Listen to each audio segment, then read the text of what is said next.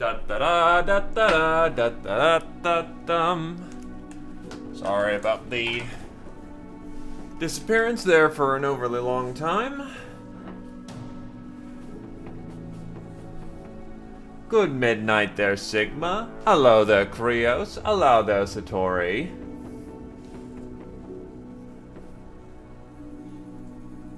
We will hop right into things at this point. So, I did some pre-seeding. After some decision making, I decided to go with another round of... Why am I out of breath all of a sudden? I decided to go with another round of Beast Slayers, and why did I decide to do this? It's because that they got rid of the ability to choose magic in Theranthropy as a world option, because they decided that magic was just not... Magic as it was in the systems were just not working out. It just did weird things, and it just wasn't fun to play with, supposedly. So, magic is now set to worlds... The world state now defaults to magic off. So, our primary way of getting runes is going to be through killing beasts. And if we want the most drops that we can get our hands on to rune all of our shit and get really cool stuff, we're gonna need Beast Slayers for that. So that is the primary reasoning for going another round of Beast Slayers. I actually was considering Northern Raiders for some fun. Just do something completely different for once. But for the time being, we'll go with Beast Slayers. Hello, Karia. Anyway, what is a good flag? It's a very Nordic flag.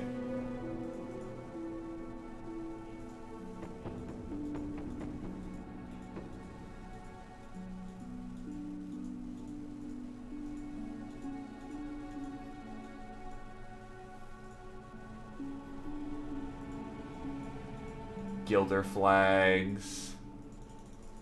You know, we'll go with this flag. Why not? We are the light in the darkness standing atop a pile of corpses.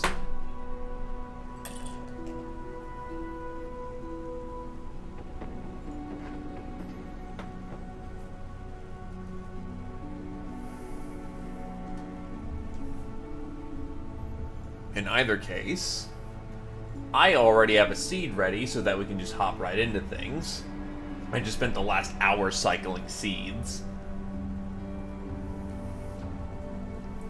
Veteran, medium, everyone. World state is already set.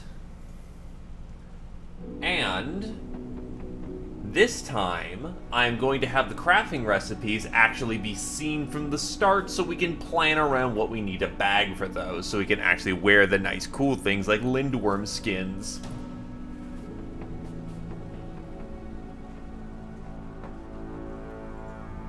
In all cases, we are now ready.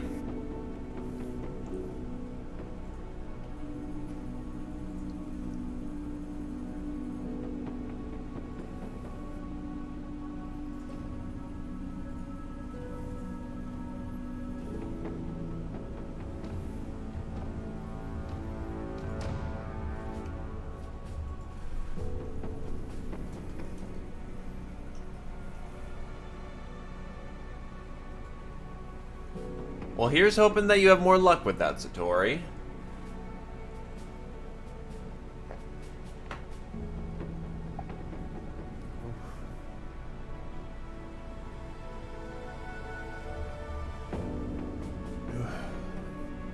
Best part about ginger beer, when it burns down the throat real good.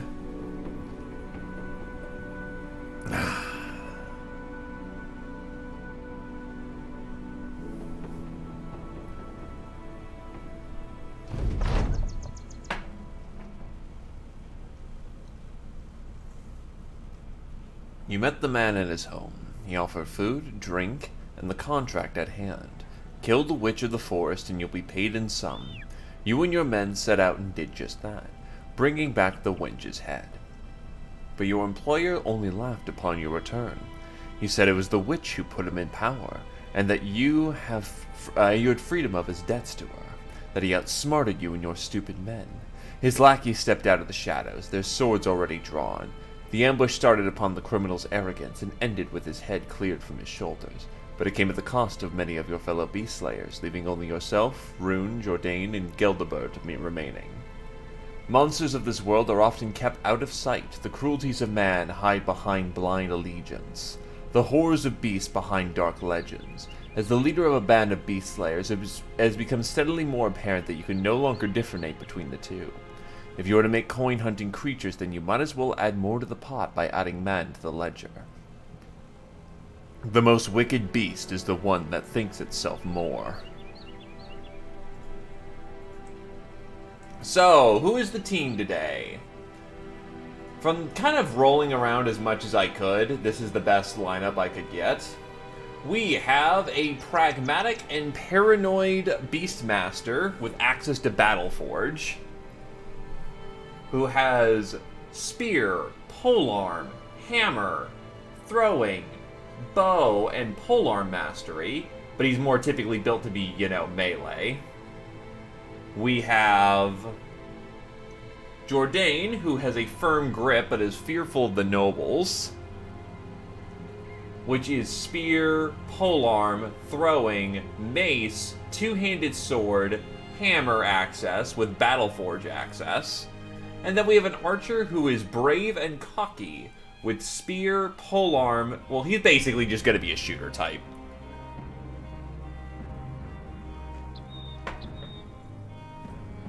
So, we have one potential hammer or polearmsman, and one mace, polearm, or two-handed swordsman ready at hand. You wish to be the archer, then? Then the archer you shall be.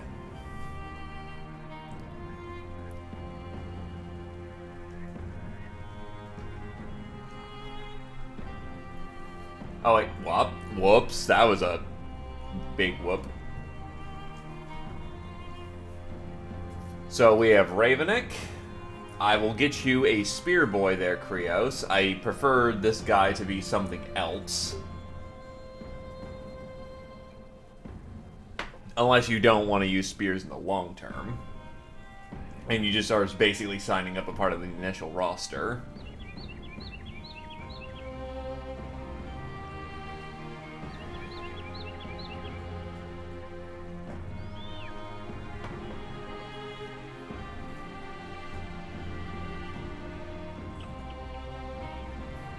Anyway, first level is not bad, actually. Do you have dodge? You do have dodge because you built into nimble. Gotcha, Rooney. Get your shooting skill up because it's kind of garbage starting off. Range defense because Wind Reader build into. And then some health so you're not dead in the first round. Then we will give you a Dren. Since you build into nimble, alert's going to be important for you later on. Yeah, he's got Wind Reader. We will go with crippling strikes for that initial crippling.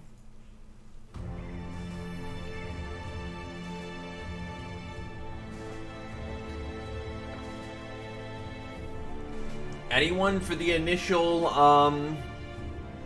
Hammerman? I'm actually kind of looking at him because of pragmatism, which is surprisingly fucking broken, by the way. 5% extra melee skill for negative 20% chance to hit the head. Who gives a flying shit? Just body shot all day. Hey, Iton. We're basically taking people for the initial draft. So yeah, pragmatic and paranoid. Build in the Battleforge. Doesn't matter when he goes, he'll just rock the clock. So, one for heavy melee, one for tanking, because he's got 2 fatigue, 1 melee skill.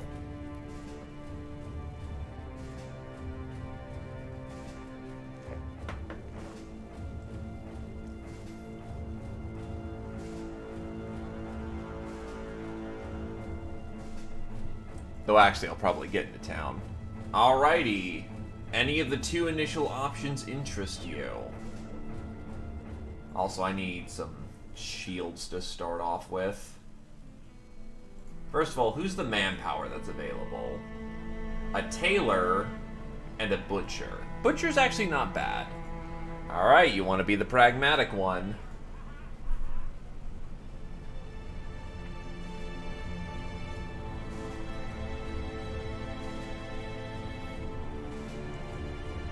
Best of luck to you. Since you're going into a battle full... Oh god, your initial HP sucks.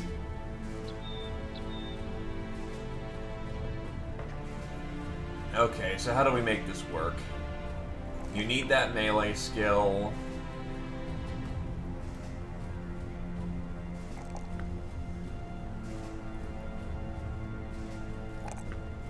Fix up that HP problem initially. And yeah, one last original Beast Slayer. 1 dot melee, 2 dot fatigue, fear of nobles, but firm grip, which does more melee damage.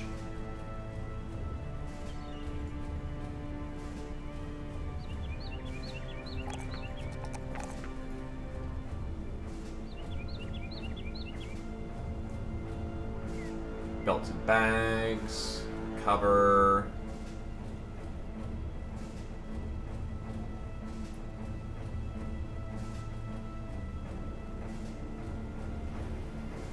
Yeah, probably crippling strikes for right now. Also for right now, we need to get our guy treated. Well, actually, a fractured elbow doesn't really do all that much, so...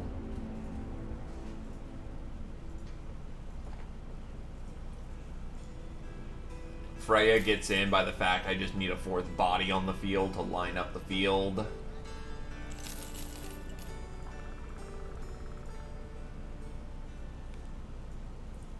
Your traits aren't great, but you're not awful. You'll do for now.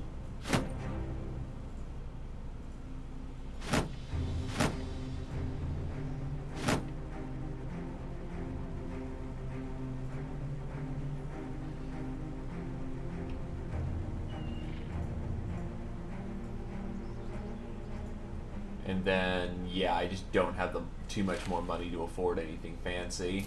That fish will keep us fed for days.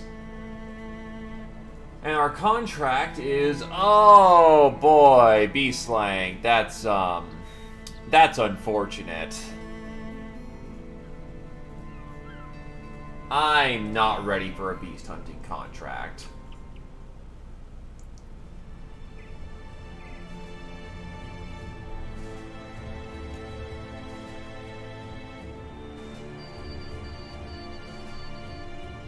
Now we can keep going Stormfest.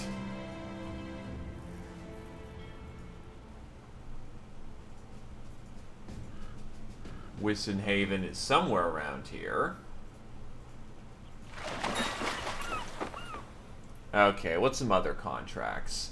A man strums a stringed instrument as you walk by. He slashes an ear-piercing chord and you turn to find him laughing.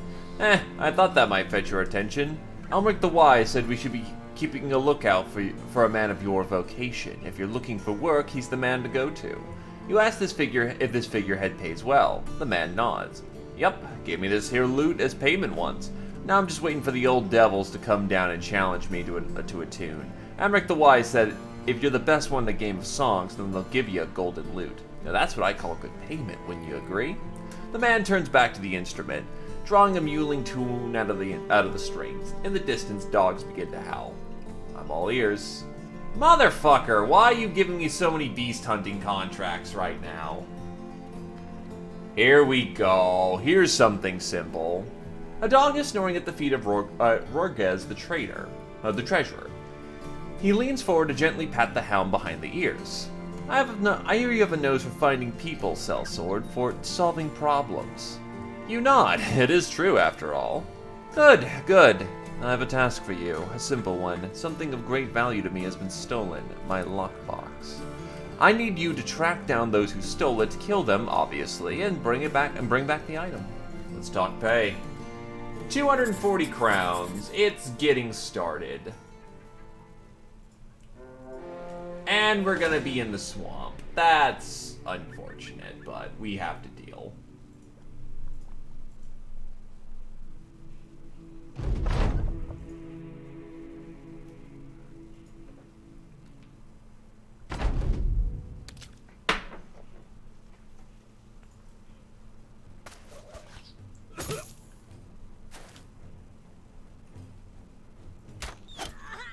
And Nick gets the first kill by landing a headshot.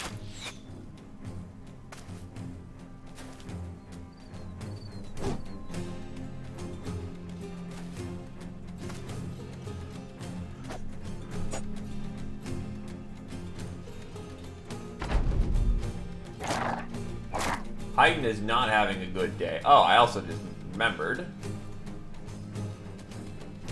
AI battle speed is now dictated. Oh god, that's a little too fast. I'll go with 1.5, thank you.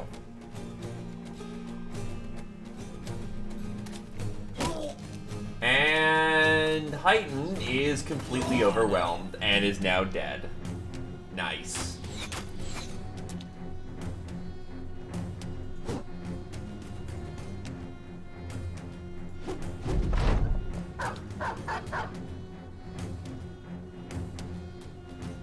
No, it'll crash the game. Okay, so... Alright then. That was an opening.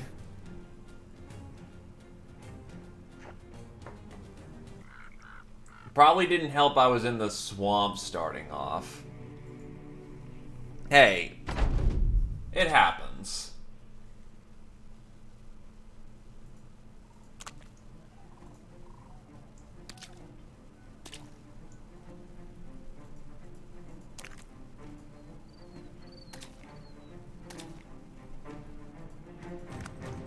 The first thing we can do is not be on fucking swampy ground to start with. Are we back on... Okay. Feels oddly sluggish and not sluggish.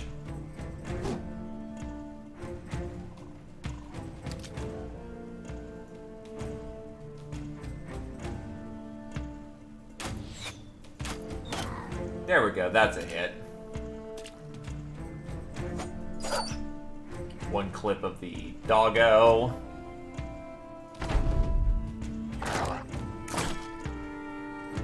Because the attacks feel really slow now.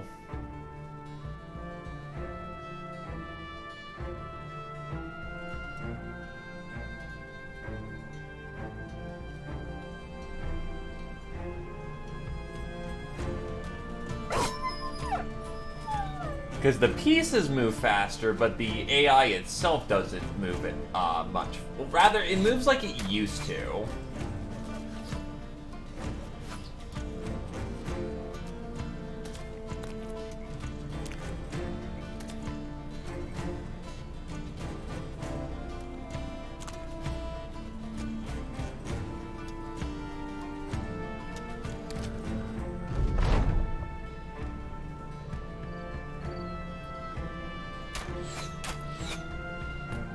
Oof, that didn't end up working out. Heighten takes another hit, but it's early game. That just happens. Wow. To be fair, their range skill probably blows. He's dead, and he didn't drop any of his nice stuff. Damn.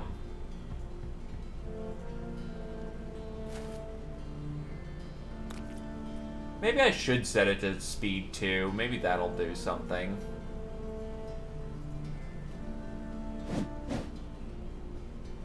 Now it feels too fast.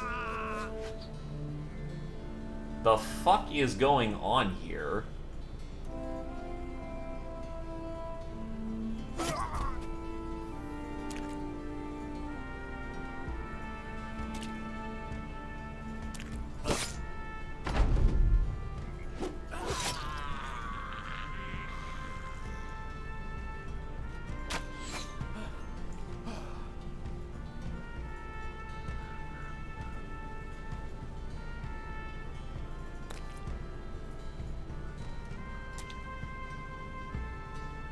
Alright, anyway, chase him into the swamps.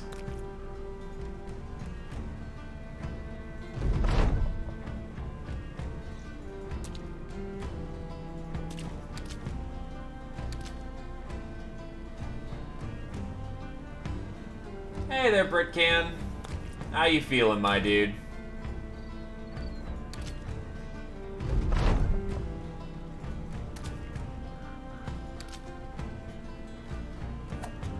Oh no, he has a little rinky-dink knife. Too bad I've got a spear.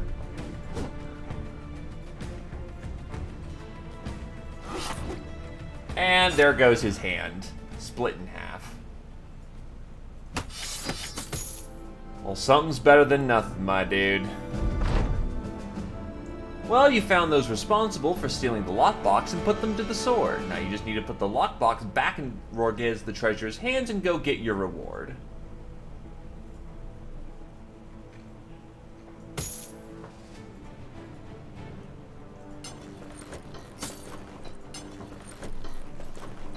Strap on the better gear.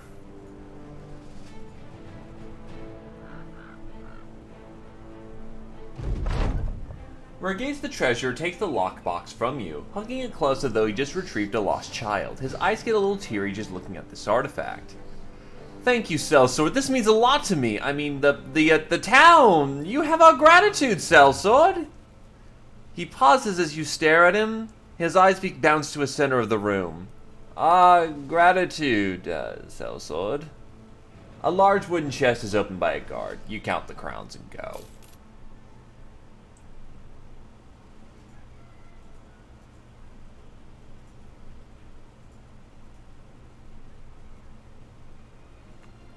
The Tar Fields. Well, that's a name for a place.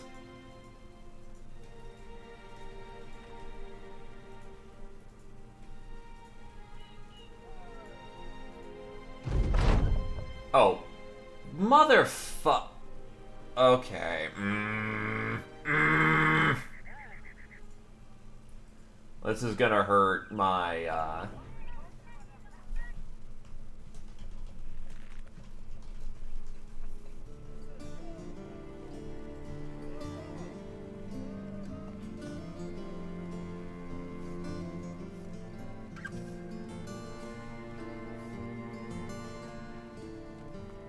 Okay. So, it doesn't have any long-term effects. As you sit alone, studying a map as a stiff breeze tries to take off with it. Sit alone, studying a map as a stiff breeze tries to take off with it. As you struggle to keep the sheet on the table, Heighten, one of your men, approaches and slams a mug on the paper's corner. You look up to see he's a bit slack-jawed with drink on his breath. He explains that he shared stories with a local by the name of Eggman the Counselor who has a proposal for you. The maps and the lands they detail aren't going anywhere, so you agree to meet with him and hear him out. I'm all ears. Dust covers Eggman the Counselor's table, but there's a spot oddly cleaner than the rest. He gestures to it. That's where my crystal skull used to sit. If you couldn't tell, it's gone. You nod, it does appear to be missing. The thieves who took it should be easy to track down. They're good thinkers in the night, those brigands, but they make mistakes aplenty during the day. Footprints, crowns ill spent, you should be able to track them down with ease. He looks at you with a stern eye.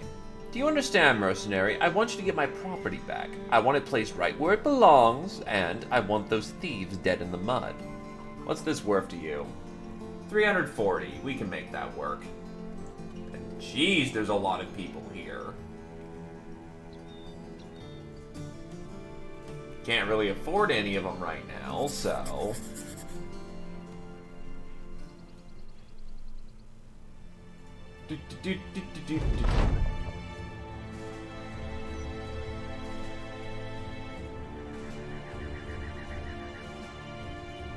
We got the 14th Crusade rolling out.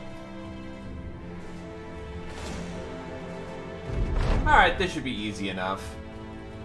10 rabble. The only hard part is the war dog.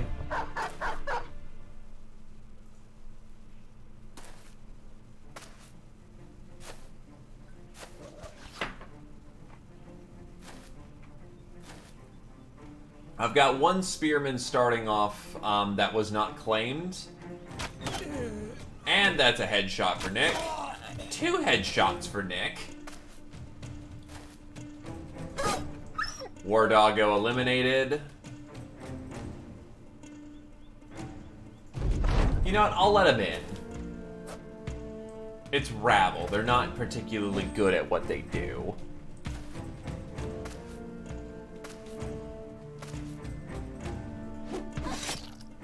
So that one's dead.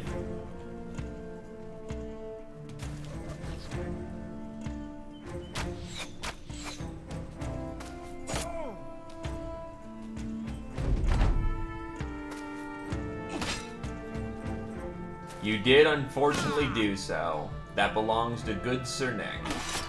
Please get off my archer. Dead by bleed.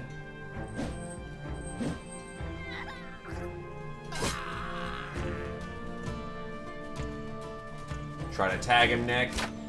Nah, early arching days are difficult.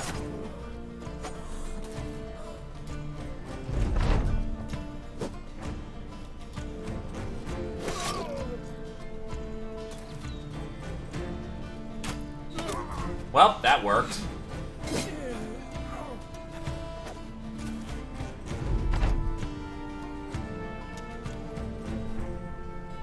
Run him down, run him down.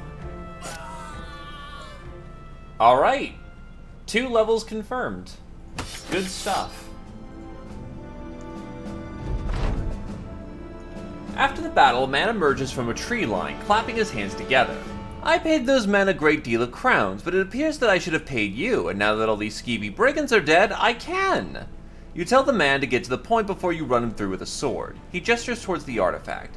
I'll pay you 990 crowns for the item. It was what was originally owed to these thieves, plus a little more. What do you say?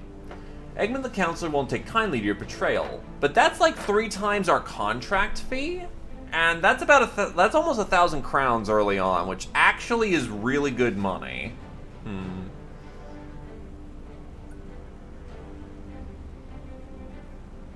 All I have to do is skip town and not come back for a while. But that's also a contract fail when we can't really afford those right now, so... God damn it. God damn it. Yeah, that's just contract fail, so... That is actually one of the few times you might want to take it early on. But you really need that early renown. You cannot afford to, you know...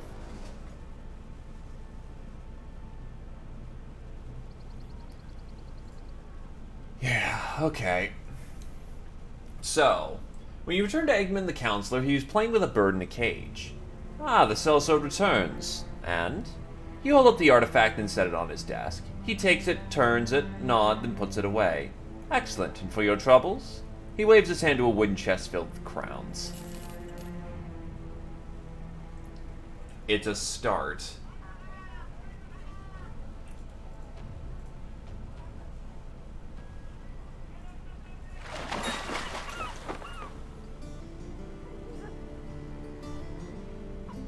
I'm still not ready for monster hunting contracts. Gather the treasure cuts right to the point. I've got a shipment of, well, what it is doesn't concern you. It's going to Force Weir, and I, like many folks, am worried about brigands on the road. I need you to watch the caravan to make sure it arrives safe and sound in about a day. Yes. So 10 crowns per head, 15 per most, 110 when the job's done. What's important is that discovers us towns. Anyway, the two-handed boy, there's the opposer, is Battleforge capable with spears, polearms, throwing, mace, two-handed sword, and hammer.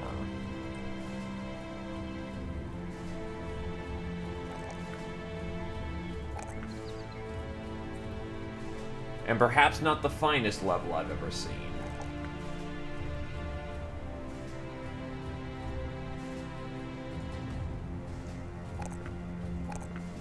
Okay there, milkmaid. You do you, then.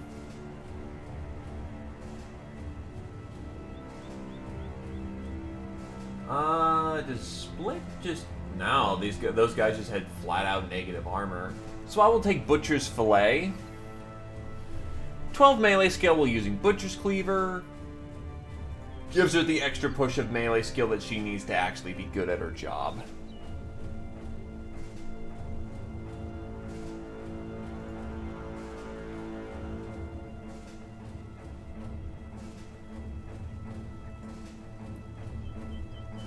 Currently, we have a random fishmonger who I'm not particularly fond of, to be honest. And Jourdain, who is Fear of Nobles, Firm-Gripped, Polearm, Mace, Two-Handed, and Hammer potential. And he's building into Battleforge, guaranteed. Anyway, let's go with... No backstabber? Fucking oof.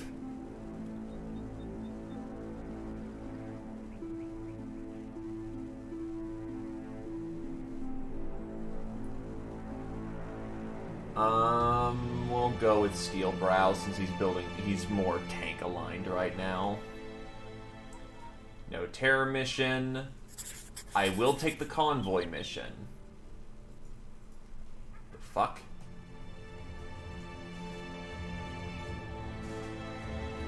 That is incredibly jank.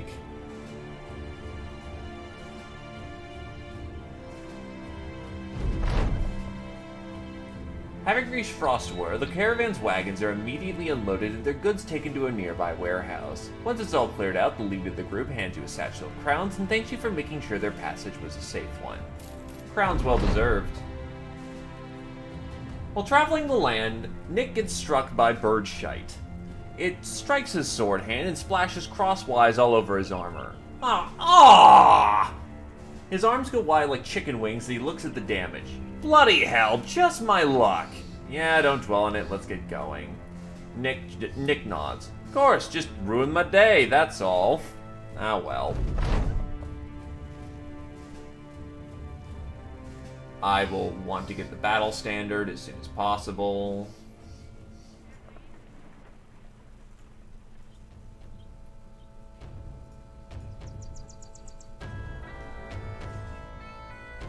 Nukai.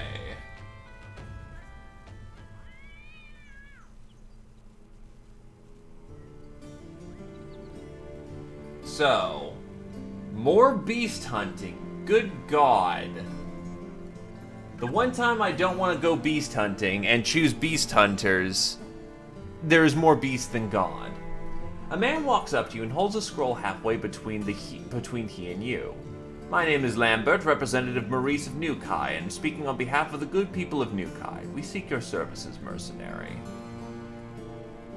Okay, I guess we're going back the way we came then.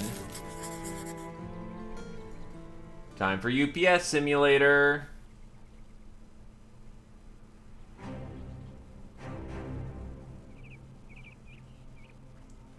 To be fair, 90% of the company gets wiped out in the Beast Hunters opening. So yes, we are shitty beast hunters. We kind of, you know, had a hex and dab on us. Reaching Weisenwalk, the caravan leader turns to you, a large satchel in hand. Thanks for getting us here, Sellsword. You take it and hand it over to Ravennick for counting. He nods when he's finished. The caravan leader smiles. Also, thanks for not betraying us, you know, slaughtering us to a man and all that. Mercenaries get thanked in the strangest ways.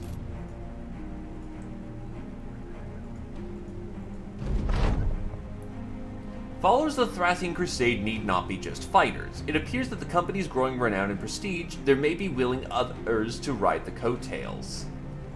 Alright, for right now, we are just gonna cruise along. Blankhum. Another beast hunting contract. Fuck me, okay. Anyway, for Mr. Nick, range skill, range defense, and resolve. Get him anticipation. This is the most beast contracts I've ever seen in the opening of the game. It's fucking ridiculous.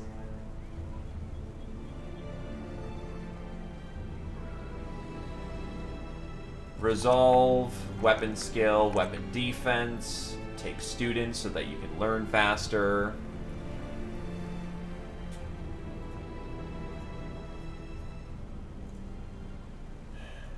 It's a fairly easy contract. How reliable are my men? Hey there, Dr. Rex. How's it going?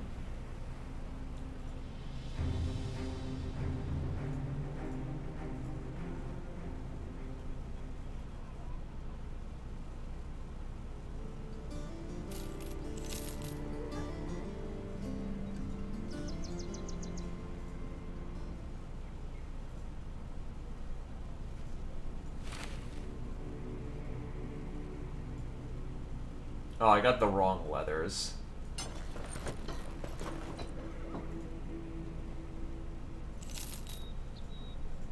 Alright, whatever. I need work. So let's see what terrorizes the local area then. This is a fairly low-paying beast contract, so it should be fine. God have mercy on us all.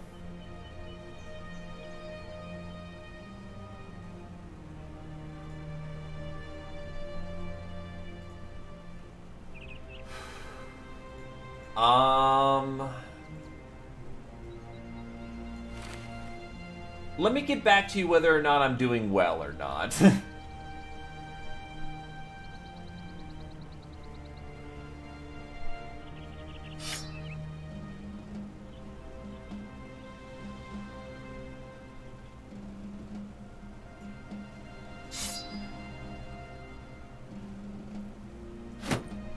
My opening to this campaign has been interesting, and not in a fun way. I'm kind of debating whether or not this is good. But 5 webnecks should not be the end of the world.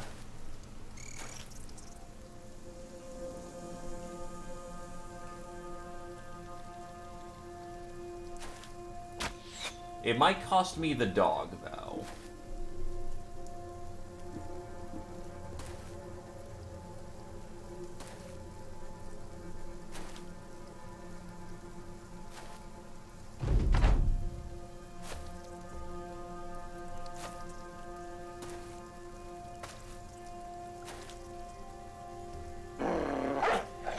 Get him! Good hit from Nick on the 33.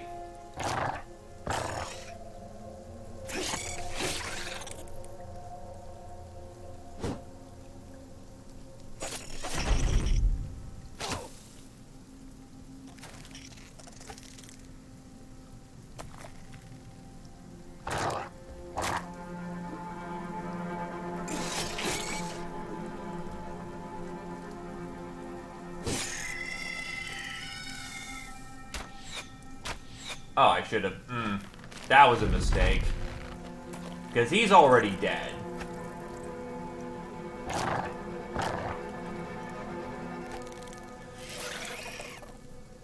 Try to break out. Fails to break out of webs. Ah, you sure you should be up and walking around, dude, if that's what's going on with you, man? Probably should have busted him out of... Oh, actually, he tried to maneuver. Nice. So that was a maneuver fail for him. Go and save Pupper.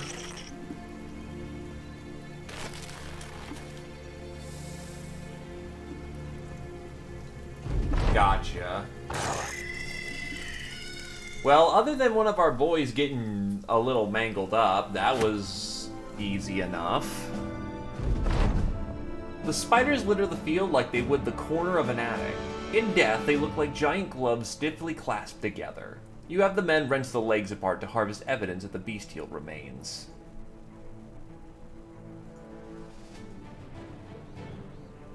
You see a doctor, my dude? Because that sounds like you really need to see a doctor.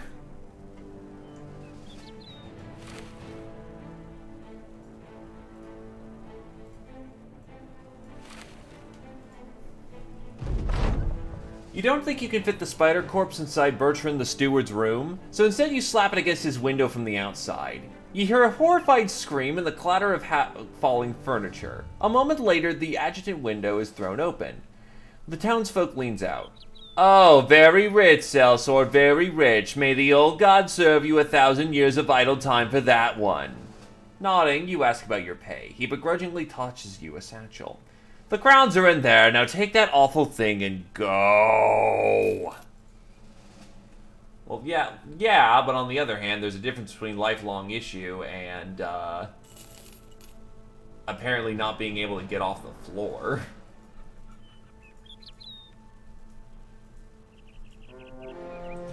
And that's a not chair or chain gang, including maybe some T2s. Let's not do that. Thank you. Gotcha. Understandable.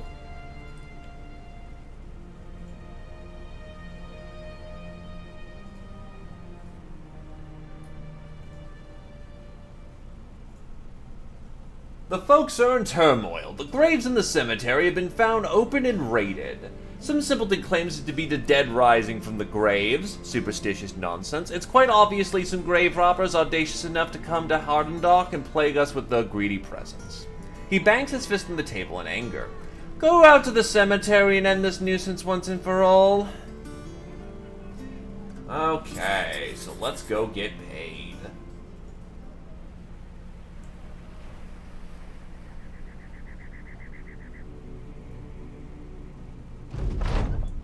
Tombstones fall over as a group of knot chairs clamber over them. They appear to have been having something of a feast, a few of them still gnawing on this arm or that leg, presumably the limbs of your supposed grave robbers.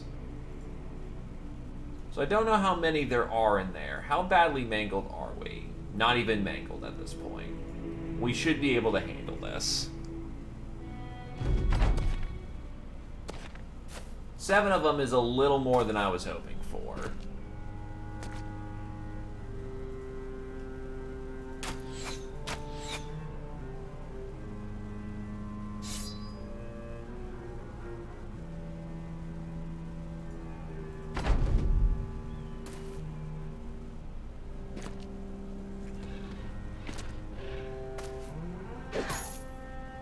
Ow.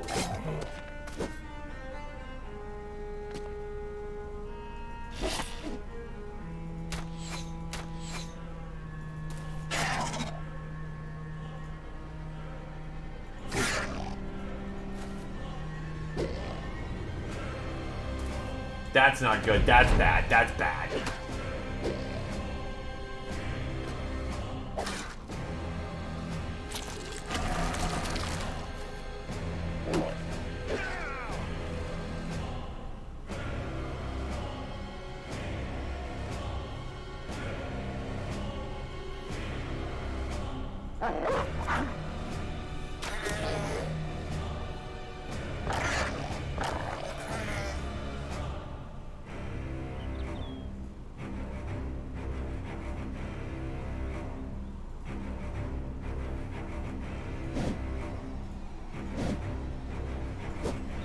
Well, we're losing that two-hander.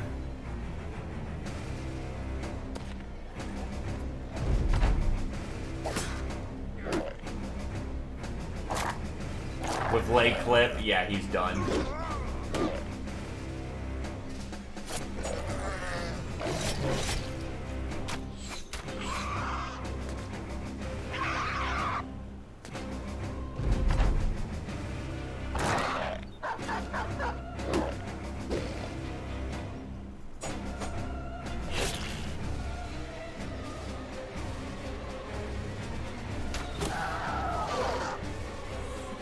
Stomp on the corpses.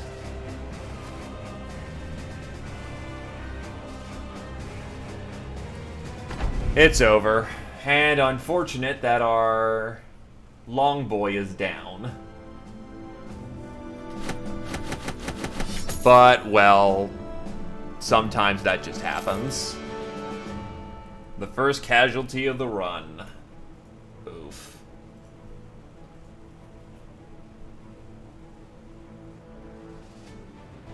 Camp cooking. There's a fine art to cooking. Skills and ingredients are not obvious, but unlock a world of flavor or preserve food for longer. Unlocks food crafting in the crafting tent. It allows the creation of porridge, puddings, pies, meat curing, fruit drying, and ration making. We did not keep his armor, which is unfortunate. We got his hat, though.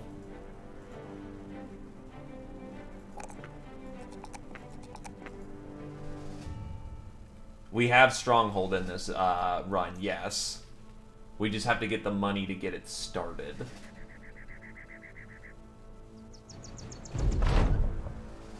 Lucibald, the councilman, welcomes you into his room. Did you kill them all? Is it secure? You shrug. Nobody will be digging up graves anytime soon. Crown's well deserved.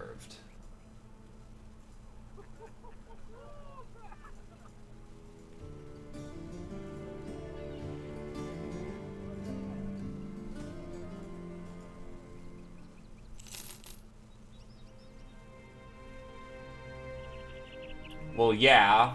I mean, to even access the Stronghold mod, we need to fully upgrade our cart, and that's about 35k right there.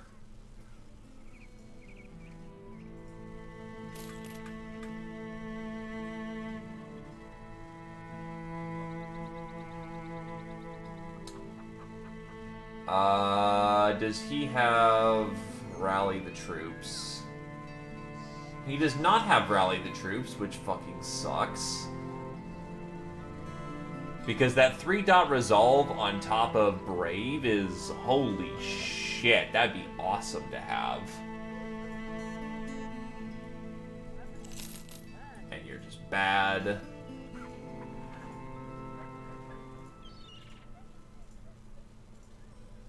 You know what, on second thought, I just need someone on the front right now, so you'll do.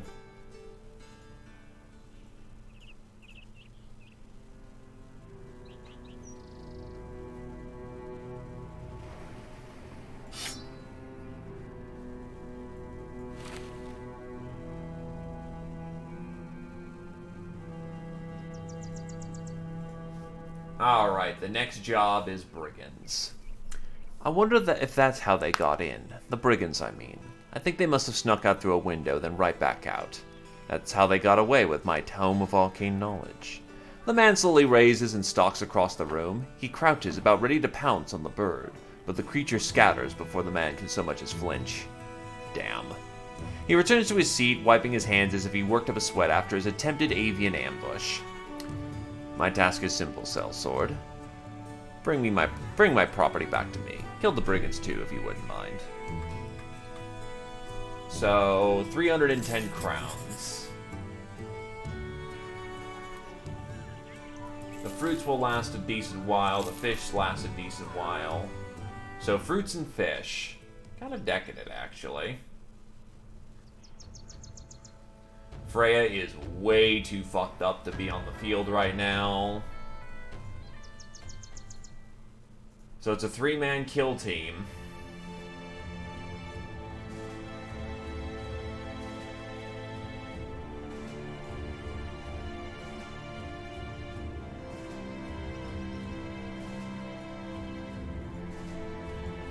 Oh, they went down there.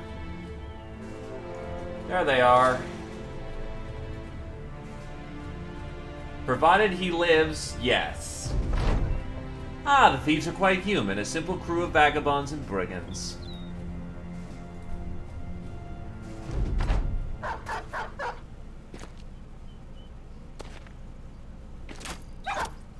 And he shot his own dog. Anyway, get up on the high ground for more accuracy, and get ready to watch 360 no-scopes.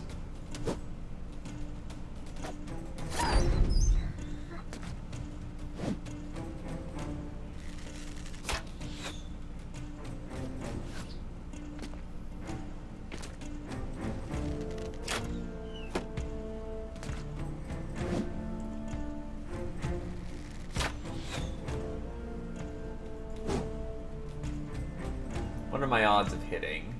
43? Yeah, I want to hit those in the back if I can. He's gone.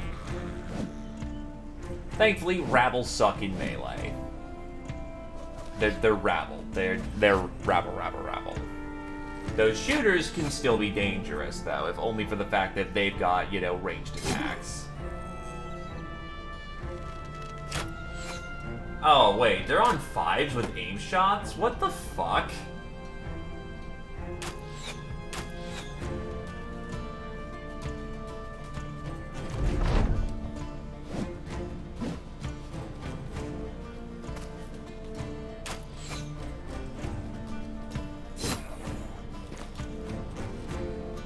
Yeah, but I expect something a little better than 5% to hit.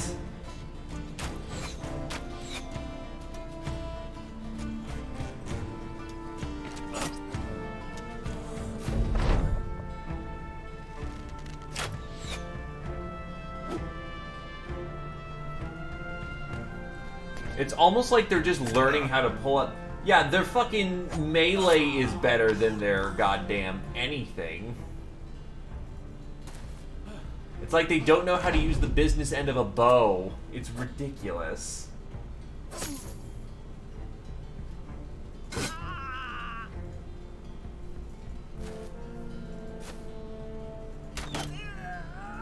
They're done.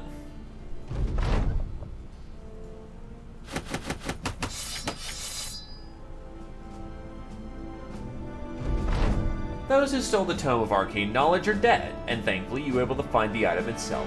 Bergman the Steward will be most pleased with your work there. Heighten is now level 4.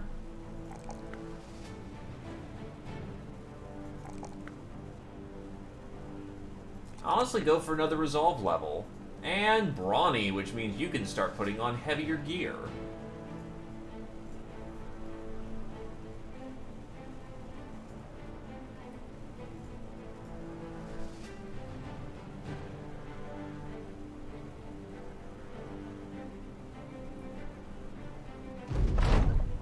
Frey 1, the Steward grins as you enter. Sellsword, will you sell me word of your success? You take out the artifact and place it on his table. Sure.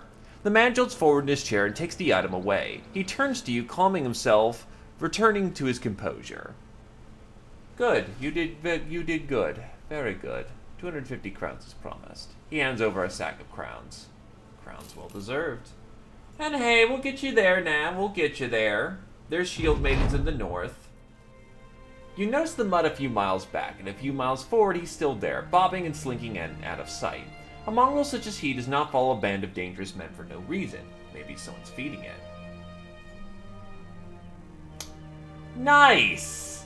Fucking hell! Okay, so the statistical odds of that happening are low. A rugged dog such as he would make for a great mascot. The little mutt could definitely boost morale. You order Freya to feed it some food in the hopes that it'll tag along. He goes out with a scrap of leftovers and crouches down. Good dog. The mongrel sniffs the food, then chomps down on it. The mercenary's hand along with it. The brother jumps back, nestling his arm into his chest as though he might lose it otherwise. Dog, on the other hand, swallows the scrap and runs off. Freya got her finger bitten off. Nice. Well, the good news is, it was the one person who I'm planning to be on pacifist duty, rather than anyone important. It's very rare to get that, because normally, it's like, you have very high odds of getting them. If you get a fail state, you get an injury. The worst conclusion you can get out of that is you can lose your finger. By the way, 14 Crusades, first time that's ever happened, first time I've ever lost the finger. That should tell you how rare that shit is.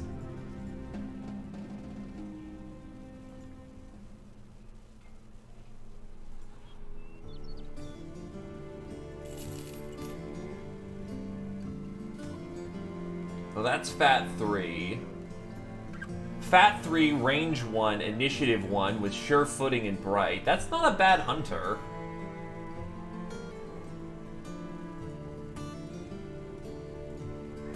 Every night you see there has been every square you see there has been robbed. Every night they come, and every night I can't quite seem to catch them. I'm at my wit's end here, so I've decided to end this once and for all. I want you to go to that graveyard and kill every grave robbing fool you see. Got it? Got it. first, how long is that abdominal cut gonna take? That's gonna take some time. How much is gonna pay to get that restored? 150? Okay. What are your other jobs? Caravanning work. Go hunt down brigands. So what we're gonna do is go get the brigands. Keep her in rest for the day so that she can, oh, east. So they go this way. Go hunt down the bandits, kill them, get paid, wait for her to fully recover. There you are. Ah, there's actual professional poachers in this mix. That could hurt.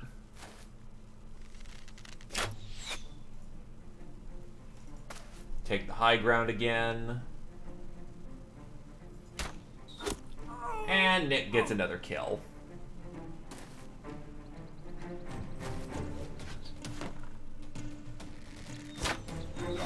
That actually is an accurate shooter. So we need to deal with him.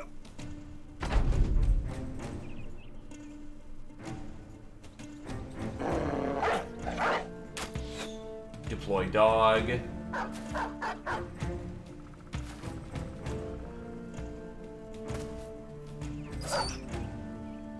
Really? The rabble hit my dog? I take issue with that.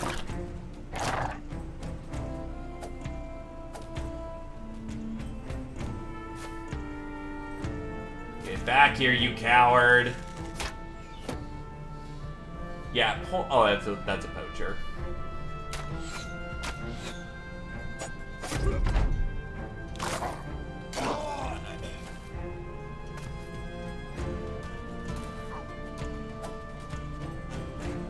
Nice 99, buddy. That's a stab. He's gone. He's just out. I actually ran him off the battlefield. That's a rarity. Either case, job's done. Well, you found those responsible for stealing the ceremonial staff and put them to the sword. Now you just need to put the ceremonial stuff back into Benagar the Councilman's hands and get your reward. And that is a level for Matajin, who actually got some very good supporting stats there. So we'll go with a resolve level and melee levels. Give him Colo so that he will survive the early days. Nick has leveled up and has reached level 4. I'll actually give you initiative on this one. And give you dodge, which should help you not get killed.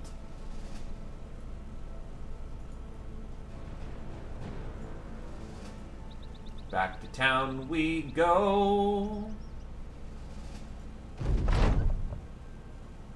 Benagar the Councilman's resting his legs on 2 dogs, each one passed out on top of the other. These beasts could rip out my throat, and yet look at them. How does that even happen? I didn't even train them. Someone else did. I'm a stranger to them, yet here they are. He placed the artifact on the man's table and slid it across. He leans forward, takes it, then places it under his desk. When his hand returns, he's got a satchel in hand. He tosses it over. As promised. Good work, Sellsword. Crown's well deserved. Look, mercenary, this is a strange thing to task you with, but you seem to have a good head on your shoulders. See this dock spot here? Would you be willing to venture that way and try to find the bone-sprinkled fields? Somewhere at or around the region of Sutherland? 80 in advance, 430 when the job is done. Somewhere to the east. Okay. That's basically just being paid to be lazy, so... He has not been claimed, but admittedly, he's not a great character.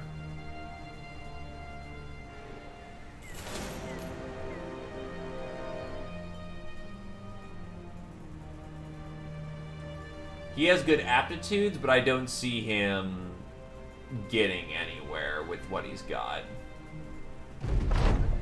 Bone Sprinkle Fields come into view and is immediately reborn upon your map to the best of your illustrative capabilities. Afraid of blood, I ask if that's all there is to do. You nod. A rough go, or an easy one.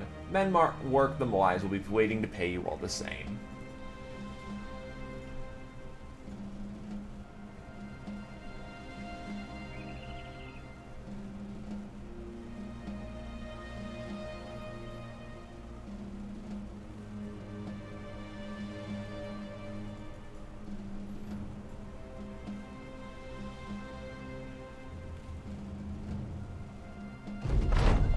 Men Work the Wise welcomes you back. You hand over your recently illustrated map and he pores over it, swatting the spotted mark with the back of his hand. Of course that's where it is! He smirks and pays you what you wrote. Crown's well deserved. Now she should be back on her feet at this point. She is.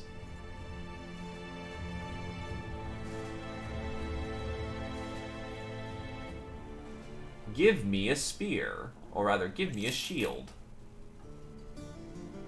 How much are tools here? Fucking overpriced. You know, unsurprisingly. Noble hat. That's a nice looking hat.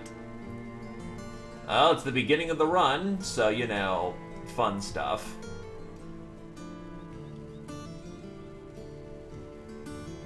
But we've been surviving, and that's what counts.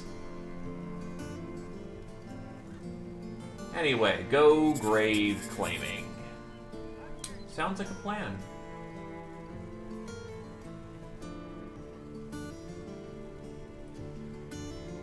Actually, how good is that hunter again? 3-dot fat, 1-dot range, smart, sure-footed. The initiative's nice. Battleforge is a meme, but I prefer a better shooter on second opinion. But he's really not that bad.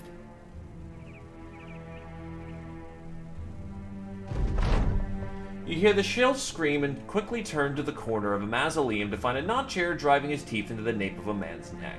The beast, blood filling his mouth so much as to pour from his nostrils, only glances up at you. Small notchairs surround it, stepping forward to see that their next meal doesn't get away.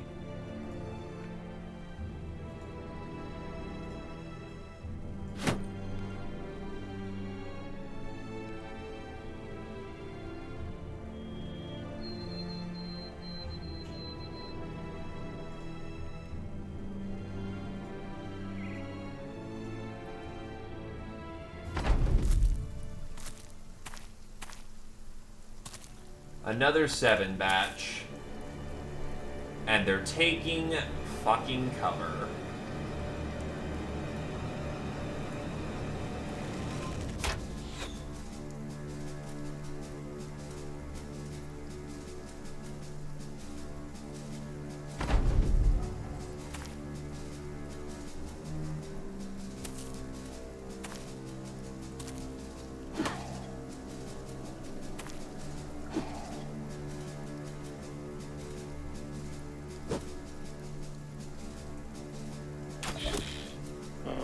Get the dog to flank. Or he jumps in the middle of the pile and is probably going to get himself killed.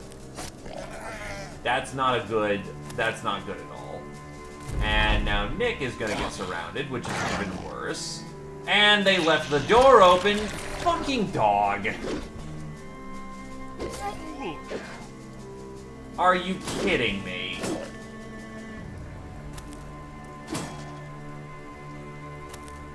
So the dog moves faster than the nachos for once. This one fucking time.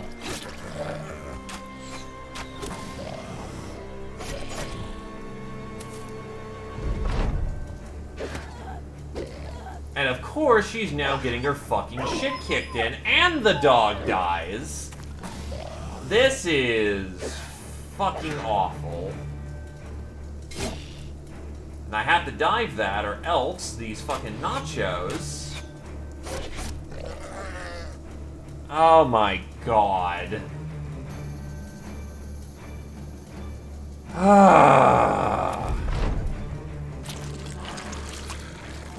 Well, That's a run ender right there.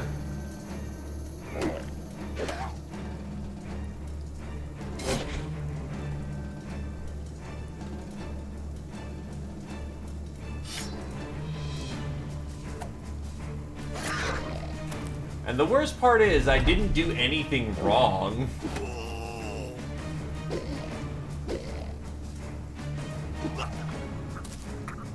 I literally got screwed on all accounts of where my dog positioned himself, killed, and his turn order. Like, sometimes that fucking happens, though.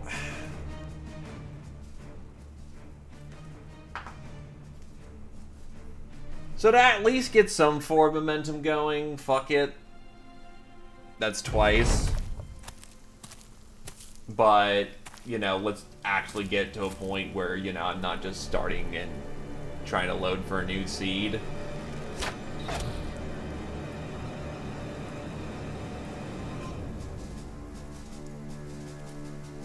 Spear Wall would be far more opportune in this circumstance.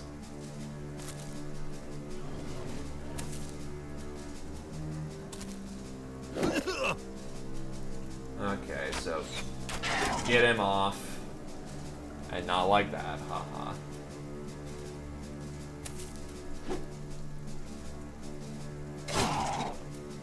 That's a bag. Fuck. So someone's getting on a corpse. I can't stop that.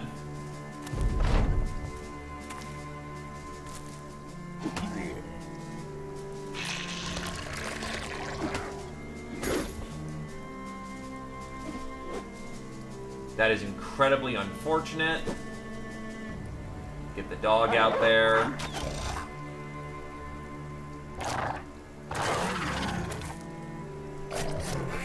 There we go.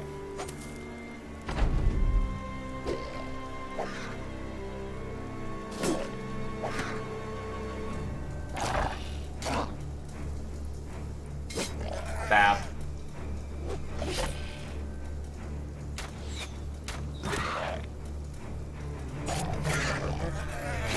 Much better.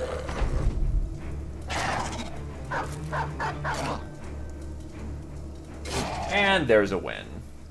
Kind of a drastic difference when the dog doesn't give them bodies to claim. So I just threw the dog out too early, honestly. Anyway, to homeward bound we go.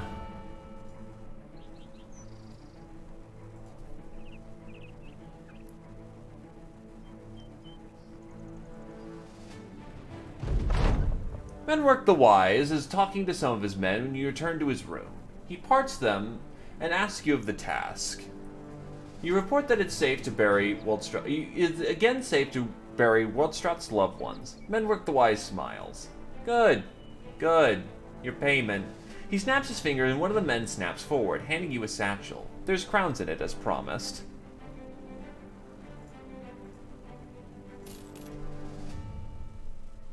Anyway, I kind of need to get some tools, so everyone on scrapping duty for the moment, and time to break down these knives and stuff.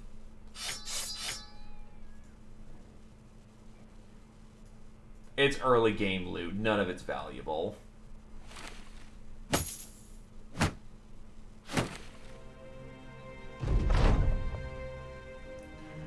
While camping alongside the road, a colorful wagon trundles on up with some sort of clanking, jingling music in modesty. You didn't think a particularly big cart, but about 15 men and weapons inexplicably pour out of its back. Painted vases, musical instruments, juggling balls, long swords for swallowing, wine jugs for fire breathing. The troupe of entertainers fan out and demonstrate mini talent shows as though you had already paid their services. When they finish, they clap, stomp their feet, and freeze before you, hands out, smiles across their faces. A white-faced mime ironically speaks.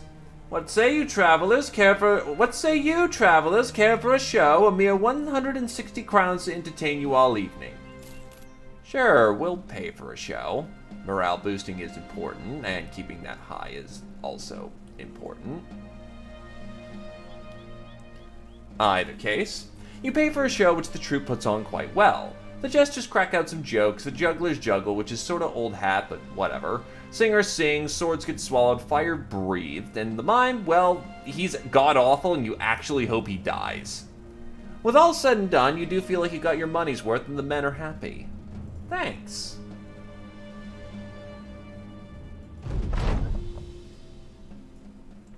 Robbing them is not good for our initial, being. Also, that's a minimum fatigue level. Goddamn.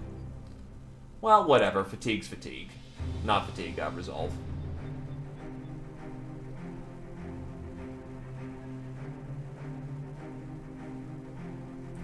True Believer. Oh, that's interesting. They buffed this. Allies fleeing or dying no longer lowers this character's morale. The character gains 5% resolve for every fleeing character on the field, friend or foe. Taking this perk also removes the superstitious, insecure, and dastard traits. Yeah, that's a pretty big buff. Backstabber. Early accuracy is absolutely important.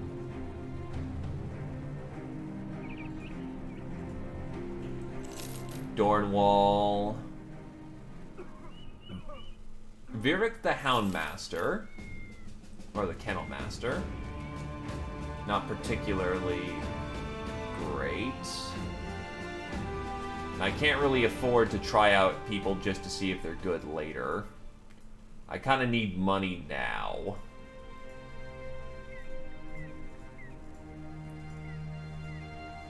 I didn't know I was on Long I-5. Wonderful. Oh, fucking wonderful. How long is this road? Do not torture me so. Please tell me there's a town with water access up here. What the fuck is this? Ah. What is this long? There are 40 plus settlements here. Why is the road... Jesus Christ. Okay. So, a day south by road. Fine. I'll play ball.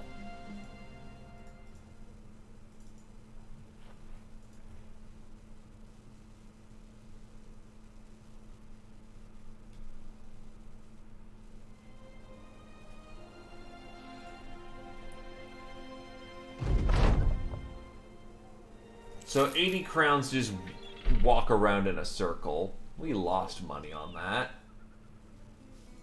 Alf the Cut Purse. Faint-hearted and a weasel. He's not bad, actually. This boy is a glutton, irrational, and not really builds into anything too cleanly, but he's okay.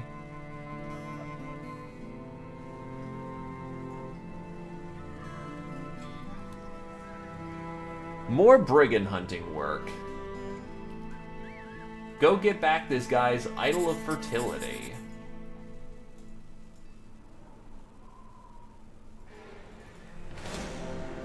Get back here. You catch a group of brigands looking your employer's property around. They seem shocked that you have found them here and no time is wasted trying to parley. They arm themselves and you order the Crusade to charge. Oh, by miles it's better than, beasts.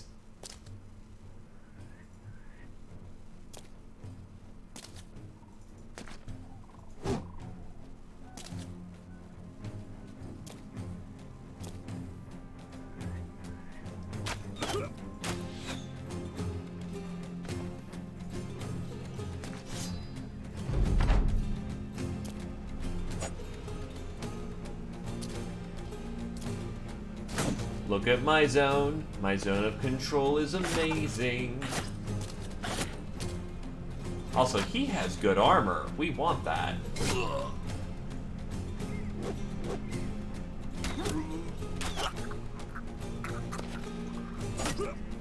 Kill the bastard with a spear. Also, that's a good sword. Or it's a sword early on, so of course it's good. Ow! Bat me on the head with his buckler. Nick should start with a little knife. It's not a great knife, but it's a knife.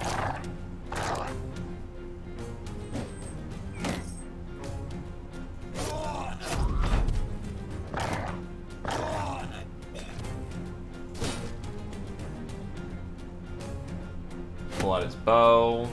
He needs to get closer to make use of it.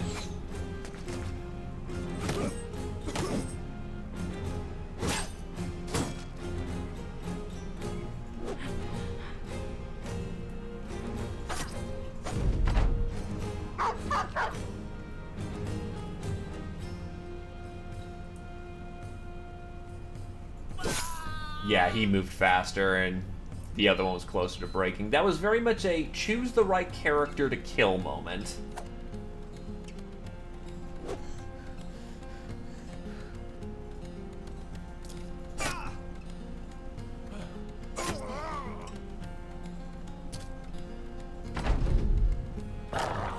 Oh, never mind. They're dead. And now we have access to a short sword. It's indeed a sword. The battle is done, and the Idol of Fertility was easy to find among the corpses of your enemies. Good stuff. Though some people got a little messed up. And we need ammunition, so it's time for the Crusade to sit down for a moment, so to speak. When you enter NR the merchant's room, there are a host of guards surrounding him. For a second you think you've stumbled upon a coup, but the men clear out, leaving behind dice and cards. NR the merchant waves you in. Come, come, I've just lost a good deal of crowns, sellsword. Perhaps you've brought something to help ease my pain? You take up the Idol of Fertility and hold it in your hand. Rather gingerly, the man takes it. Good, very good. Your pay, of course, is here. He hands over a satchel of crowns before turning around in his chair. He seems too consumed by the artifact to say anything else.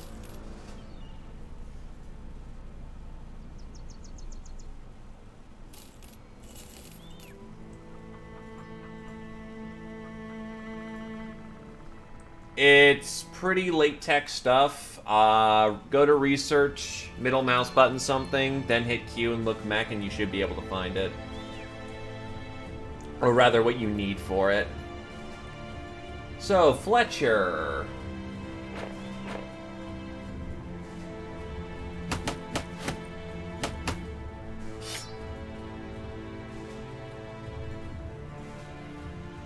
Make camp for the time being so we can get some ammunition in the pile.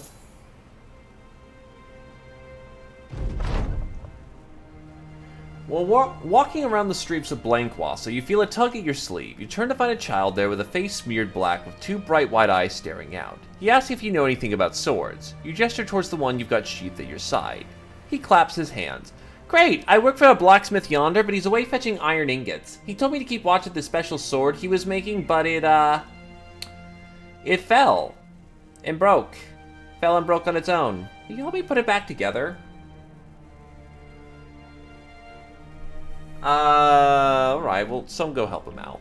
Nick sighs after you ask that he go helps the kid with his duties. He lazily steps over the blacksmith's anvil, which is shaped like a molar as it rests on the iron slits. At Stilt, the blacksmith's goods are hanging from the ad hoc walls manufactured out of old iron fences. The spokes curved outward to help catch the metalworks. The kid claps. Now don't go touching nothing else, just help me with this. Nick turns around with confusion mid-sentence and knocks an anvil's leg out. It starts to crumble away, and the kid rushes to catch it only for it to stem the tide of trouble which besets his day. The insane weight pastes him flat against the cobblestone, his limbs briefly stretched up like a cricket smushed beneath a thumb. You see all this from a distance and whistle for the mercenary to head back before there's trouble. He makes his escape just as a few passersby start to take notice. He shrugs. We didn't do nothing, right, sir? You nod. You should probably stay low for a while. So, we've just been getting bad events, holy shit.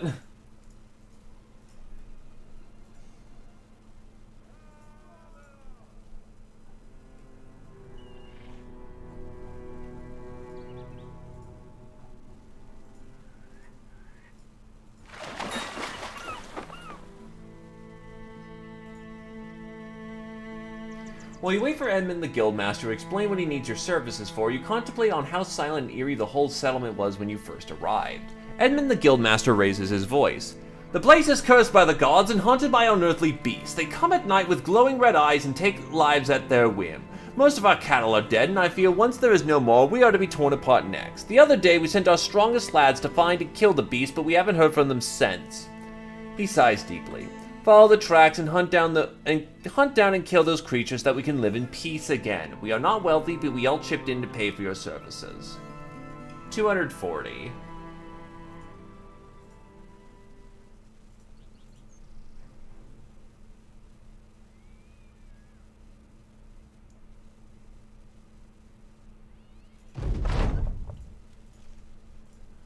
Well, since the only thing in this campaign right now is beast hunting, we beast hunt.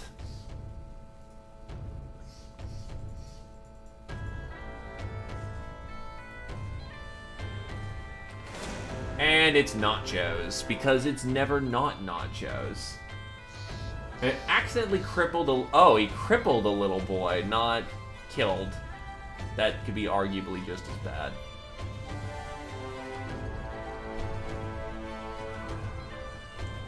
There are 6 in that bunch, I think. Oh, there's 8.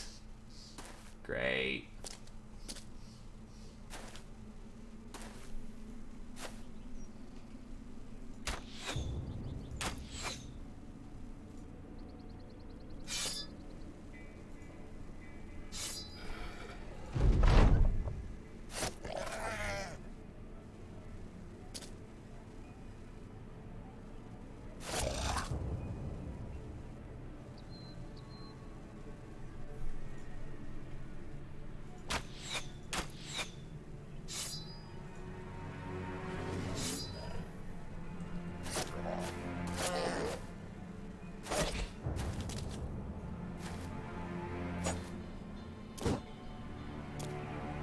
And they are firmly in our line now.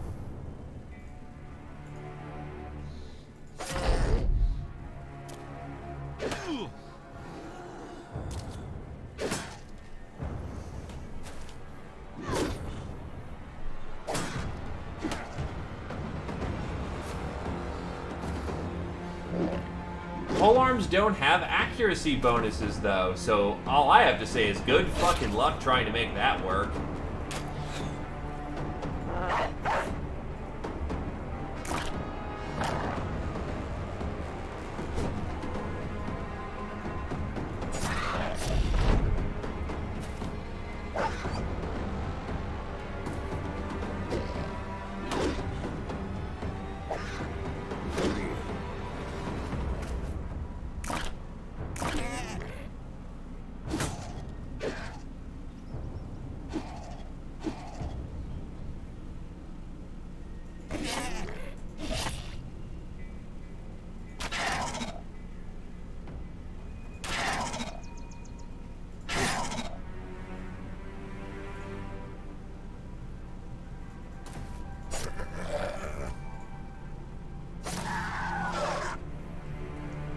Okay, so this battle went from, oh god, we're screwed, to we've turned it around nicely.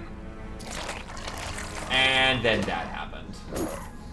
Because I have to open my big fat fucking mouth.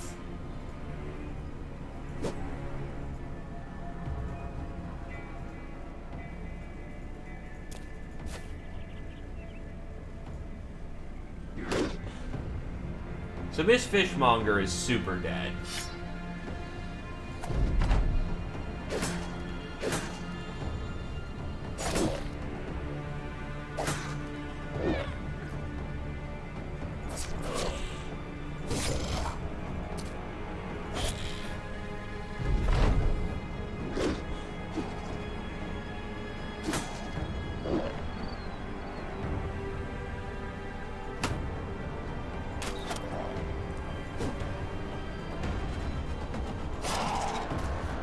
There we go, they're done. Fuck them up.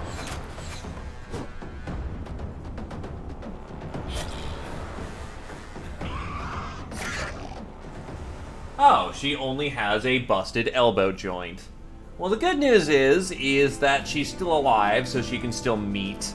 And we're trying to use her for, cooking purposes anyway, so...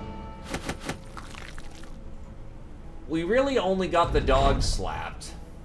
A dead notchair is an interesting specimen to behold. You can't help but wonder where it falls in the natural spectrum. Shaped like crude men, muscled like some beastly thing, and its head gnarled with features born out of a wildman's nightmares. You order the Crusade to start collecting the heads of the foul things, for Edmund the Guildmaster will surely be wanting proof. So she's lost her finger, her joint's now fucked. The elbow joint being fucked is actually a real problem. But there's not a whole terrible lot we can do about that.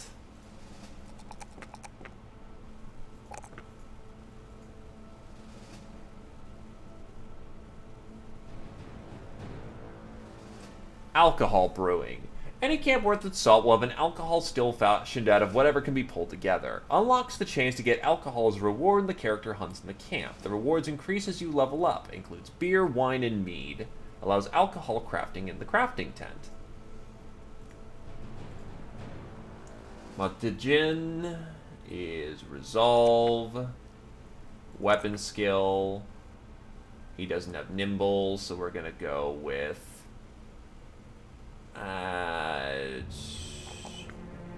fatigue.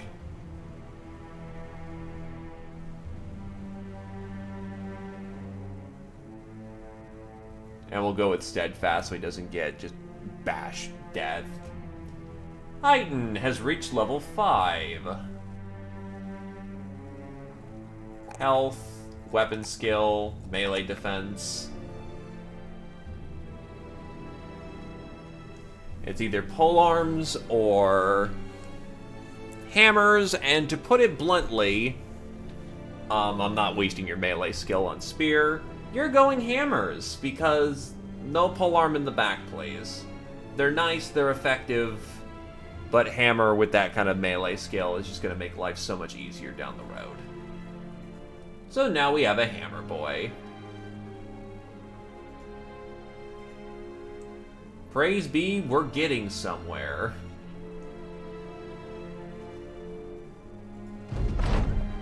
Between the battle and the walking to Edmund the Guildmaster's place, a maw of the notchair became filled with flies, its tongue replaced by a formless, throbbing black ball that's more buzz than bite.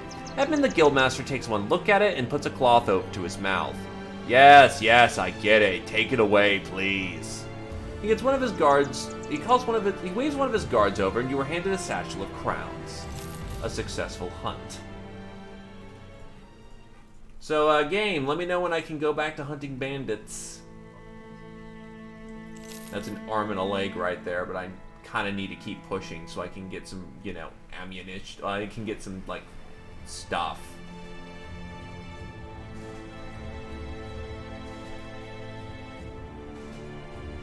I also need to sell off some of these beast bits.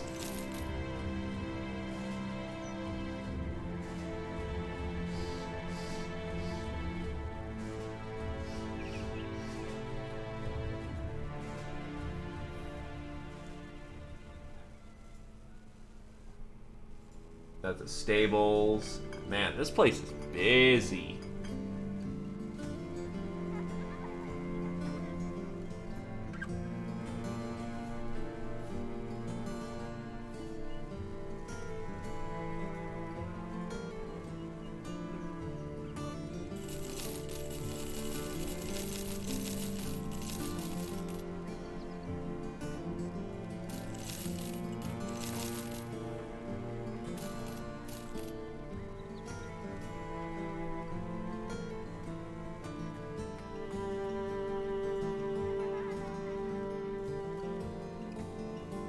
Go caravanning 3 days south. To the south? That seems like a bad idea. Let's not do that.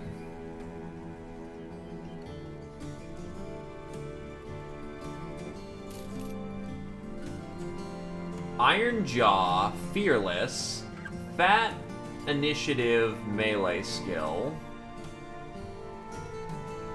This guy can Battle Forge.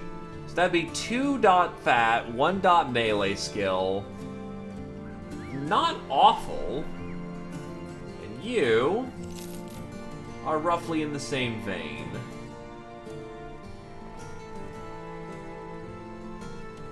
And you have access to one-handed sword, spear, axe throwing, bow, dagger, unarmed. Basic sword and shield boy, I could see that working out. Welcome to the team.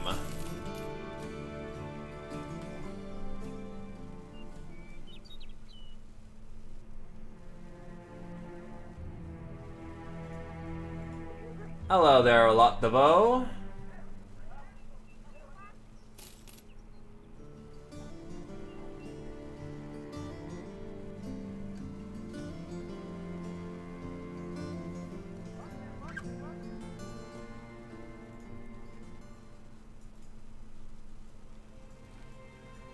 Yeah, you take a chill pill for a bit. Shield. All right, we got a fairly solid swordsman type here.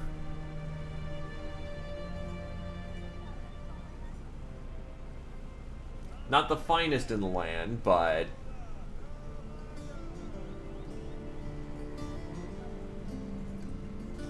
well, actually, here we just got a brother, Iron Jaw, fearless, 1 dot melee, 2 dot fatigue. 1 dot initiative, builds into Battle Forge.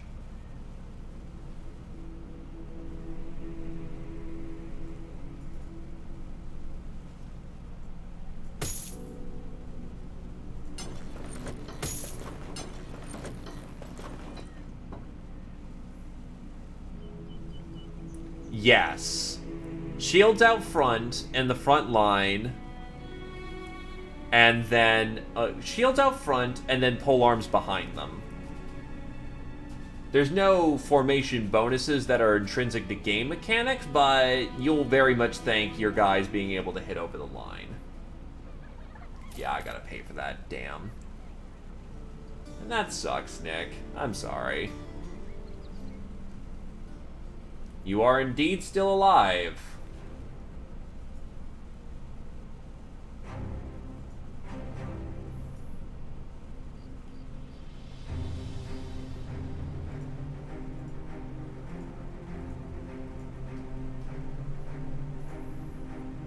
Very well, then.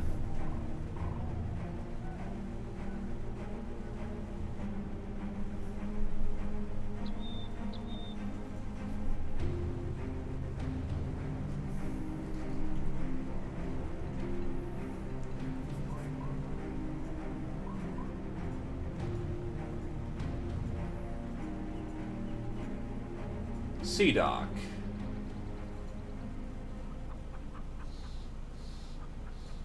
A medicine man, a historian.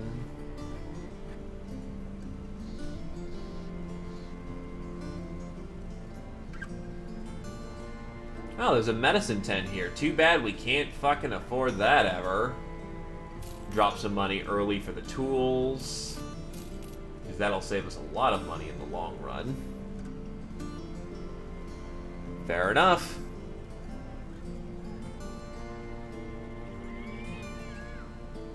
I need that. Hugbert the Guildmaster shoves a sizable crate into your hands before you or he even says a word. Look at that, the cargo I needed delivering has already found someone to drop it off. What wonder? He drops theatrics. I need that taken to Inston, where a man by the name of Norman the Counselor is waiting for it. It may look small, but I'm willing to pay good crowns to make sure it gets there safe and sound. You interested, or a little too heavy for your arms? 130 crowns. Go to the north. Or I can just take the cargo via the... Okay. I got a plan for this. So we'll just take a boat up to Blankwasser and just... We'll have to pay some more money, but...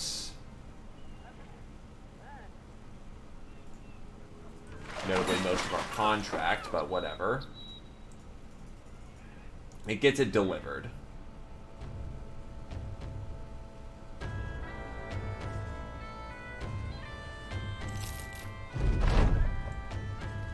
Norman the Chancellor welcomes you when a few of his men hurry to take the cargo. He claps you on the shoulders. I take it your journey went well. You spare him the details and inquire about your pay. Bah, sellsword through and through. Ajna, get this man what he deserves. One of Norman the Chancellor's bodyguards walks over and hands you a small satchel of crowns. Well, I mean, you get in early, you have first pick of the men, and you become the more experienced men. Later on, you can get better quality lads, but they're also, you know, in the middle of hell. It's equally as damning either way. Alp hunting! Here we go. Hadrilar of Inston is found turning a wooden trinket between his thumb and his finger. It is shaped like a horned man. He throws it to his desk and nods at it. Carpenter made that. Said it visited him in the night. I said when. He said in his dreams, and he said it was at the foot of his bed when he woke. Then today, 3 entire families come to me stating they've seen the same and every one of their dogs are missing. Not found, just gone. I know not what festers in those ungodly pots, Sellsword, but I won't spend another night without some steel at our side. Are you interested in protecting Inston for a night or two?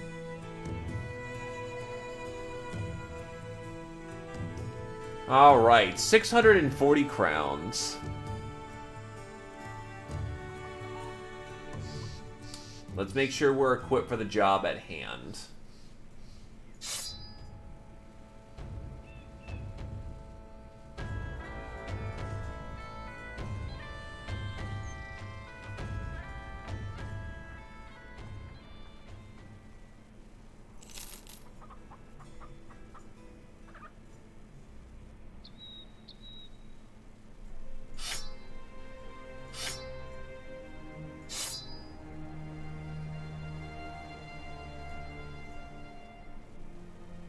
We'll take the job.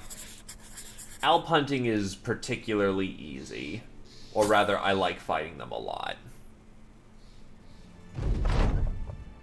Actually, I should not be wasting our time.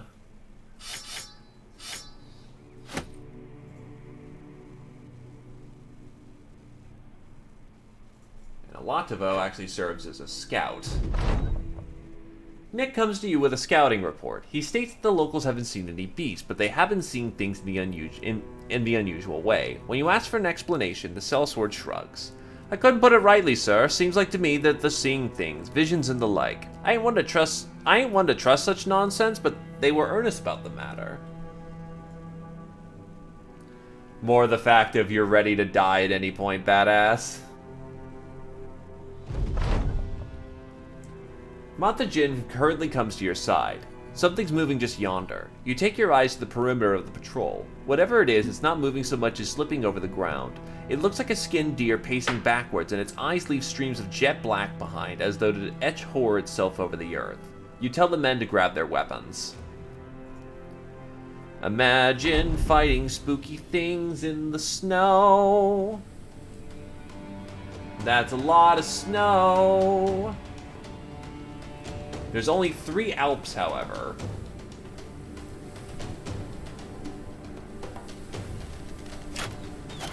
Wow, he actually hit.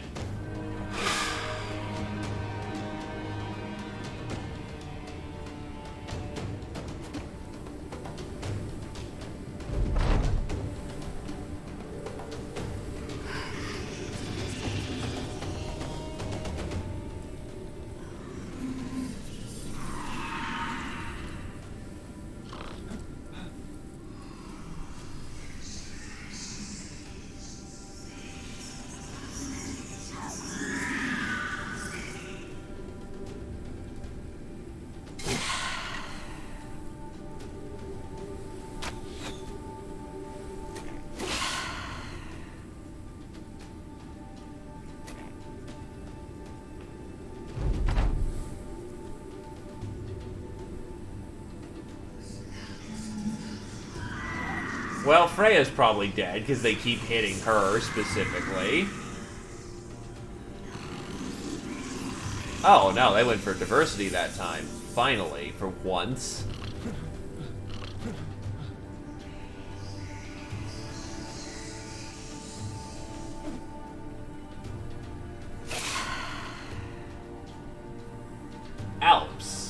Alps are nightmare creatures. They feast upon the dreams of men. Nah, she's dead. Because they only went for her. Nice.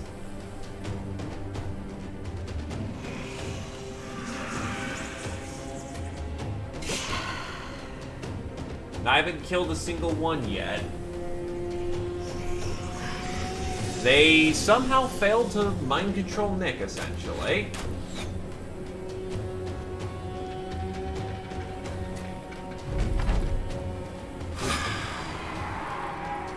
Finally got one.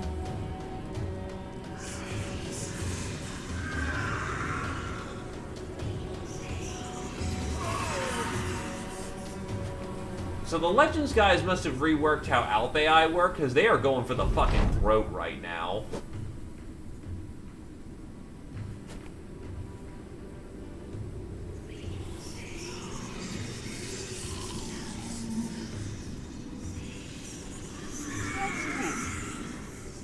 And everyone's now fast asleep. Son of a bitch.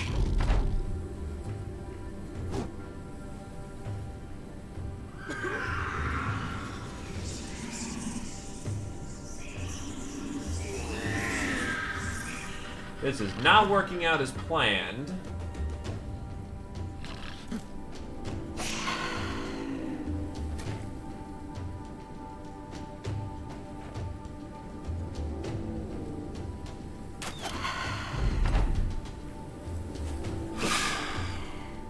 Fuck.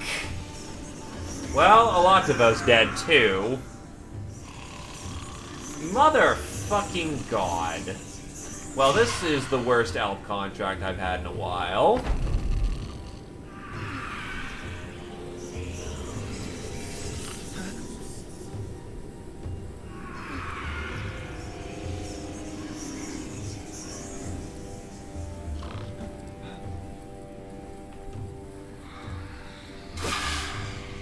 That's a kill.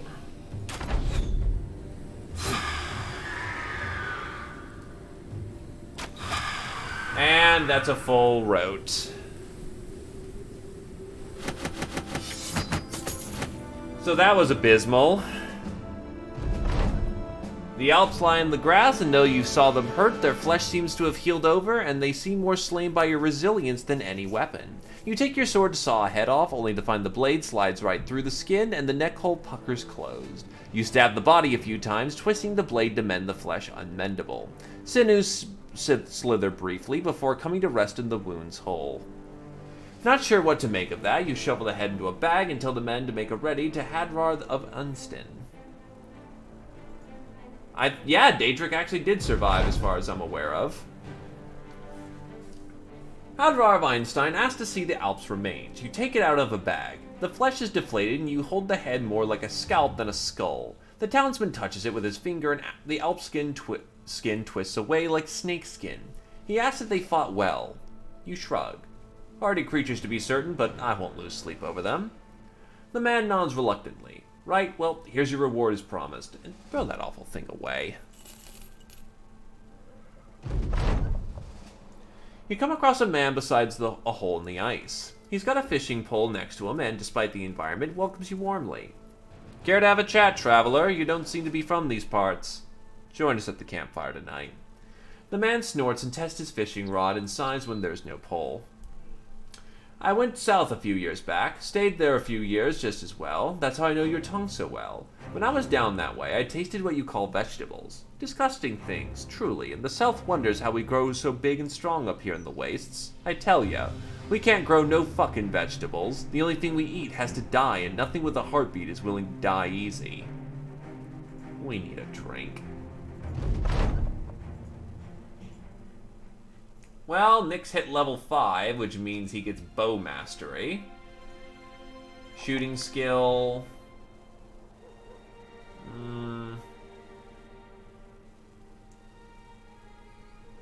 Health and range defense.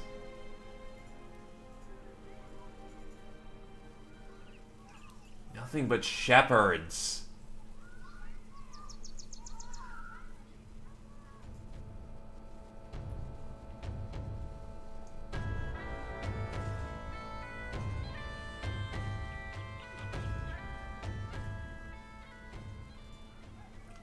Marcel the Burglar. Pessimist, but he's tough. With good hit points. I could build him in just being a nimble bastard, but cleavers would just kill him. And burglars aren't particularly tough anyway, so that would be a bit of a meme build.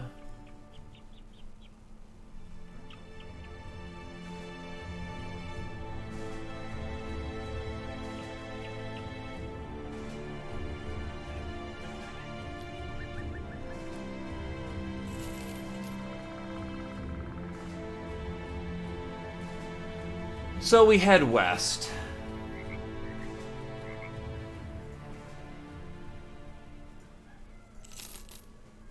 Clubfoot, no thank you.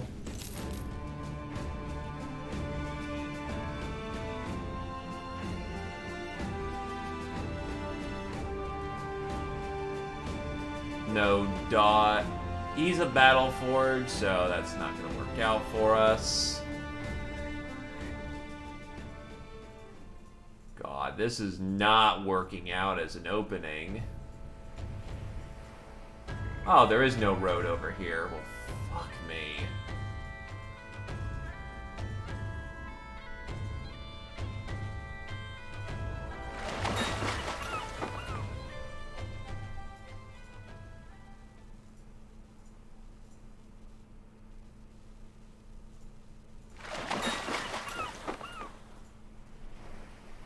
Wait, why is the... Huh, that was weird. So, needless to say, the struggle is real right now. The Alp contract was supposed to put us ahead, but I'm back to ground one.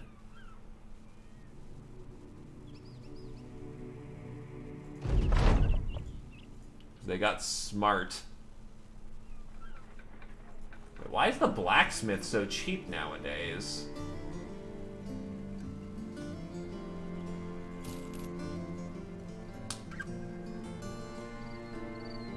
His traits are phenomenal. His talent stars are ass. Great. So I guess the blacksmiths have had to rebalance pretty heavily. Instead of being an N tier, they're now a beginning tier.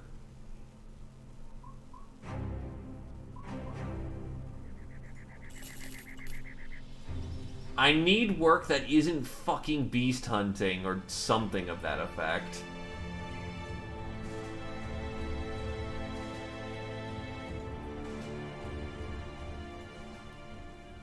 No caravan work, please. Okay. Hoy, mercenary, how long has it been since you've slaked your blood with a sword with the blood of evil, cruel men? He drops the sarcasm and you figure you'll be standing now. We at Woldstrat have been having a bit of a tiff with some local brigands. Local to us, that is, with their little rat's hole not far from here. Obviously, I think the answer to this issue is to hire some finely armed men such as your little company of good fellas. So does that pique your interest, mercenary? Do I need to find sturdier men for this? 560 crowns. It'll do.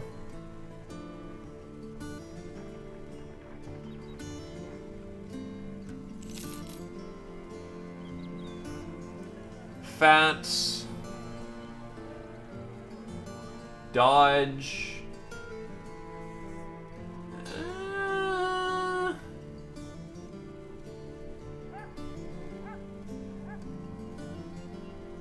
You know what? I don't really have room to be picky right now.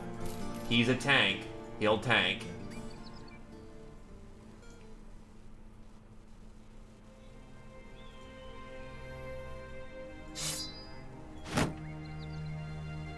And his starting stats aren't garbage either.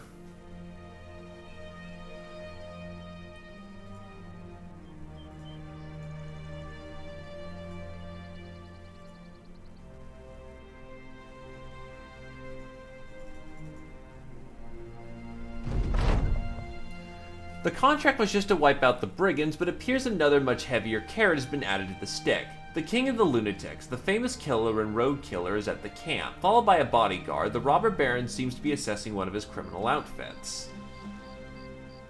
Raider, thug, I've never seen a leader this early, so I wonder what that would look like as a part of his combat capabilities. Nick, take the potion. Let's see how bad this goes. I can't do much worse right now.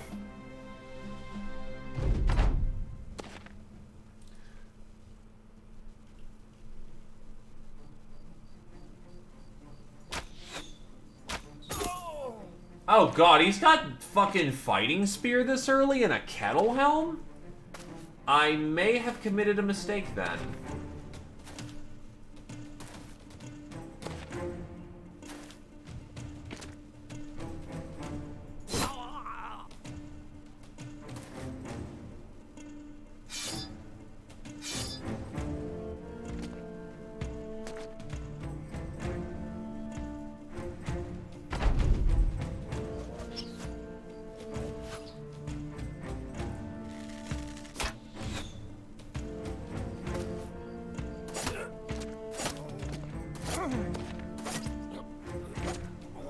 Fuck.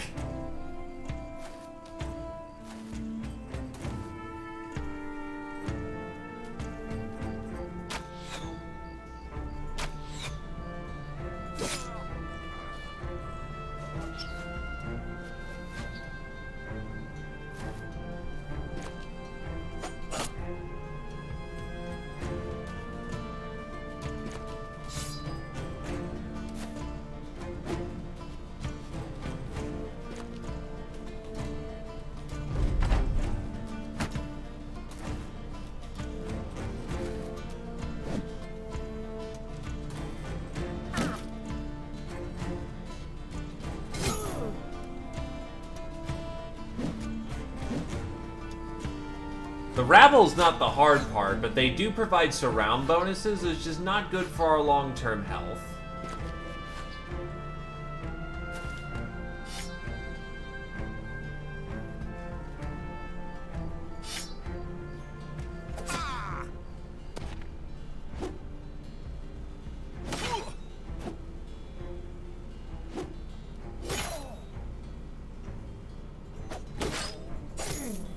That was really stupid to do, but whatever.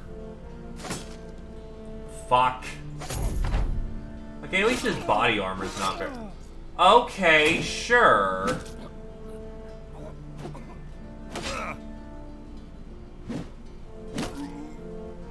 Now the rabble's hitting like a fuck ton.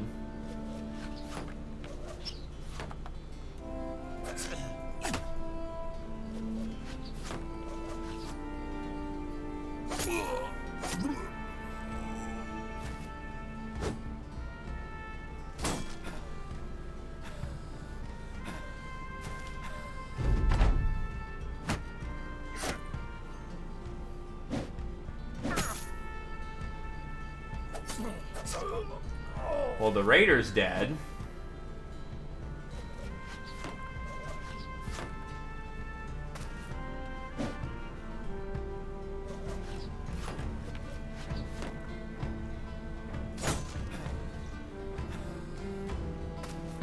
But I don't... I'm thinking that, yeah, I might be bone zoned.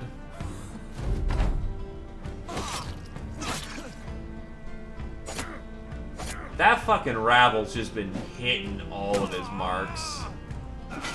Yeah, this was just a bad call. My boys were just not, unfortunately, capable of this, but I also didn't have a whole lot rolling with me on that one. It happens. I could have taken him, but just, yeah, nope, that's wipe. My feet have been dragging on this campaign, unfortunately, with all the beast hunting. What a gift you are, having spent all this time and gold collecting arms and armor for your men, just to give it all away to a bunch of looters. Your bodily donations to the crows and worms will also be well received. Congratulations.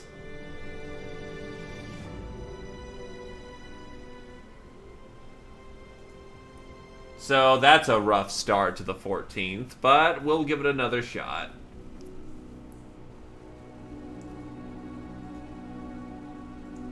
Honestly, what happened there was just... I was struggling to get the good contracts that I need to start off with. I've got a few other seeds as well, so if this seed doesn't do anything, I'll throw in another seed and just kind of look through them.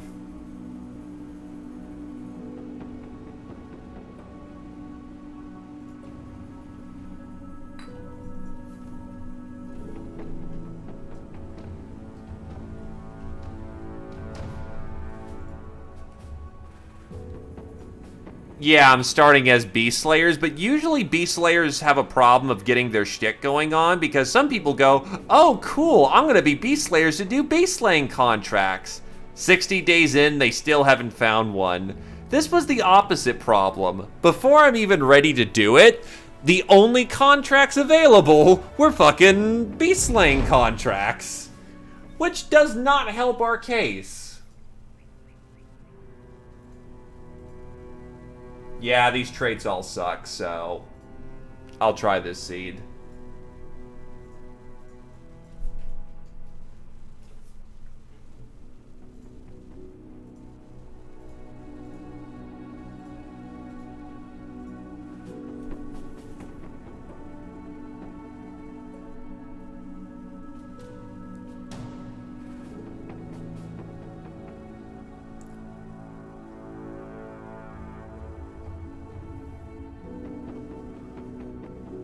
The Beast Slayers, basically, their biggest downside, which is a pretty significant downside, is that in all transactions, they are 10% worse than them. They buy for worse, they sell for less, and yeah, over a long enough campaign, that could be a lot of crowns you don't get.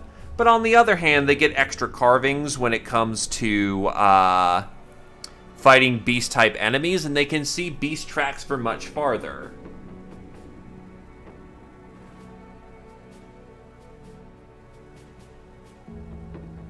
Also, they start off in kind of a bad state. Because it's implied they get jumped by... They got ambushed by a Hexen. And most of the company got wiped out.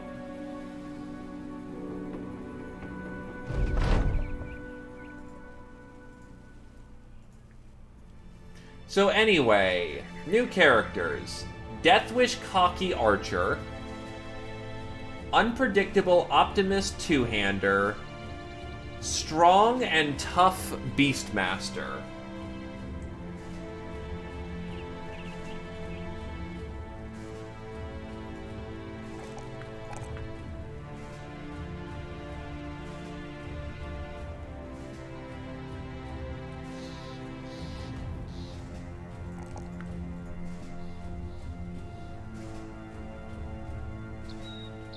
Yeah, the client being, I believe, a Hexen in his own right.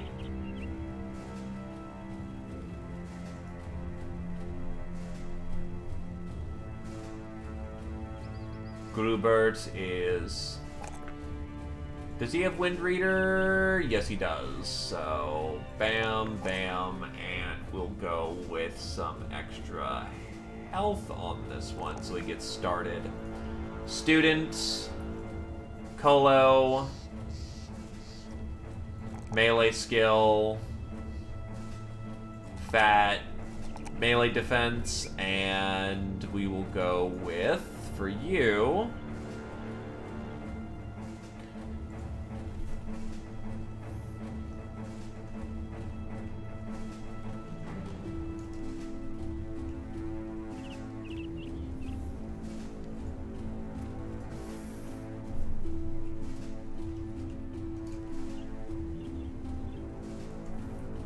not Beastmaster, Beast Slayers, sorry. They're all Beast Slayers. And for you, we are going to go with Crippling Strikes, because you're going to be getting real good at poke, poke, poke, poke, poke. So you have the Shooter, who is not anything exceptional, but he just doesn't fucking break. And you have a two-handed lad who builds into cleavers, axes, two-handed swords. He's gonna basically be a big, just honkin' boy. Big honker or archer. In the meantime, let's go get our first contracts. Two-hander it is.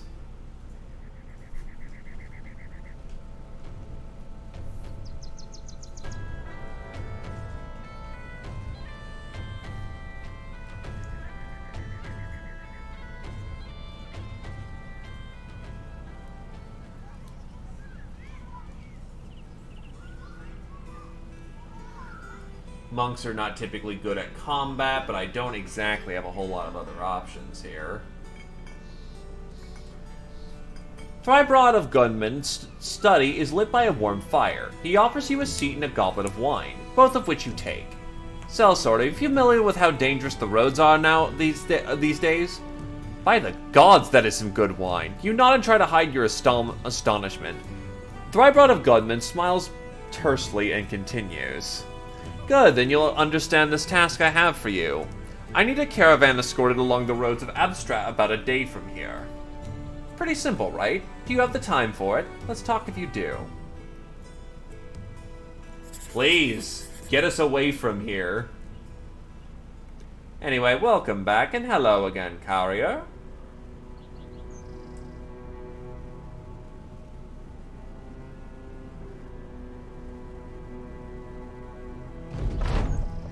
Reaching Abstrat, the caravan leader turns to you, a large satchel in hand. Thanks for getting us here, Sellsword. You take and hand it over to Good Goldbert for counting. He nods when he's finished. The caravan leader smiles. Also, thanks for not betraying us and, slaughtering us to a man and all that.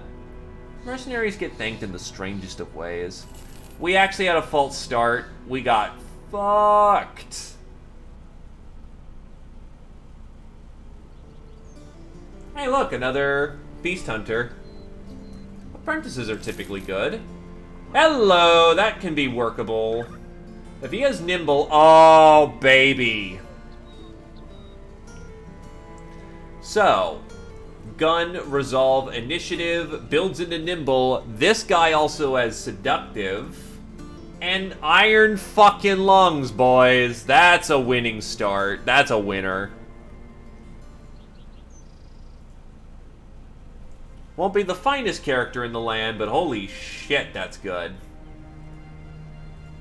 For like a starter, that's al dente.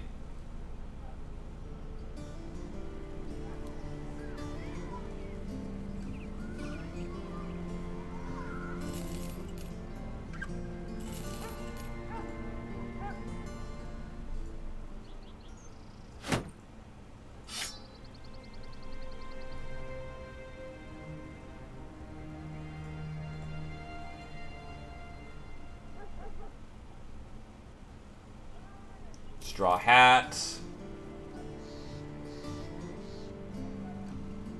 Cap.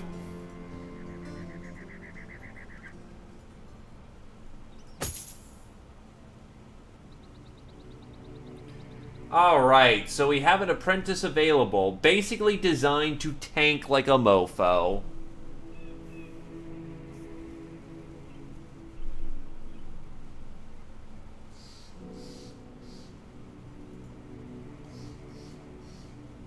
Alright, we've got caravanning work, which I'm not interested in. The people of Abstrat are rightfully furious. You know a brigand, possibly in league with other vagabonds, managed to steal my ceremonial staff from us. That artifact is immeasurable value to me, and to the people, of course. You shrug.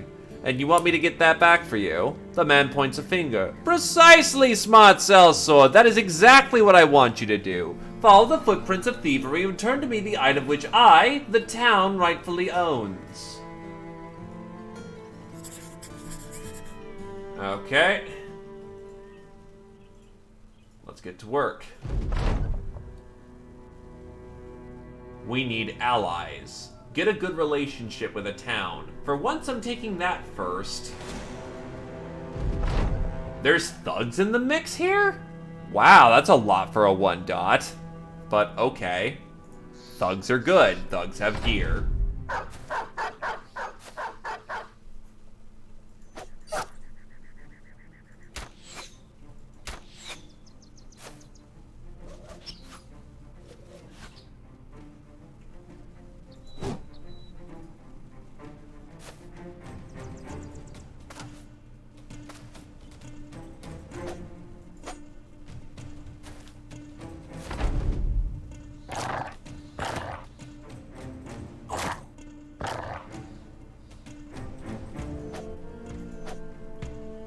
fuck.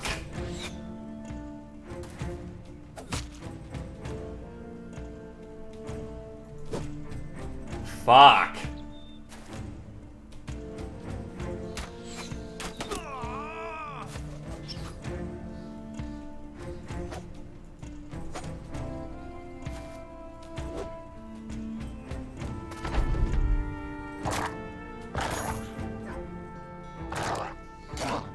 Oh, that's probably why he's not fucking hitting anything. Oh, God. Jesus, so many 60s missed. That's not good.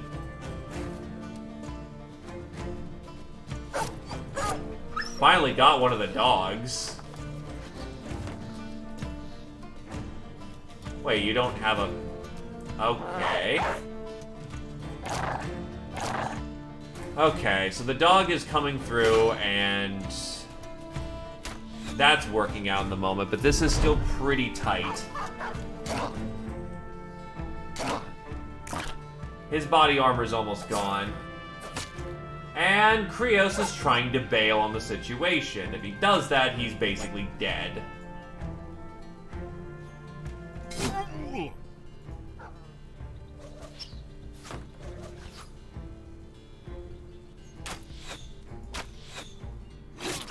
And Krios lost his head.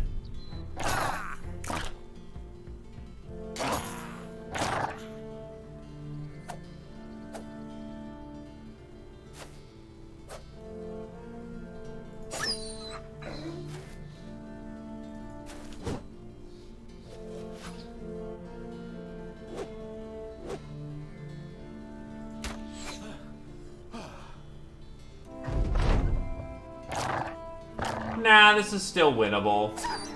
Just kind of sucks early on. Or, never mind.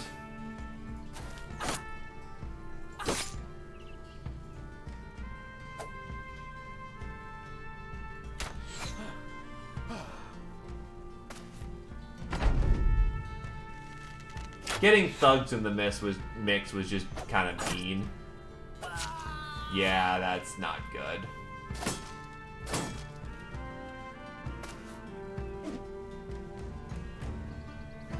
Alrighty, I'll give that a second shot then.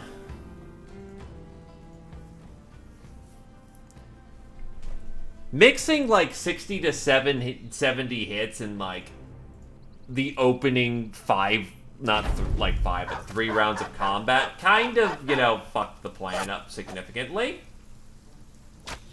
Oh, I'll never hit those on 9s. Don't even try.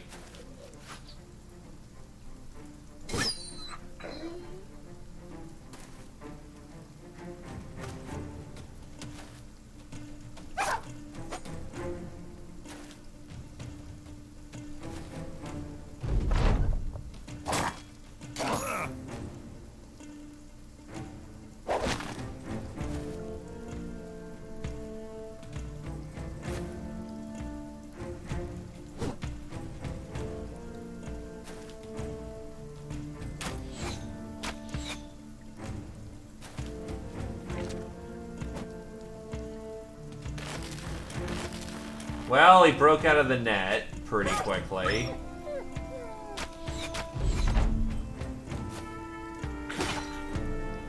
Really, could still reach to... Alright.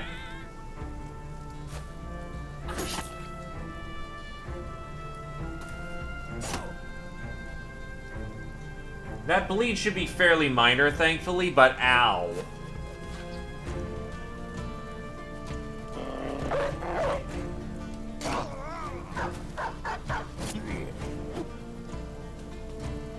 And he got hand punctured. That's a rabble poacher, so he got fucking lucky on that one. So fuck you.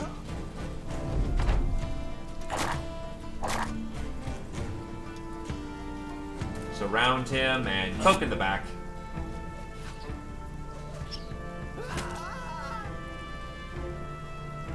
Really?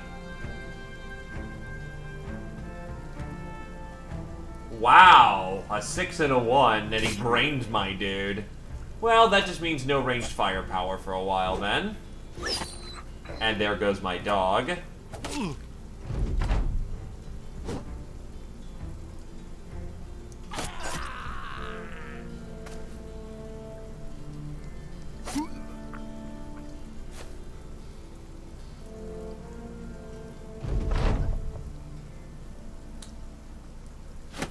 And we got, like, none of their gear anyway, so that also sucks. Okay.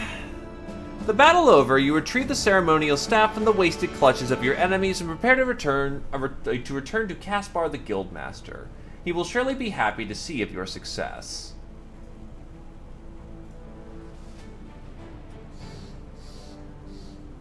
Not a whole lot you can do when your guy's head looks like gravy. When you enter Caspar the Guildmaster's room, there is a host of guards surrounding him. For a second, you think you've stumbled upon a coup, but the men clear out, leaving behind dice and cards. Caspar the Guildmaster waves you in. Come, come, I've just lost a great deal of crown, sellsword. Perhaps you've brought something to help ease my pains. You take out the ceremonial staff and hold it in your hand. Rather gingerly, the man takes it. Good, very good. Your pay, of course, is here. He hands over a satchel of crowns before turning in his chair. He seems too consumed by the artifact to say anything else.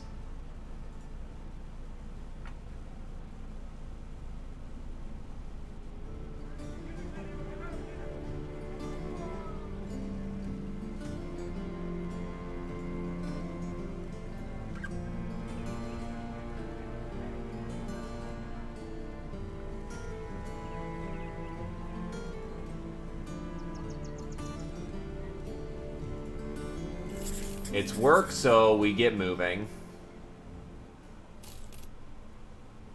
And we just return to Guthman instead. Oof.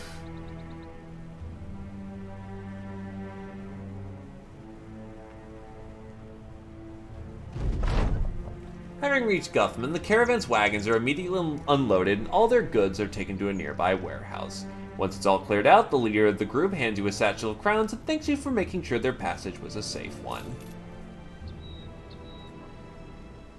Right, and all there is here is monks.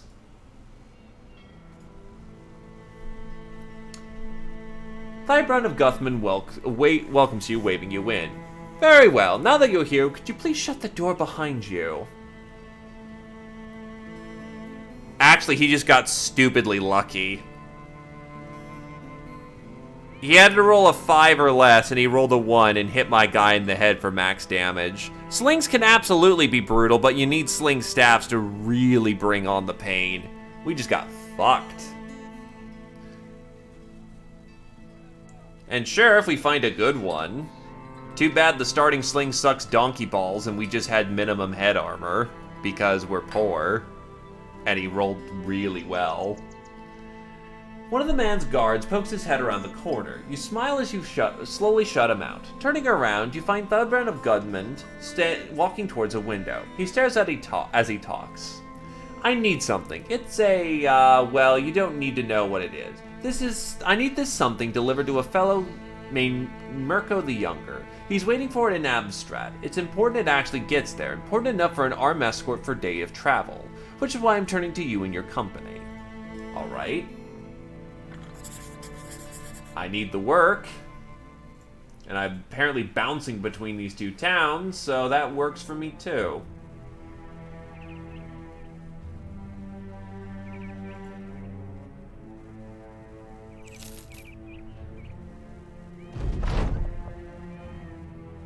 Finally, you've made it. Menko the Younger is standing there in the middle of the road, his hands clapped over his stomach, a slick, cheeky grin on his face. Sellsword, I wasn't sure you'd make it. You look the cargo up and hand it over. Oh yeah, and why do you say that? The man takes a box and hands it off to a robed man who quickly hurries away with it under a tucked arm. Menko the Younger laughs as he hands you a satchel of crowns. The roads are tough these days, are they not? You understand he's making small talk. Anything to get your attention off the cargo, you just hand it over. Whatever, you got your pay. That's good enough for you. Need to expand our contract list, so let's head to Sundheim.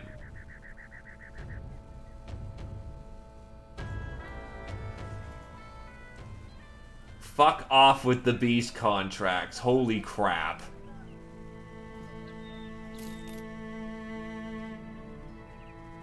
And you have no range skill and in fact are pretty bad, so let's not do that. Deciding that Gothmon was a good place to invest your efforts, you decide to offer the protection of the company and take up any work suitable to your talents. You act like a gentleman in your dealings with the locals and encourage the men to mind their manners while in the settlement. There was of course some griping at first. Krios was sorely disappointed to give up brawling with the farmers, especially the Thracian Crusade, spending so much time in Guthmund. But you convinced the men that having a friendly base of operations is important in your line of work, as it meant getting better prices on the market and more people willing to join your motley band. It's also much less tiring not having to dodge the militia all the time. You even enlisted the men to do some small tasks in exchange for nothing but goodwill. I found that little brat who wandered off and dragged him right on home. Brickan brags, quickly outvied by Raynor. I went to the market for some old spinsters, splint her firewood for winter, and even put out her washing, but I draw the line at rescuing treat cats.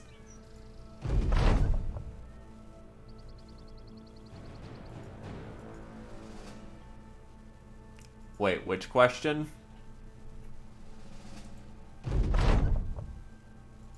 That is the retinue announcement.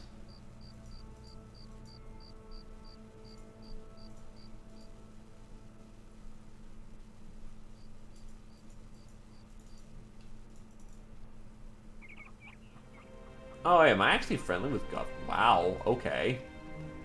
Like, where's Guth? I didn't do any work specifically for them other than some deliveries. They must be really impressed with how I'm a UPS man. Oh, I actually didn't... Nice, okay. Town glitch. Now, supposedly they fixed the layering problem, but we'll see about this.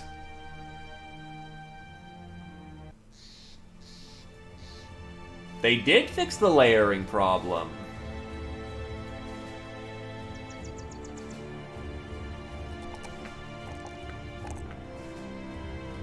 Student. He has no Colossus, so he can't get to truly absurd levels of health, but he'll still be fine. Nice. There would be an archery contest, is like, so that's more recruits, but there's no fucking recruits here.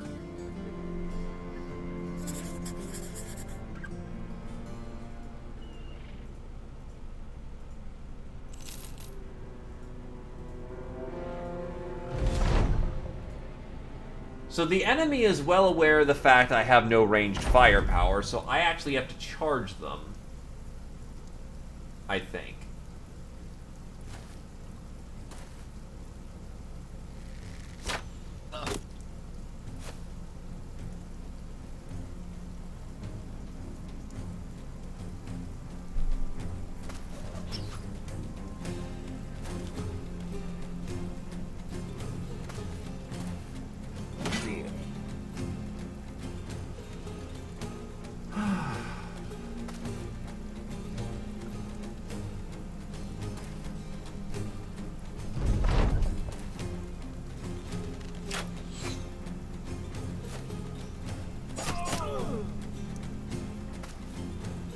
So he's pretty fucked up.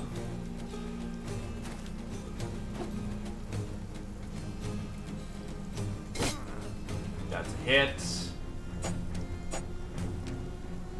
2 non-hits. Tie down their ranger and melee.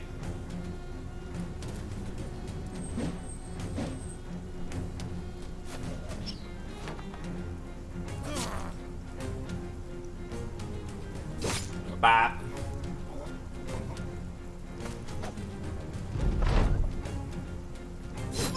Bap. Thankfully, they're still just mostly rabble. And it's over. That's a win. But yeah, no, having better relations with a town means that you get better prices and more people. So, yeah, you generally want to be friendly with towns, but you're also running a business. If you have to burn your relations in a town, don't feel bad about it. That's a pretty wide level. Melee skill. Resolve, and we'll go with...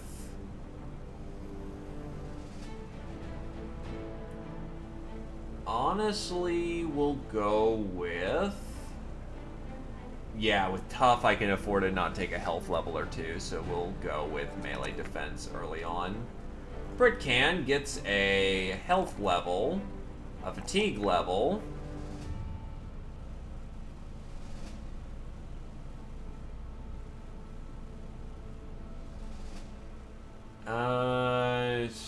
Melee defense on that one. Also, yes, I do realize where the mistake is here.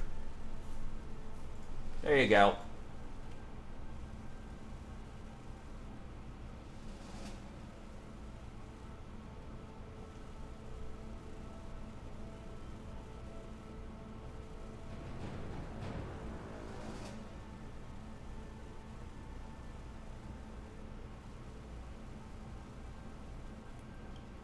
We'll go with Steel Brow, just so you can be the tankiest bastard you can be.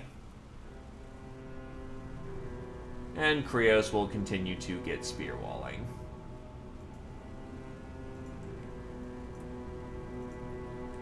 Now let's go get you a fucking shield.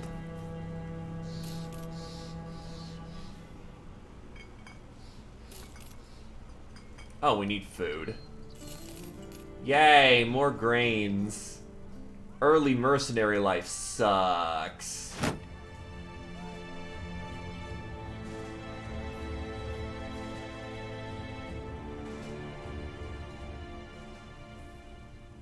Trond of Honsraven takes a bite of an apple, then tosses the rest to you. Catching it, you look at the man, not entirely sure what to do with it. When he says nothing, you take a bite and toss it back, thanking him. No problem, Sellsword. Today's a decent day, though obviously I need something of you. The mushroom grove outside of Honeshone, I believe, is home to a group of brigands. I need you to go there and clear them out so that I can restore the place to its former crimeless glory. Does that suit your interests? 160 crowns to go take care of his dirty work. Yeah, it's fine.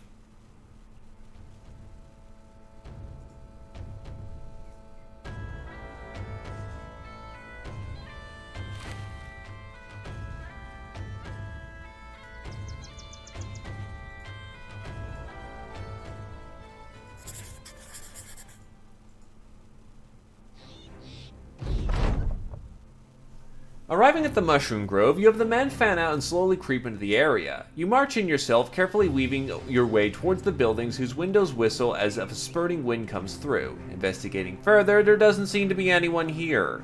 Not even evidence that they just left, either. You gather your men and head back to inform Trond of Hunstrom. Nah, even a whore gets paid better than we do. Trond of Holsworn sits back after listening to your report. He's sipping a goblet of Cobra wine. News? You tell him that the area's been cleared out. The man swigs the rest of the drink in one go and sets the cup down.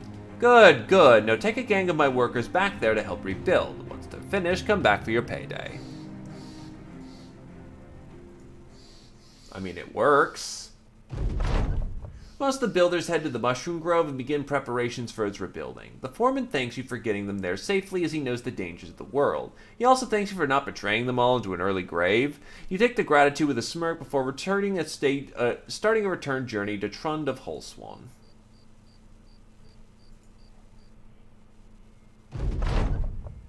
Trond of Holsworn sits back, seemingly smug with himself. I know how to pick 'em. Sell swords, that is. Most of my compatriots hire folks like you, but it goes tits up because they don't know how to spot a good man from the wag of a dead dog's tail. But you, I knew you were good on your word the second I saw you. Your pay, mercenary. He slams a satchel of crowns on his desk. It's all there, but I understand if you want to count it. You do count it. It's all there. You find Sigisbert the Elder listening to a peasant tell a tale.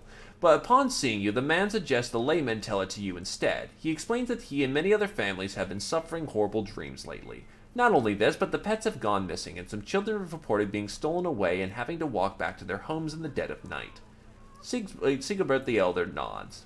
The whole town is on pins and needles about this sellsword. I've heard tales of night stalkers, ghoulish cretins that feast upon one's dreams, but I'm sure it's just some damn kids up to no good. Either way, a purse has been collected and I'm prepared to dole it out for a more proper protection. Are you interested? 370 crowns, go hunt Alps. Usually that doesn't end badly. Emphasis on the usually.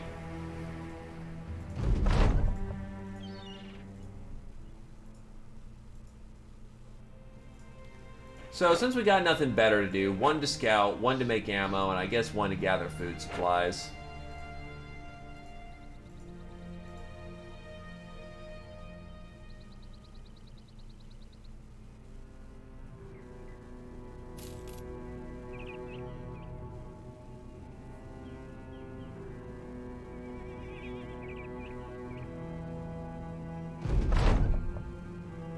While walking about Holstone, you run into an old man dragging a youthful man by the ear.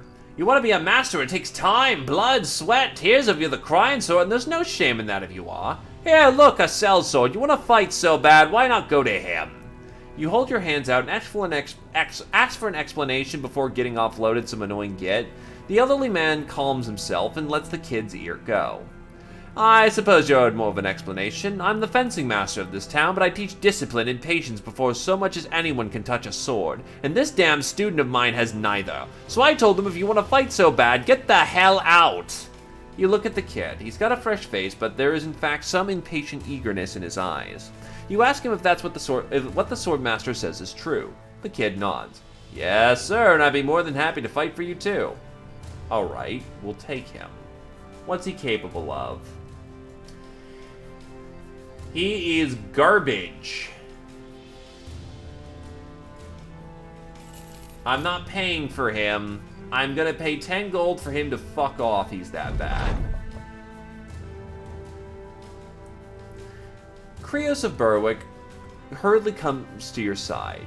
Something moving just yonder. You take your eyes to the perimeter of the patrol. Whatever it is, it's not so much moving as slipping over the ground. It looks like a skinned deer pacing backwards, and its eyes leave streams of jet black behind as though to etch horror itself over the earth.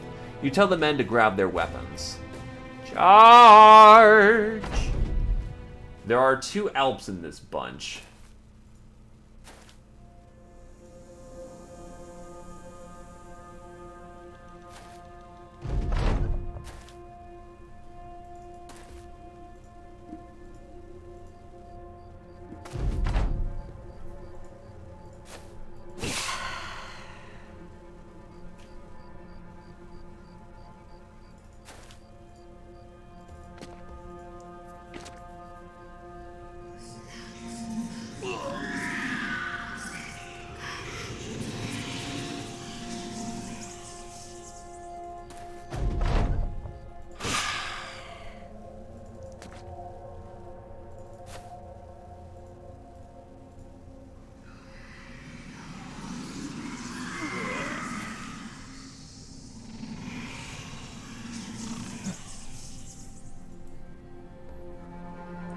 That's the point. It's supposed to feed off your nightmares.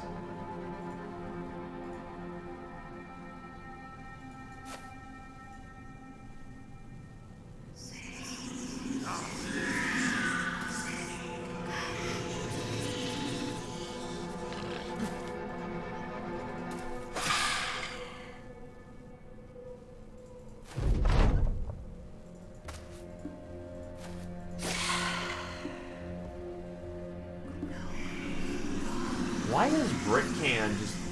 43 resolve is not a whole lot when it comes to resisting mind effects.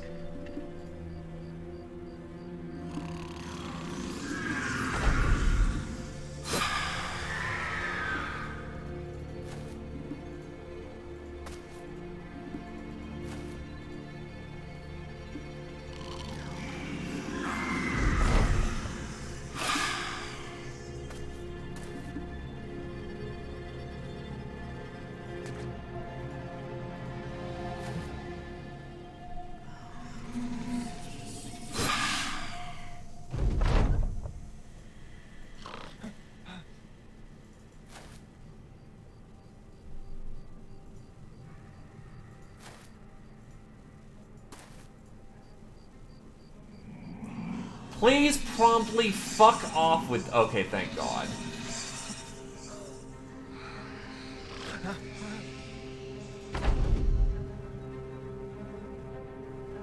Okay, he actually can take a hit. Hi, Bellator.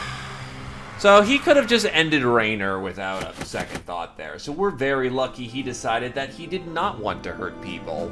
Thank fuck. The monsters are slain. You take your sword and hack into one's neck. The blade cuts through with complete ease and the head blows off into the grass. Its eye sockets are barren in conclave. There's nothing inside, no flesh, no muscle, whatever. You tell the men to get ready to return march to Sigebert the Elder. Well, I'm glad that it at least brought a smile to your face. You dump the Alp's head onto Sigebert the Elder's desk. It flops over the wood until its maw rests wide, its emptied eye sockets drooping sadly at the world above. Sigebert the Elder takes a fire iron and fishes around the skull before hanging its shapelessness in the air.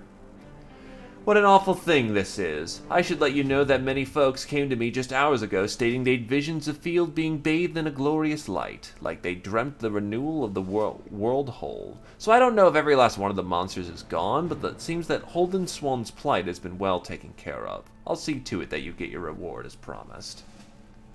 It's a good portrait, and also, how's it going, Bellator? It's been a little while, friend.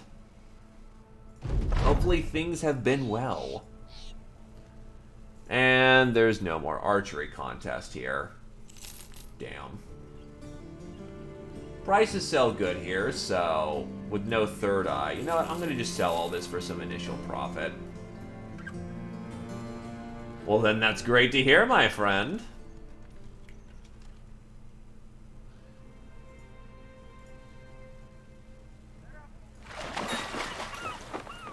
Oh, incense is selling well here. That's a good looking fort, jeez.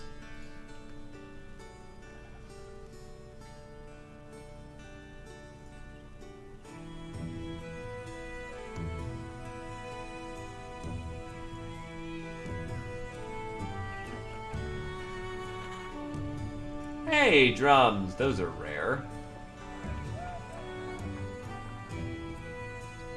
I'll stock up early on some medical supplies, and then a delivery to the northeast in Tenheim. Well, time to guard the UPS truck.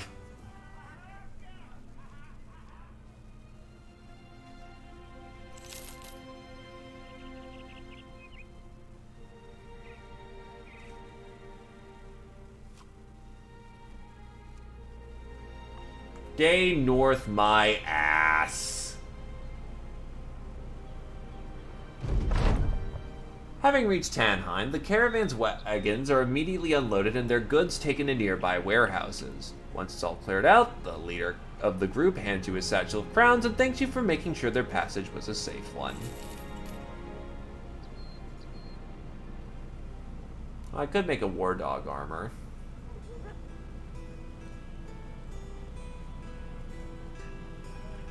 Hunters. Good range defense, steady hands, if he has Wind Reader. Well, I think we have ourselves a shooter here. The other one's not bad either, but he's more melee oriented. Wind Reader fixes up that range problem. It's just a town of archers in here.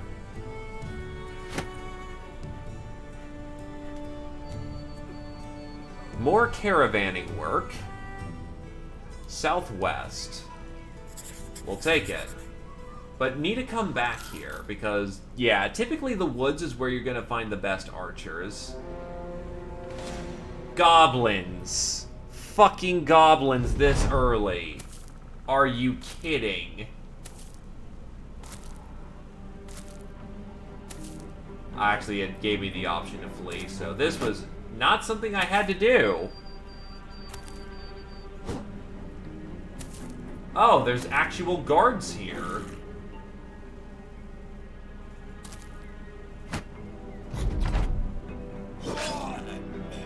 There was a guard.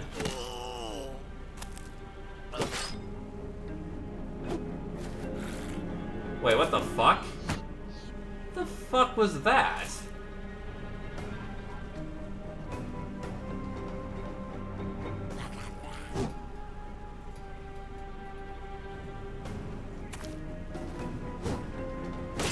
Who gives a shit? I'm about to get my ass torn open. Goblins are too much for us starting off.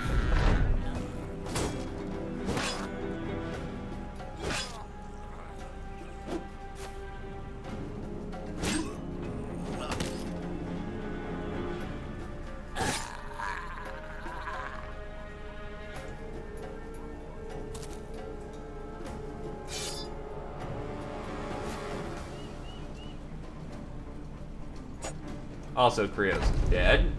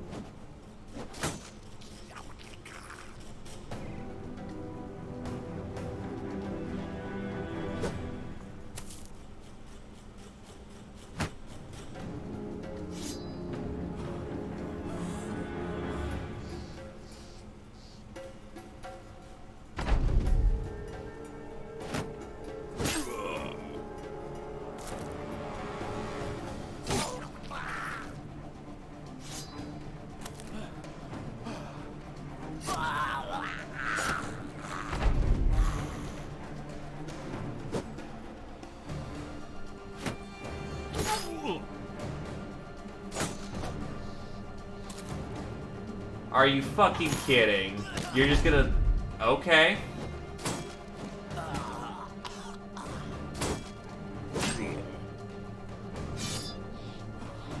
You fucking asshole.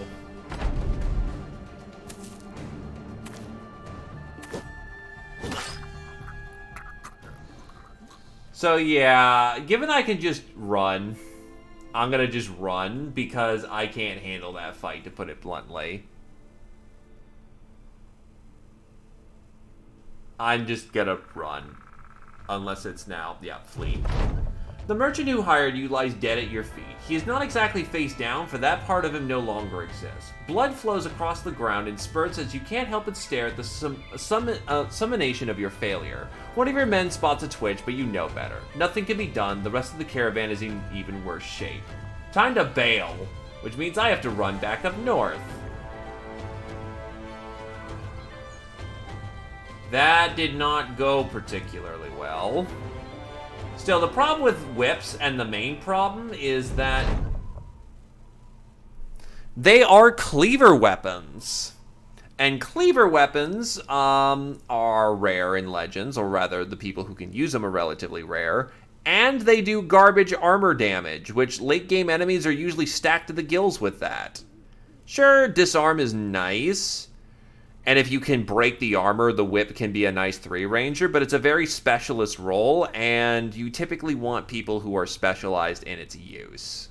So, whips are okay. On the march, you find a drunken nobleman toitering side to side on the path. Musty is the name of his hair, leaves and grass, and what looks to be bird shit swept up in it like someone stirred the ingredients to a prank. But his clothes sweep about with the finest of silks, and his fingers glisten with jewelry. He has a bottle in each hand, and he swings them around as he sings gibberish pub songs. He is, in all regards, the greatest magnet for a mugging you've ever seen. Raynor purses his lips and looks like a wolf staring at a fat sheep. I'm not saying nothing, sir. I'm just seeing it. That's a lot of juice. That's a lot of juice limping down the road. But again, I ain't saying nothing. You know what the sellsword's talking about. We'll rob him. You walk up to the man and help him sit down. He grins as one of the bottles clanks off the path and rolls away. Thank yep, sir. Just no will ya. Nodding, you hold out his hand and spin on his fingers, then roll up the jewelry off and pocket them. He merely watches as though you were a... I was about to say, was that my renown going down? No, just moral. A physician treating a Malay. The rest of your mercenaries strip him down and throw a goatskin tarp over him, then leave him there. As you walk away, he asks if you know about the drink. Not saying the way the secret, but sirs, the drinks are good. Yes, are they ever. Unfortunately, as you rejoin the company, Krios of Berwick reports that a kid saw everything and scampered off. You ask why the mercenary didn't chase after him. The bemused sellsword looks at you shrewdly. I'm not the scampering sort, sir. Money, furs, signet ring, that will be good for the time being. And they're running from thralls and brigands. If I had range firepower, I would make use of that.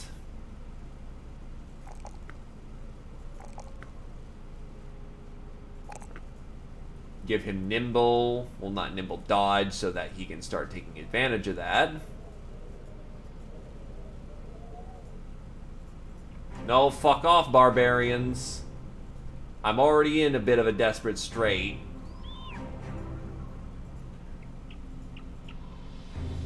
Why are these roads so empty?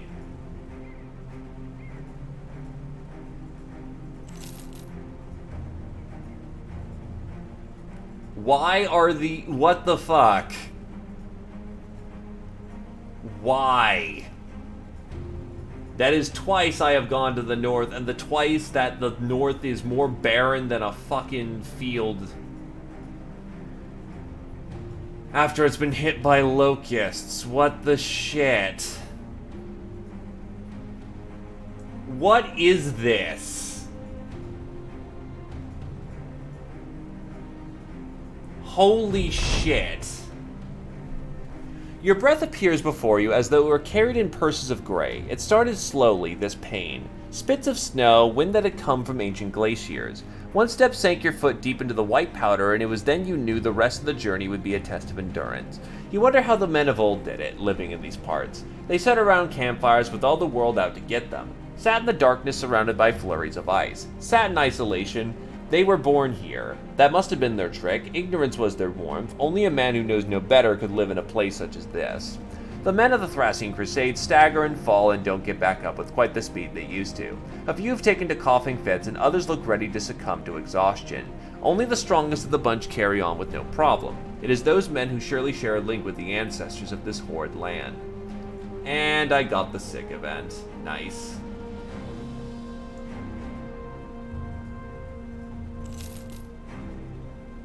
And this is a castle town, so this place is actually worthless to us.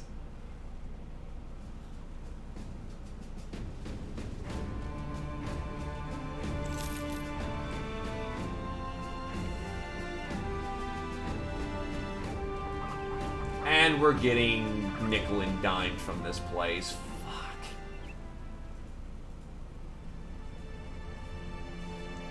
I don't want to explore the map right now. I just want to get fucking somewhere.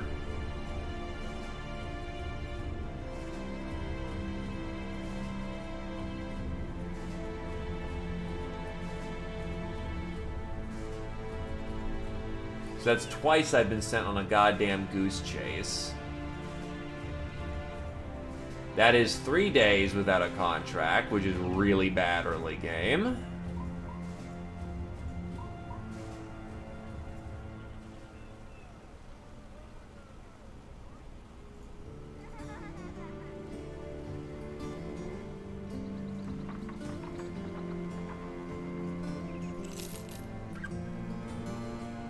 Good.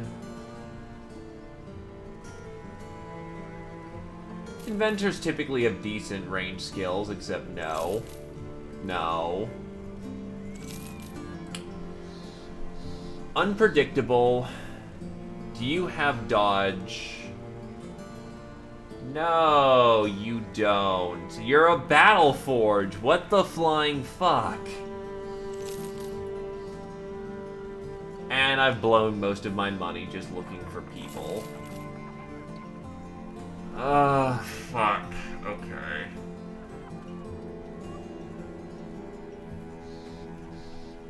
That's not a day's journey. He wants us to go to Groenfest.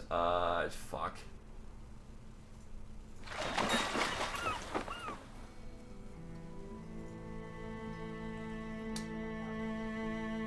Alp hunting, which in the snow is a terrible idea. at this point. Gothmund. Beast hunting.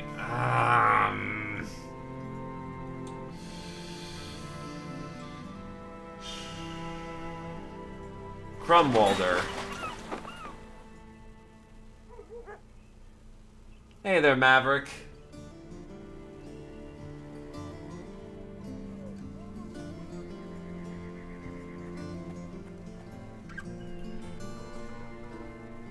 How's it going with you?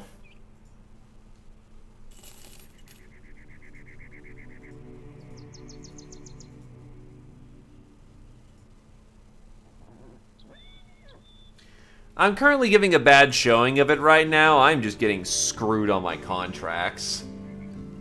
Hey, hopefully it went well for ya.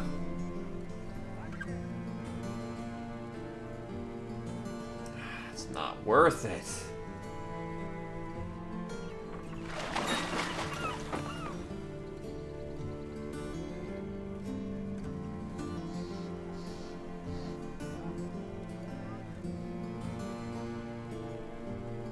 Here we go, brigand work. Don't care what it is, I need work. Yeah, I had a start that Beast Slayers went to 12, failed, just because of bad contracts, because literally everything in their mothers was a Beast contract, and eventually I just tried and got weared down. Then here I got cut off by Goblin Raiders in a caravanning contract, which I don't like those anyway, and had to deal with that because I was then pushed up north, and the north part of the map is currently inhabited by literally fucking no one. Now, once you actually have some armor, goblins are not a threat. It's that whole before you get armor thing that sucks, the big one. That was a 5, that... oh.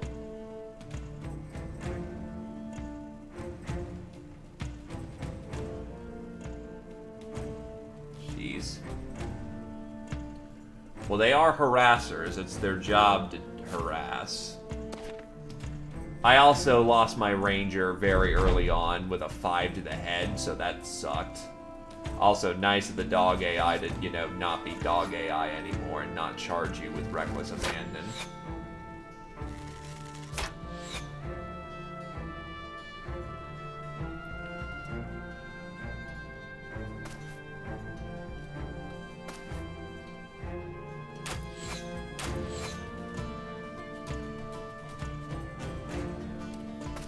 Because the AI drastically shifts how it fights if it knows that you don't have range power.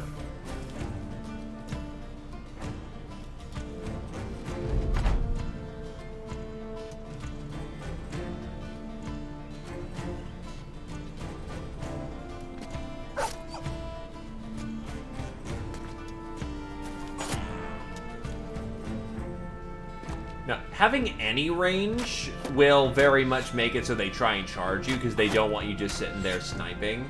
Also, wow, I'm getting hit by a lot of night shots. That's a bit... well, to be fair, those are actual professional poachers as far as I'm aware of, so they're not shitting at garbage.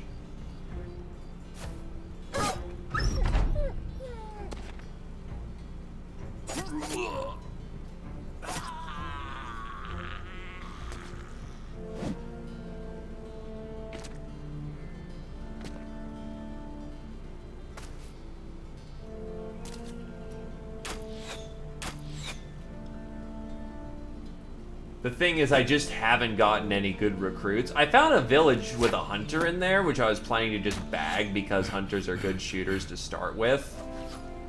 But I got pushed out of that town, went a loop around, and went 3 days without contracts, which put me pretty nasty behind.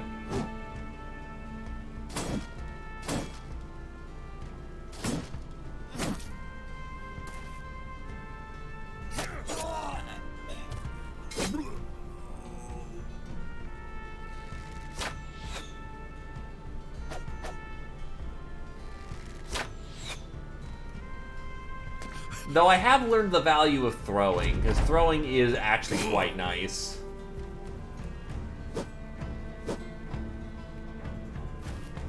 But this is also the first time I've lost my range power in, like, the opening fight. But then again, usually you don't get brained in the head for, you know, with a sling on a 5. Fucking hell, it's nighttime. These guys are marksmen.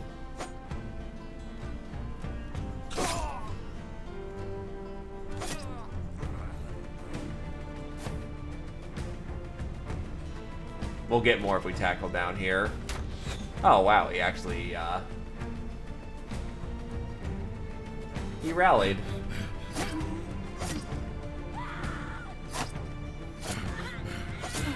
Yeah.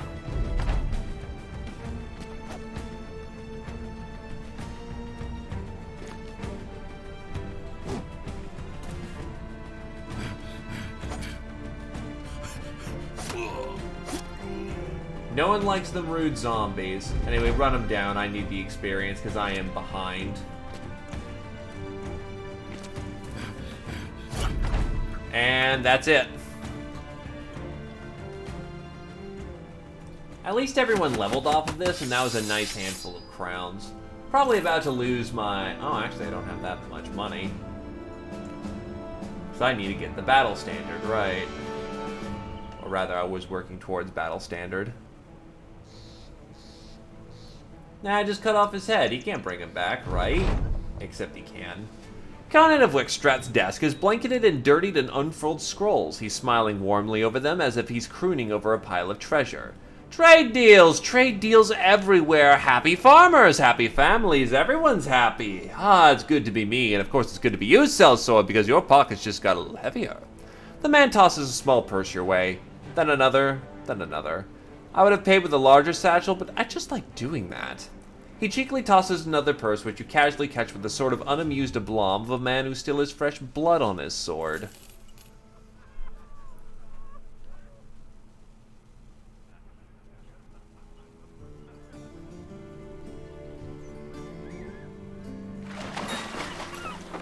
I didn't realize it'd jump me that far across the channel. Well, whatever, I need to discover new towns anyway, so that works.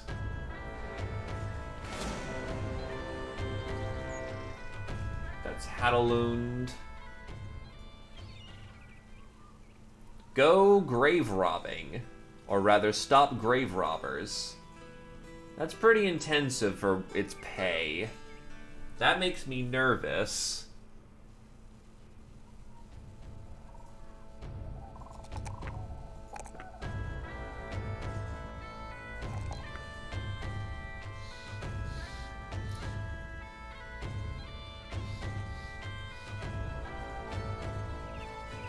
Brick can ding.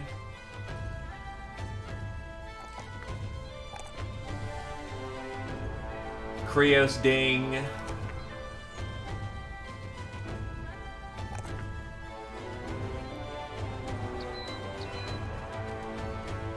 Sense medium armor, and you have frickin' strong.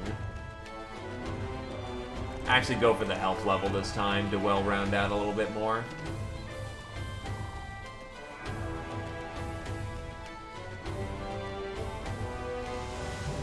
Casting, efficient packing. Since Krios is going Spear Boy, he's going to get rotation, which is going to be nice later on. Britcan gets Brawny. Now, if I only had the gear that, you know, make that heavier, buying anything from here is a mistake right now.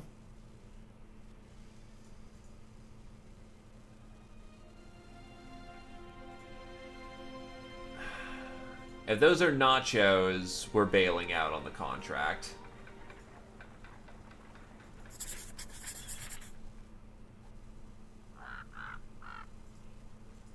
Oh, fuck off. You know what? Fuck you. Screw this contract. Not worth it. I'll take the reputation hit. This is just god-awful. I'm working towards that direction, but I need to get up to Tannerheim. Also, the fact they don't like me because I got their caravan, and I just somehow dodged a group of 10 brigands. Oh, this place is Salzburg. Alright.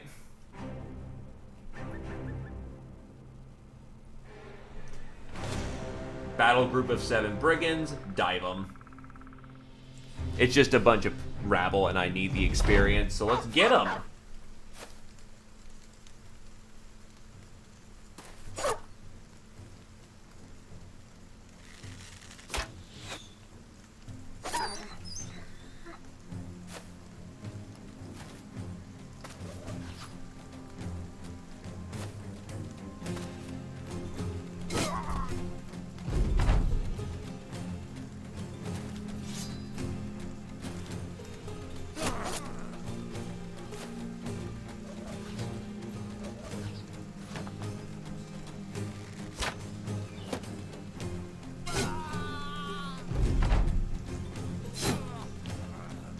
Charge him down.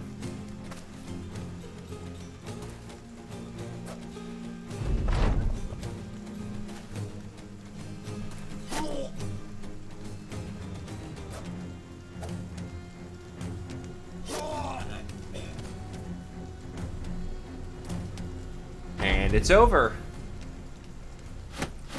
56 crowns and a ton of ammunition. Too bad I haven't been using any.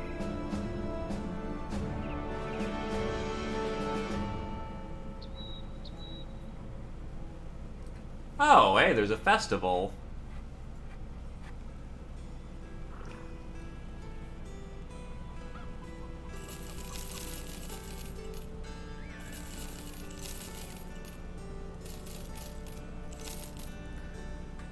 Oh, please let this be it. And the archers bailed! Fuck me. Well, so much for that getting the archers plan.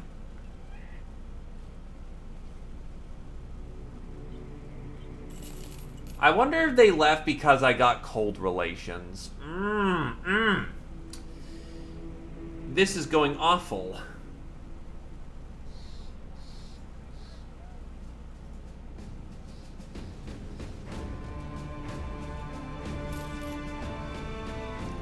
Dexterous, talented. Does he have Colossus? He does. He has Battleforge.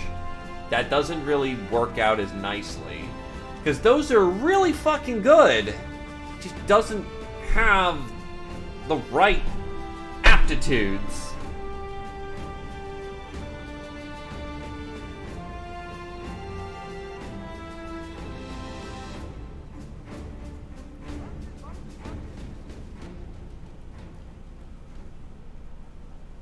Let's go back to Sunderheim.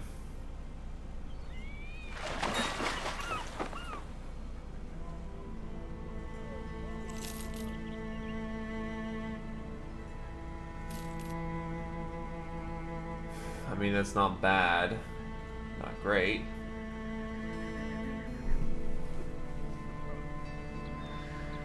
Unfortunately, I have to be picky because the main problem we're facing right now is range. If I get someone who's garbage at range, then I've wasted effectively a crap ton of money. Plus, if he has no aptitudes, like, for example, he has a lot of health, he has the ability to capitalize on that health with Colossus and muscularity, but he has no way, like, he has no fat, so his Battleforge becomes a problem because he can't wear heavy armor efficiently. No melee defense or melee attack means he can't capitalize on that health pool, and no nimble means that his, well, yeah, his health pool, basically 3 of those talent stars and that perk line gets wasted because he can't really use them. So yes, I do have room to be picky because otherwise I hire a brother who takes up space, brings up the difficulty of the game in a spot where I can't really. Yeah, because the other problem is for every brother you hire, doesn't matter how good he is, actually, other than EXP, it will bring up the scaling of the game. So the game gets harder for people who can't really, for not being able to cover the cost.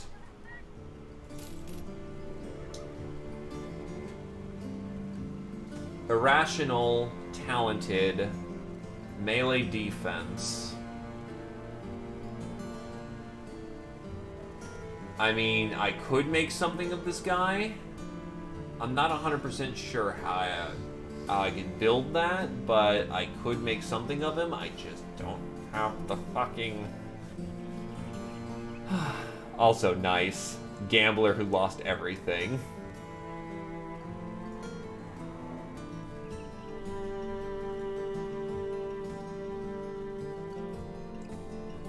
So, contract to go deliver something. Caravan to go deliver something.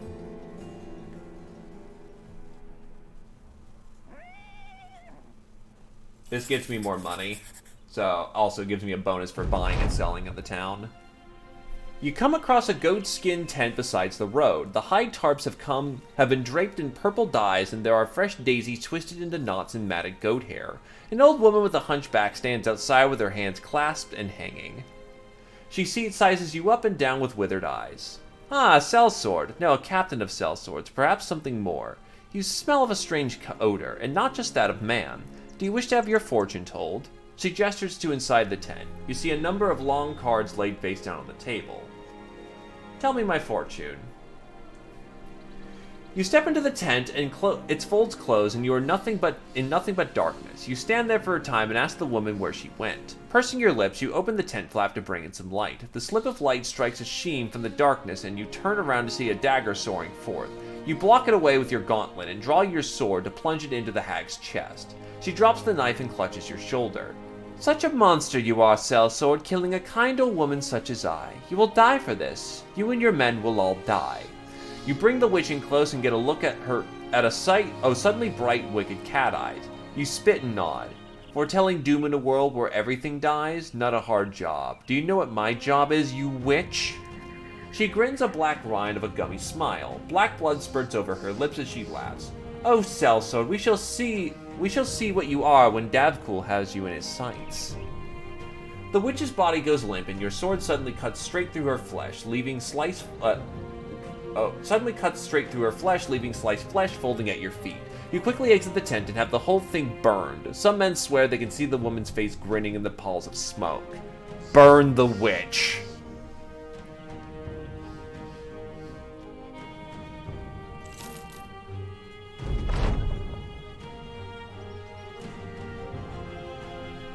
Alrighty, so we got the crowns, we got the goodies. Why am I getting spammed? Hold on.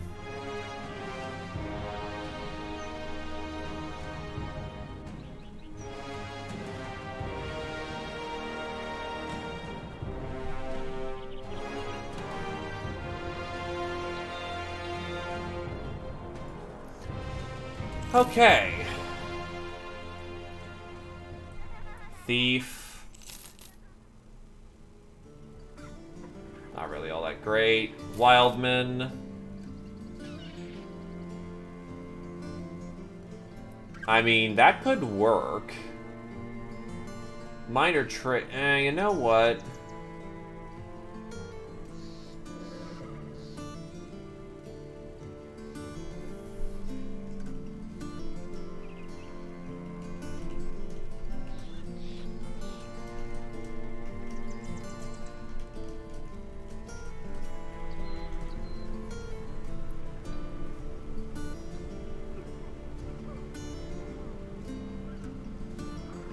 Okay, so, fisherman maybe? No. Go find a place. And beast hunting.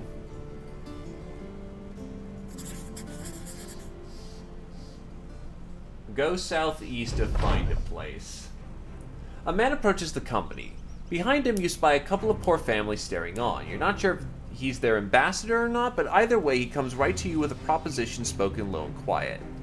Listen here, sellsword. If you go out and find the patched abode, come to us first. The rulers of Holdshorn need not bring their greed and lust for power to that place. Leave it to us, alright? We'll pay you well.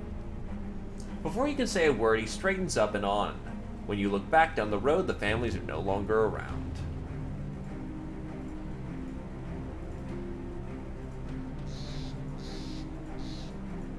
Ah, there's a surprising bit of road south.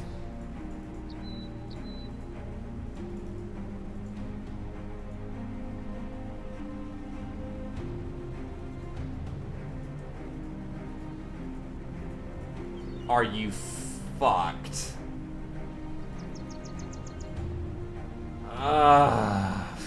Fuck.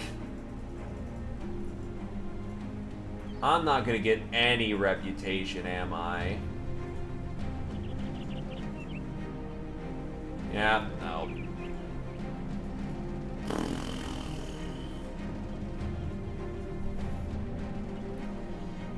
You know what?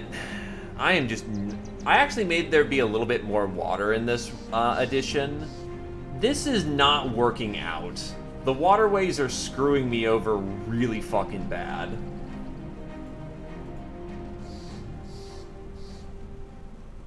So I'm just gonna hit that retire and try another start at this point. It's just not going well. Gotta know when to hold them, gotta know when to fold them.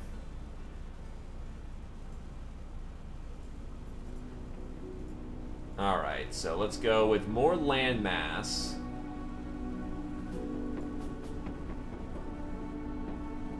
Bump up the snow line. Maybe a few more settlements.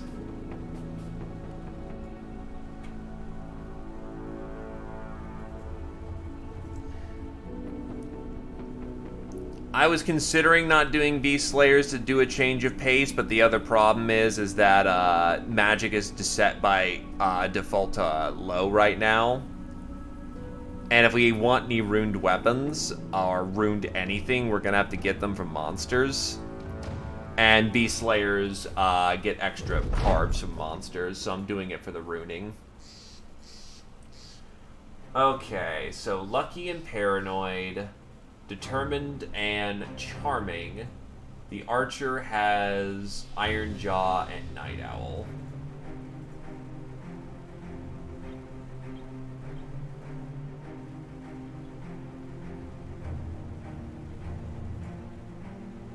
Alright, this is a working setup. Though, holy shit, this guy's HP is low. You know what? Nah, this not the best opening I've ever gotten, so... yeah, I'll cycle that. We're probably going to need to cycle a seed or two, because that's why I specifically did a different... I did some pre-seeding. Try to look for a decent opener.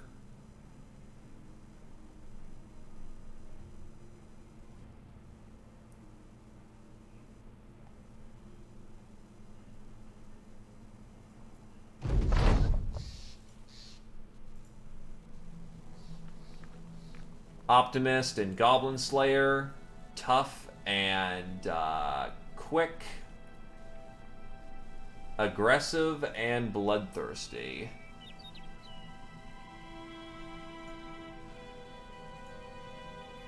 These Beast Slayers have, like, no fucking HP whatsoever, again. These guys build in the Battle Forge real well.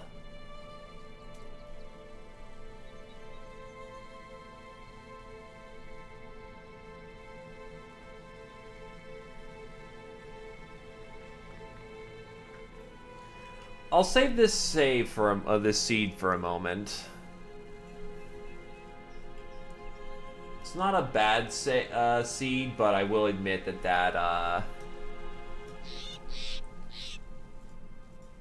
that Archer is just gonna get himself killed, and with his low HP pool, he'll just get maimed hardcore.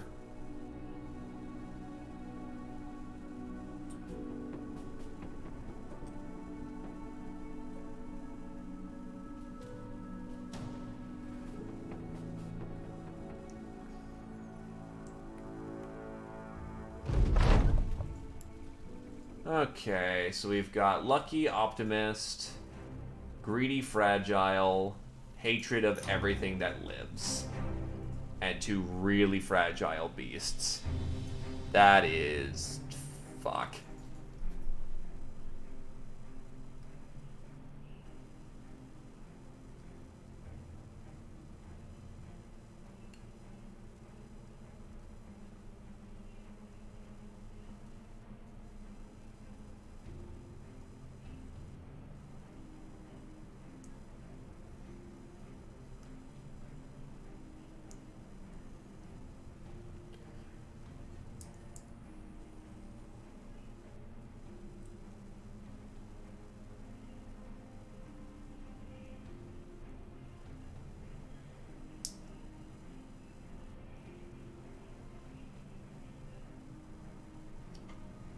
Alrighty.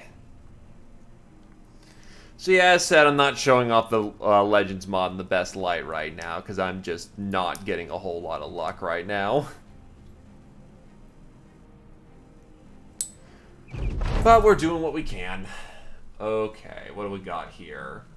Pragmatic Bright, Disloyal Eagle-Eyed. Okay, I can work with this.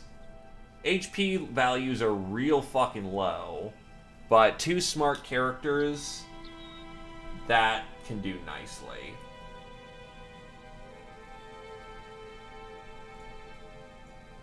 Okay, so first guy.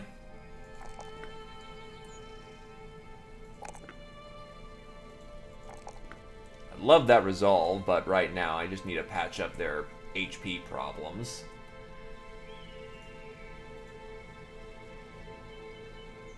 Hammers or cleavers? This guy has polearm or flail and no battle forge. Alright, so none of these guys can battle forge on this opening. That kind of sucks.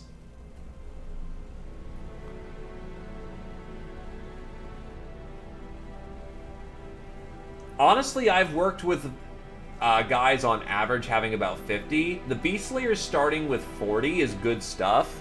30 is bad resolved, but can be fixed. I'd say 50 by the end of a character's natural lifespan, or natural growth period, is probably a good point to stay at. Deserters are garbage, don't ever take one, because they start with like 20-ish resolve, which is just bad. I'd say about 30 to 40 is a good starter, and with about 50-60, unless you're going for some kind of specific resolve build. Do note you still will have resolve problems, but at least, like, you'll usually have the Bannerman by that point, which the Bannerman should absolutely be just stacked as hard as he can, and he can throw around an additional, like, 10, which makes up for a lot of stuff, so...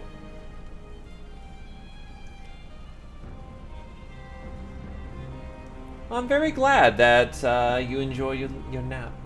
It is a good nap. Oh god, he rolled garbage for his melee defense. Well, since I can't battle forge anybody, we are gonna go with HP, melee skill, resolve. Shooter boy is gonna go with shooting skill. Does he have wind reader? Yes, he does. So bam, bam. And he really needs the HP, but it's a bad HP level, so we'll go with that. Oh, and his ribs got busted, so yeah, not great so far.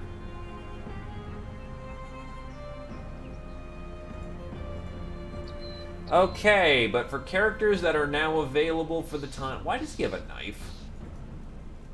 I have got a intelligent and pragmatic, so basically weapon master. Low head hit, high melee skill individual who's probably going hammers or cleavers. Alright.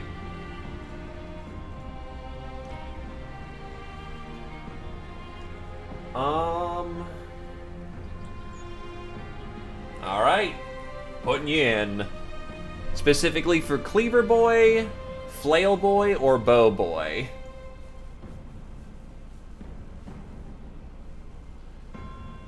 Because looking at these open... Oh, yeah, either Cleaver or Hammer. Either one of those would do really well.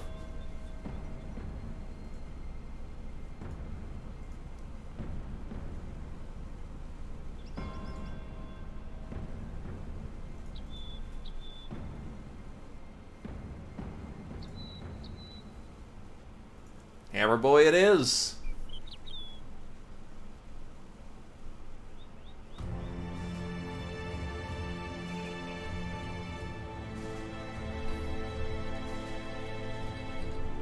So that's Hammer Boy.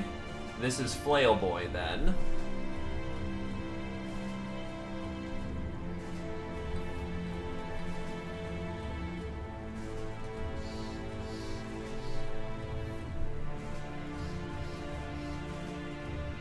And then one last with the Bow Boy. Because I know, given last attempt, it's hair.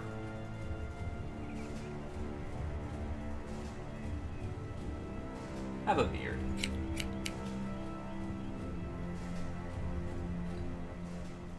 Let's just have a run where people actually get out of the gate first, because that's been the main struggle, just getting something going.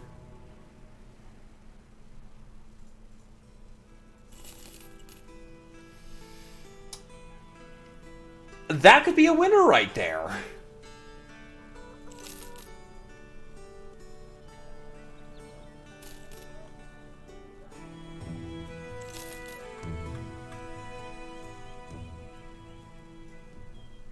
Spare net, give him a shield. Yeah, like with those defenses, he could, yeah, shield mastery, Colossus. Yeah, I could see that working out. Give him throwing mastery. Maybe a spear mastery as well to switch. Yeah, this could be a decent opener. He's also tough, so that actually helps out with HP levels. If he just had Nimble, that would be the best if he had Nimble, but he doesn't have it, so we just roll with what we got. Actually, all consideration, Glaive is going to take the Ragnard. You take the shield, because you're going to need it. And our first contract for 2 dots is go 2 days northeast. No, thank you. I'm going to walk on the road. And I will head to the south. Oh, wait, that's to the deserts. Fuck that. Nope, nope, nope. Not happening. We do not go to the south this early.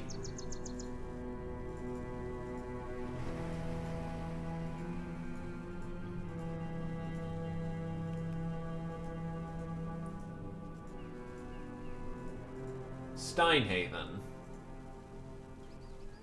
Well, I can't afford anyone. We need work.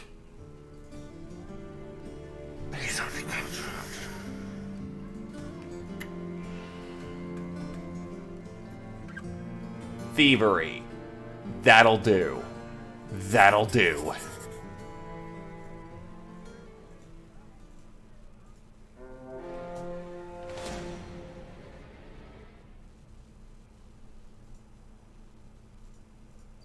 Right, people are unhappy to start off with. I have the doggo.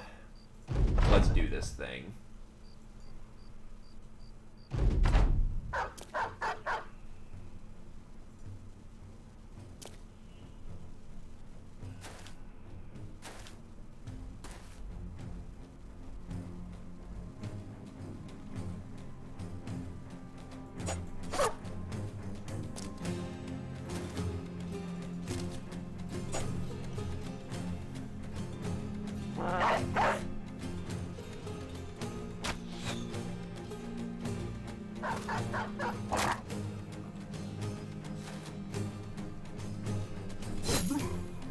Good headshot.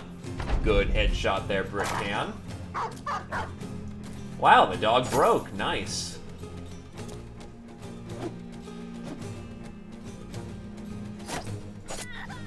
Kill for Glaive. Alright, this is working out nicely. I probably could have stepped one, but whatever.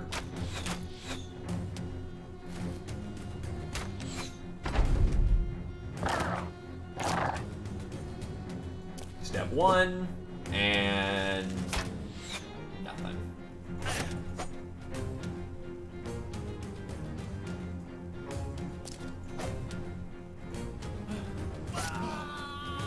Super dead.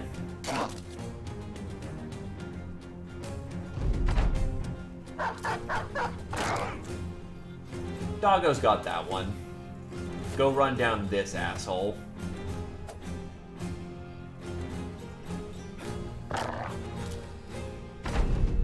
Yeah, dog's not gonna let you run, buddy. Dog's not gonna let you run at all.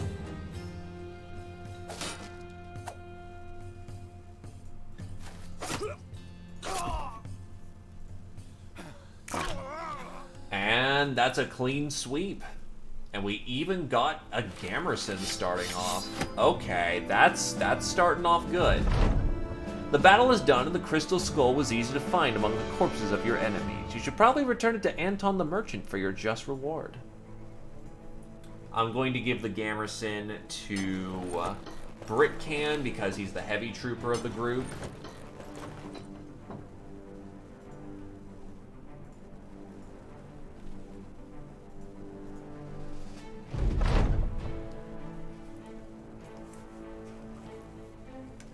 When you, it's another, you know, hey, the guard stole a lot of money from me situation. So, you know, good stuff. I mean, I can, but honestly, the main reason I reset before was simply just complete 8 contracts of any kind to prove yourselves capable beyond the shadow of a doubt. Let's do that, because early money seems not to become forthcoming.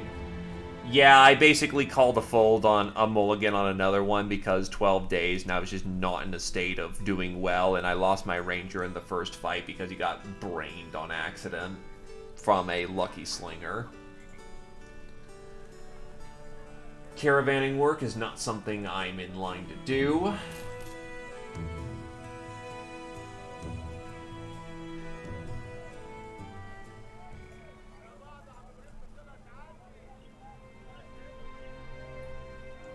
This starts at least a little bit more promising, and I've made the landmass a little bit more reliably stable.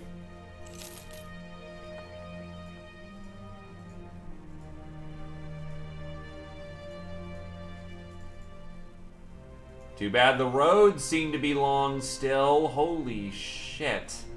The other problem I've been facing in the day is the fact that the roads are just fucking long with no settlements in between. It's actually a little silly.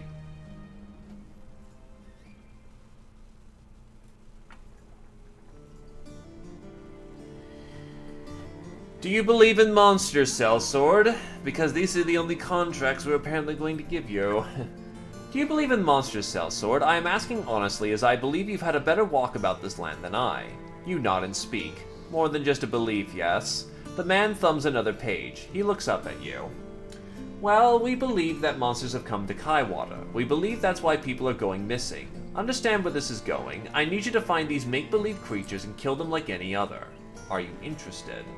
440 crowns! That's, mean. Thankfully, there are bandits. There's been an audacious act of thievery. The despicable brigand stole my lockbox, which is of immeasurable value to me. I implore you to hunt down these thieves and return that item to me. He lowers his voice to an insisting tone. Not only will you get paid handsomely, but you'd also set the worried minds of the good people of Kaiwater to rest. 250 crowns. Much more at our pace, much more at our speed.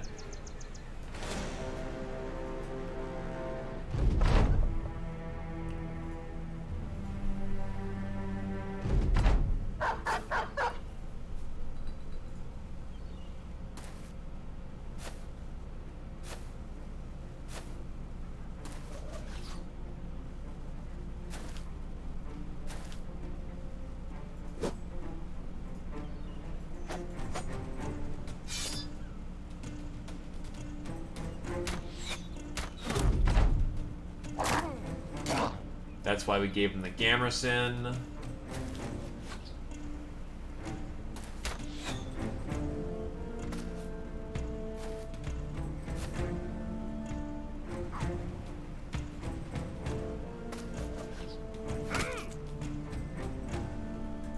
Five on the button. I'd actually be impressed if this didn't suck the big one right now.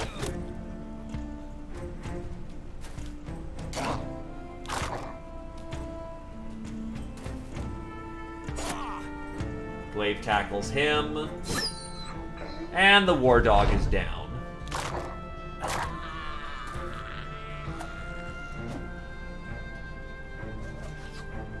It's actually a relief when he tries to puncture because that just will not hit high fat characters.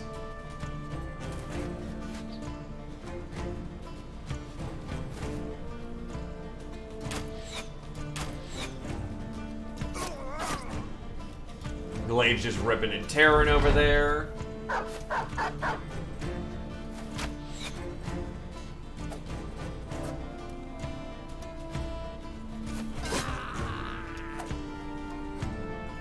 Another thwap.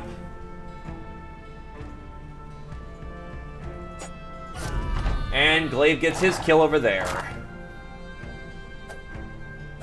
They're trying to stab the dog. Not so hot.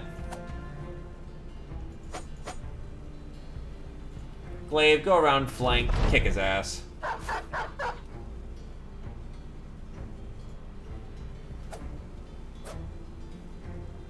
Bert can step up and yoink. Oh, wow.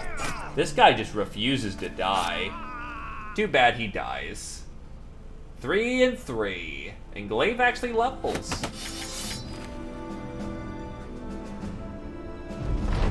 The battle over, you retrieve the lockbox from the wasted clutches of your enemies and prepare a return to Wilbad the Counselor. He'll surely be happy to see of your success.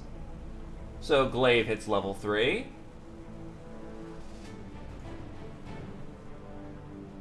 Oh, baby, that health level was needed.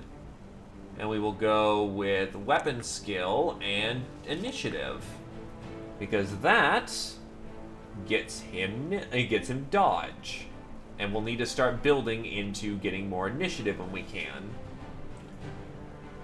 Ragnard gets throwing. He does not have Wind Reader, but throwing is not so inaccurate, so that's not so bad.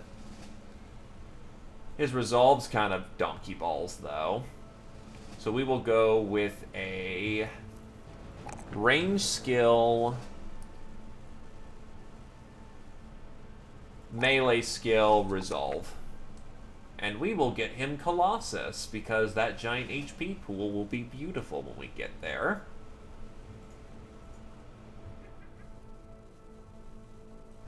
Contract 1 complete. Sellsword, will you sell me word of your success? You take out the artifact and place it on his table. Sure. The man jolts forward in his chair and takes the item away. He turns back to you, calming himself, returning his composure. Good, very good. 250 crowns as promised. He hands over the cash, baby.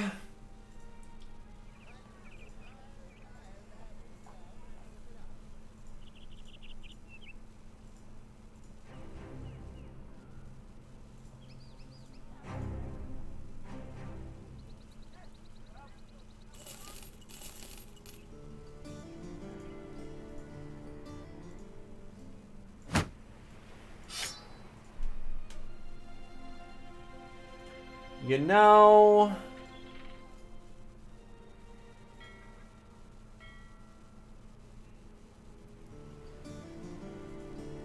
the nobleman slingers are the dangerous ones, but they have a sling staff on top of being on the front line with all slinger perks. Yeah, slingers can be dangerous, but that's something you have to build over a long, long time and the right characters, and I don't know how to do that specifically yet. Please don't let this be anything too nasty. Okay, webnecks 6, and as long as they're not spawning more, we should be fine, which early webnecks don't seem to do that in Legends, so...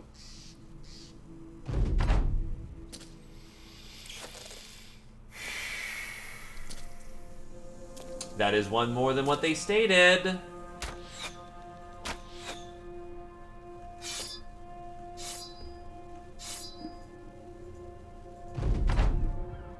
They're spawning more, so I guess the one time I got the webnecks in the previous run, it was a glitch or something. Oh, we are in the land of fucked.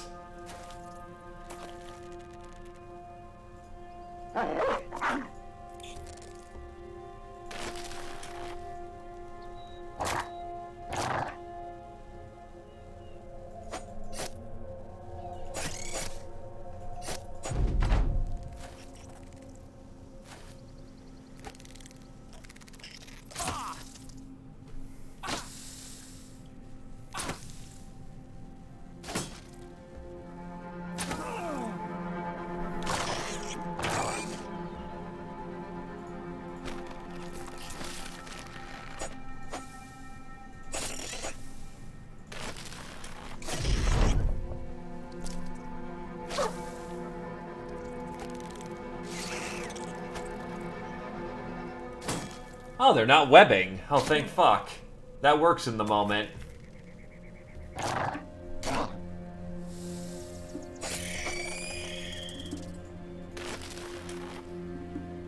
This fat's up to full, unfortunately.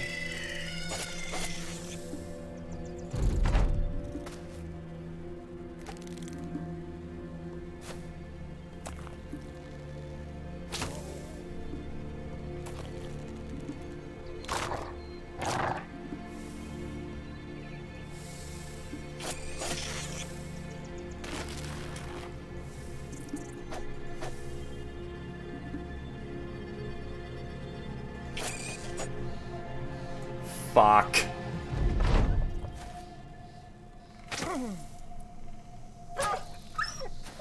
And Doggo did not hold that line. It did like the literal opposite. Nice.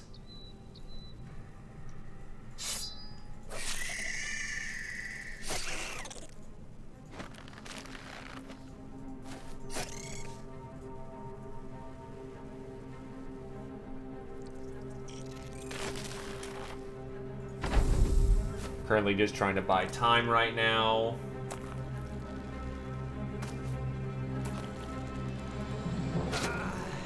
And my ranger is dead again.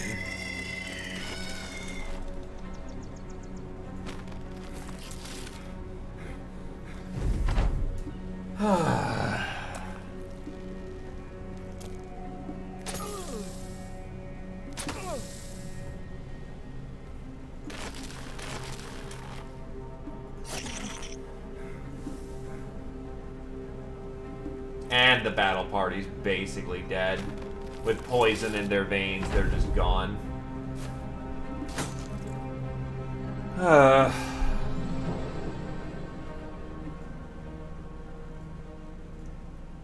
I'll give that a second shot, but I might wipe that too. So I'm pretty sure I can't get away at this point. Nope, I cannot.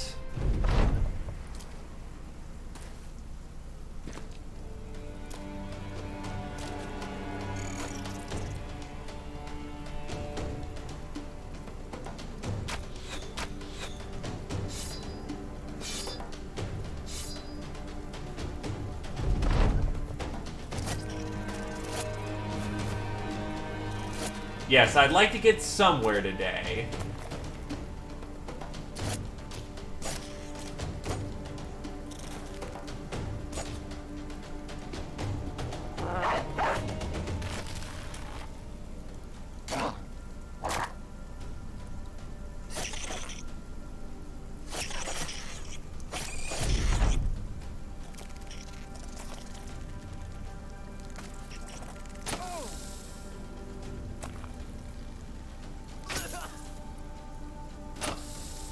Oh, wow, he fucking instant broke. Are you kidding? Well, actually, I now don't want to break him out of those webs since he'll be spending his actions trying to break the webs instead of doing something stupid. As cruel as it sounds, it's better for him to struggle in the webs than anything else.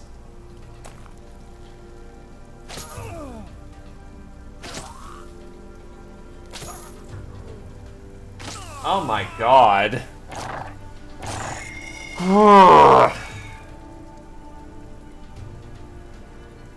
Alright, I guess once, and then if I guess I fuck it up again, that's a wipe, because, again, I thought Legends Webnecks didn't spawn more Webnecks.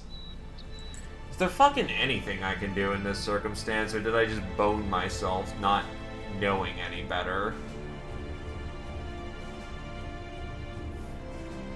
Honestly, with your shooting skill so garbage, maybe a pronger would not be so bad either, just so you can spike over the walls.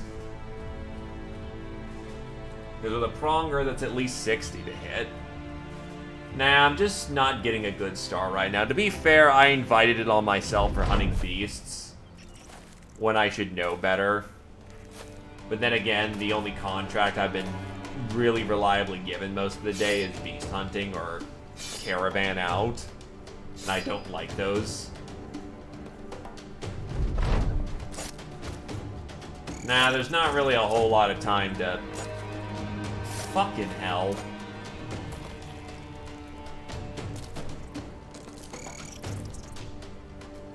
Tactical dog out. Yeah, the problem is that one of my guys is sitting around being actually just useless in the moment, so we needed him to switch out weapons so that he'd be actually useful in the situation. Because this is an all-hands-on-deck situation. Again.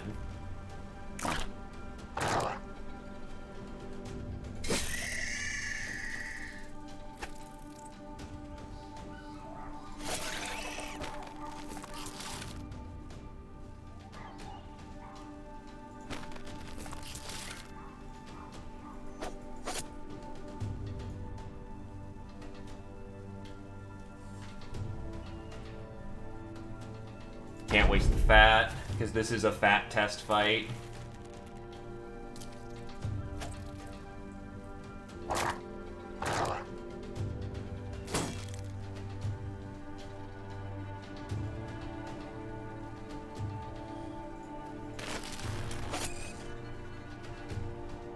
Wait.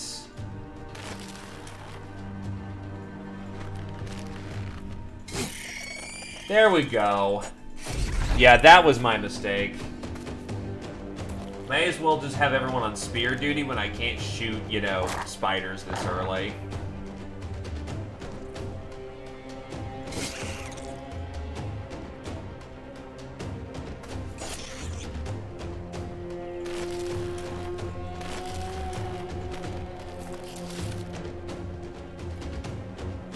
Okay. Yeah, my fault was the tactics.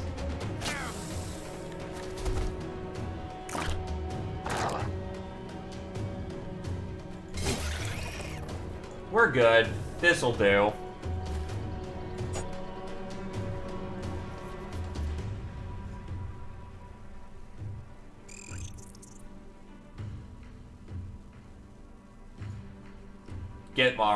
Get Britcan out of the webs.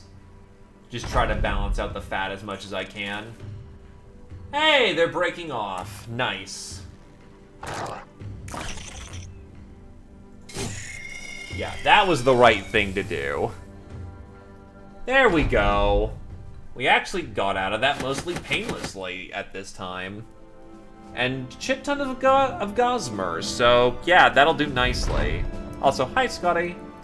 The spiders litter the field like they would the corner of an attic. In death, they look like giant gloves stiffly clasped together. You have the men wrench the legs apart to harvest evidence of the bestial remains. If the coward survives...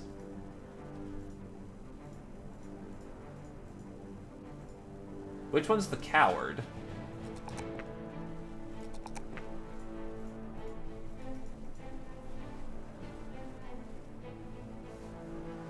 Anyway, bullseye to reduce the aim penalties, and we go with range skill, range defense, and some health. Britcan also leveled up and gets a defensive level. Actually, let's see. That's a minimum melee level, but we need it.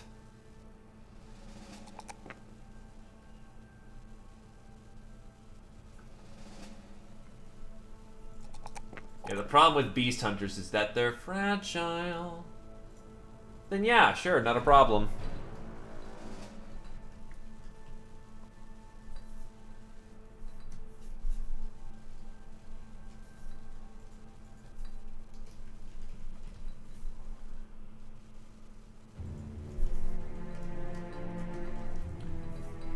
There you go. Anyway, you are going flails. So that means...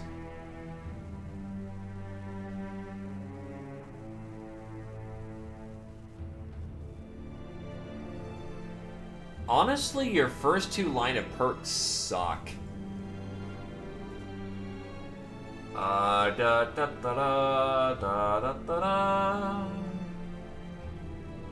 I guess recover, because that's just a really good perk to have no matter who you are.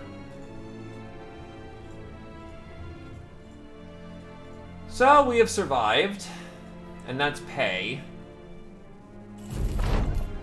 Cats hiss and flee the second you step into Windbad the counselor's room. A few dogs, always the sort for a mystery, run about your legs and sniff the spider carcass. Their noses crinkling and pulling away, but always coming back for more. The townsman is writing notes when he can hardly believe his eyes. He sets his quill pen down. Is that a giant spider? You nod. He smiles and picks up his quill pen back up.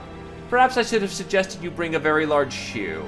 Your payment of crowns is there in the satchel. Go on, take it, it's all there. And you can leave the corpse. I'd like to get a closer look at the creature.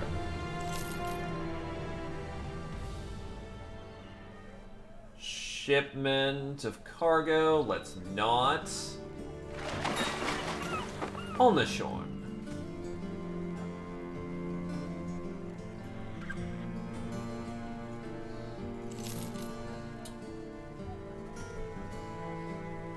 She's not bad.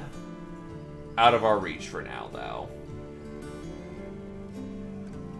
That's not something I want to do. And then bandit work. 250 crowns, but it's work.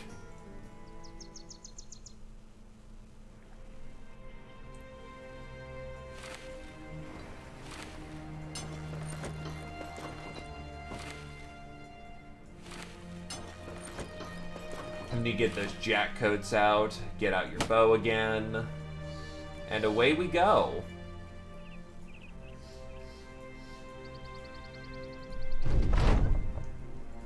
The retinue grows, and they want to get into the swamp. Shit. Oh wait, nope, we're on a field, thank God, thank God.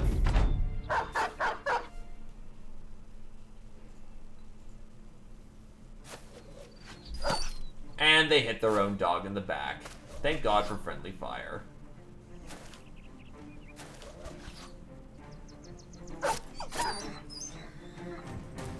Pull back.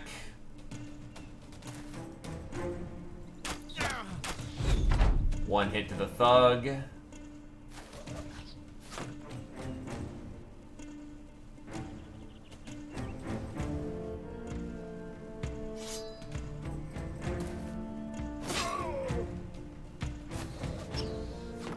It really isn't, except when, you know, they're hitting their own buddies in the back of the head.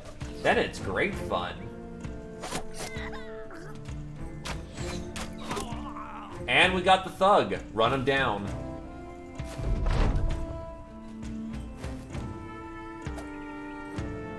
The hell kind of pathfinding was that? 2 hits on the 38 is extremely unlikely, but I'll happily take it.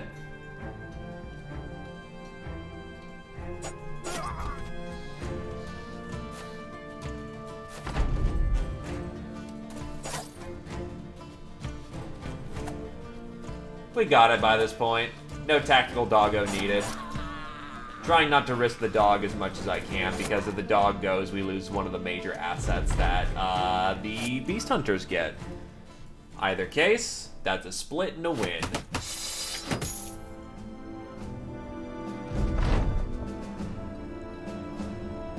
That's the win. Put on a leather cap for Britcan.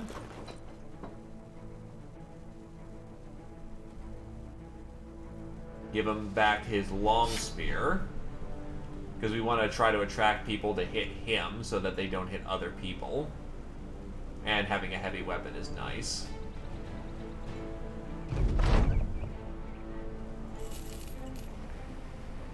Oh, we actually can still buy in town.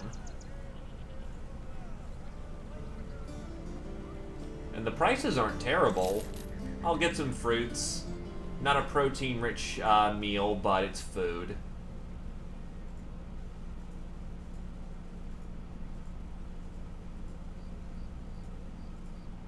Groombach. Caravanning work? Sure. They're having a party, but I need the money. Hey, this caravan's actually going. Looks like there's a town down there.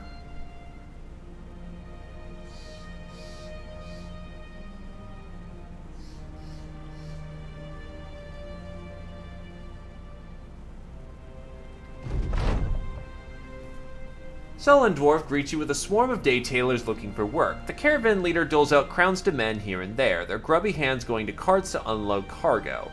When he's finished with the throngs of men, the leader turns to you. He's got a satchel in hand. And this is for you, mercenary. You take it. A few of the day tailors watch the exchange of monies like cats would a dangling mouse. How long are those ribs gonna stay busted?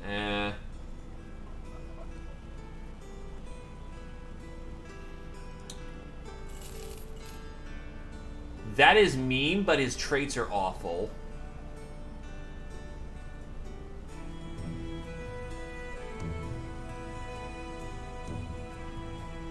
And more caravanning work.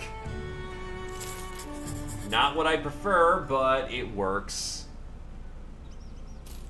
The fact that he can randomly make people suffer morale failures is not good.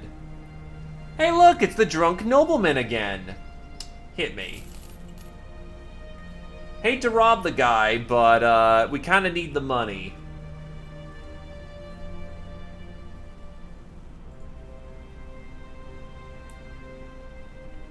Sorry to not raid that, but that's like, we got the same event literally just short of an hour ago, so yeah.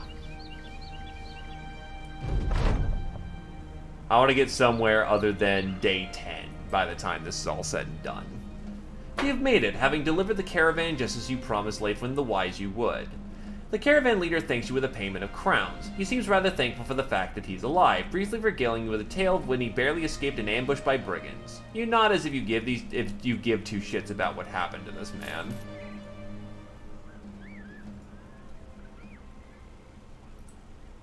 Well, wild woman, not particularly great. Cultist. So that's interesting.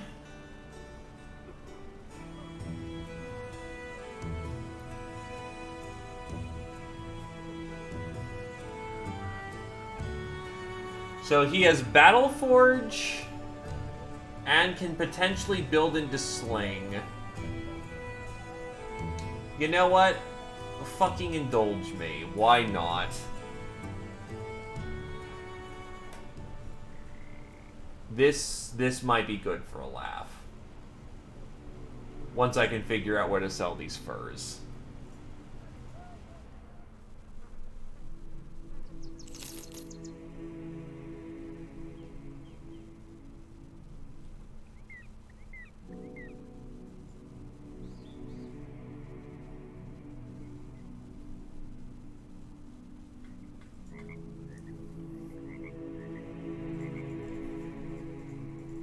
Town glitch.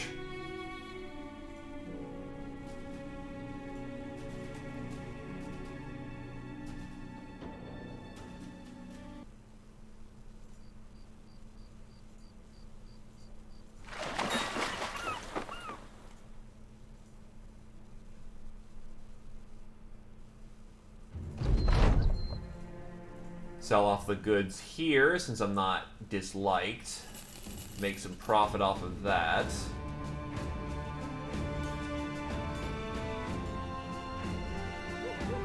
Jesus, she's just covered up in super chain.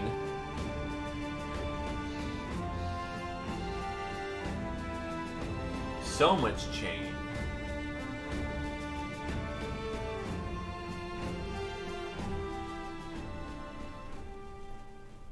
We'll head back to Holmeswalm. What's your work? Go beast hunting. Oh, wait, what? Oh, go fight the the ancient dead. I should have read that more closely, but I'm used to so many beast hunts. That was my bad. Anyway, I also need food.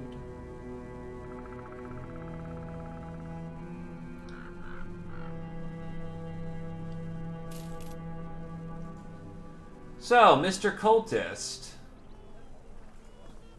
you apparently have the skills to pay the bills. Let's see how you do.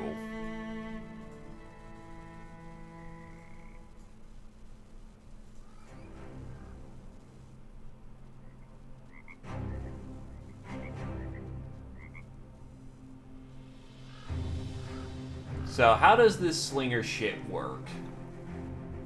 Slinger spins is 12 range skill and 25 armor damage while using a sling. Add another 25 while using a sling staff, but increases AP cost by 1 and fatigue cost by 4. Has flesh mortification.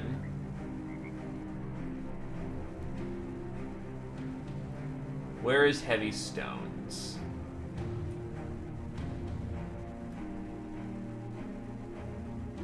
I saw heavy stones in here. I'm not sure what that does. Bloodbath, Headhunter. Oh, heavy rocks. Plus 1530 damage while using a sling staff at range. So basically, with both of these, you add plus 2 AP, which means he can only sling 1 stone around.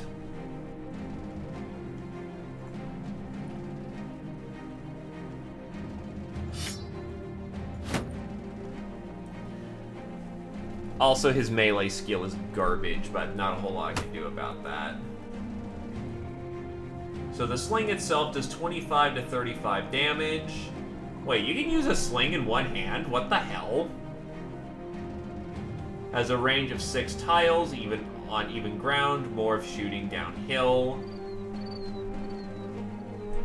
Okay, so let's give this slinging shit a try. Also, Badass is leveled up and is now level 3. True, but you think they would be kind of anal about having a second hand to pick up a stone. Have the second hand be there to reload the thing or something like that. I'm not gonna say no, but it's like, huh. Resolve, range skill, and we'll go with some health for the time being.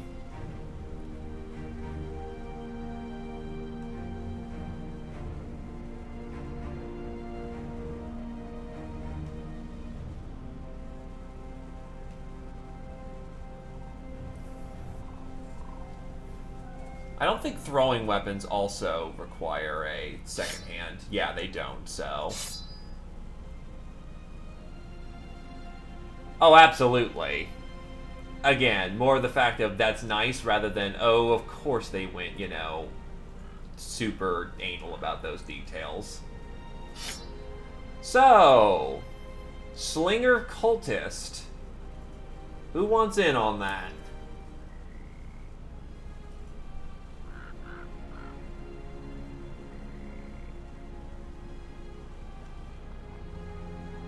We'll go with Backstabber so he has some use in a melee.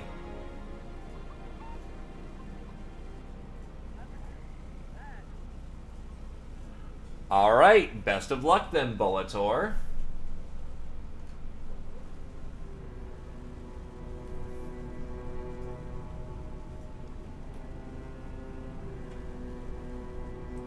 Clearly, having a death cultist on our side is not gonna end in any tragedy whatsoever. Oh yeah, that's right, food. Well, actually, ham's cheap here. Holy shit. Well, apparently the many... Oh, because well supplied.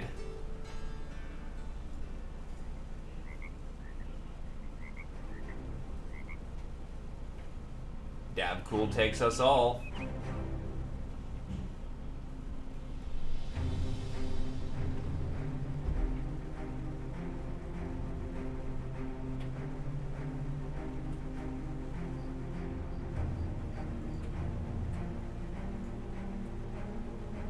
Oh hell yeah! Finally, one of the southern states actually is connected by a water landmark, and he wants us to go do delivery work. Oh, that's okay. I don't have enough to even pay for the day's wages. That's not good. By the power of Gosmer, we're fine.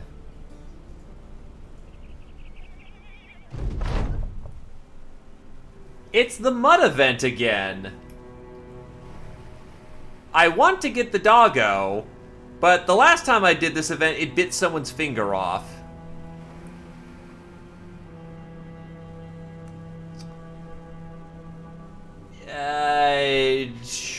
It's extremely unlikely that's going to happen a second time.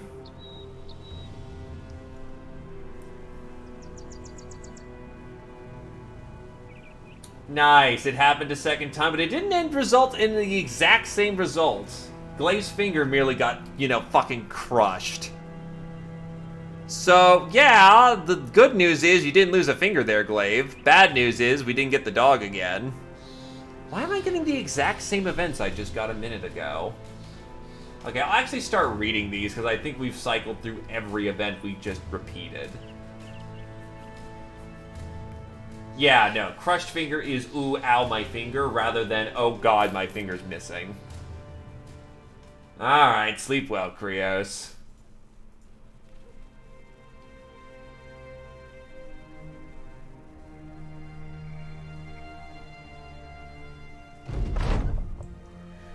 Sellsword, I was sure you weren't gonna make it. I was not sure you were going to make it. You lug up the cargo and hand it over. Oh yeah, why do you say that? The man takes the box and hands it off to a robed man who quickly hurries away with it tucked under an arm. Bertwin the counselor laughs as he hands you a satchel of crowns. The roads are tough these days, are they not? You understand he's making small talk? Anything to get your attention off the cargo you just handed over. Whatever, you got your pay, that's good enough for you. Hey look, another cultist. But yes, we do have a new cultist who is stacked in being able to range, so I'm giving the slinger thing a try. Brigand work. A bird is perched on Sayer the Younger's window. The man, seated, points at it. I wonder if that's how they got in. The brigands, I mean. I think they've snuck out through a window and then right back out. That's how they got away with my golden talisman. The man slowly rises and stalks across the room. He crouches, about ready to pounce on the bird, but the creature scatters before the man so much as can flinch. Damn. He turns to his seat, wiping his hands as though he worked up a sweat during his attempt at aiming an ambush. My task is simple, Sellsword. Bring my property back to me. Kill the brigands too, if you wouldn't mind. And gods be praised indeed. Though actually, I will camp out for the evening. The cultist is actually good at doing medical work, so we're going to get him to patch up Glaive's finger real quick. We'll get someone on medicine gathering duty, someone's on patrol, someone's out on the hunt, and we'll get, I guess, Glaive to scrap up some of this junk that we've got.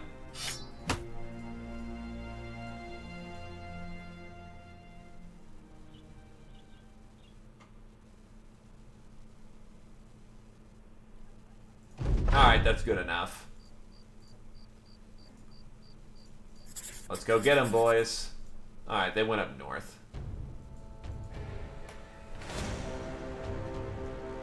Okay, so we're starting to get some real men intertwined with this.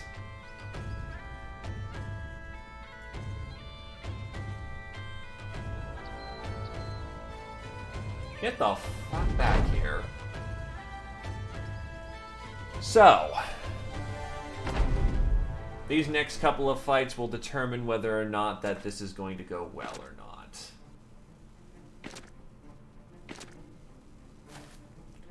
So there's this naked woman running towards us. It didn't end well for her.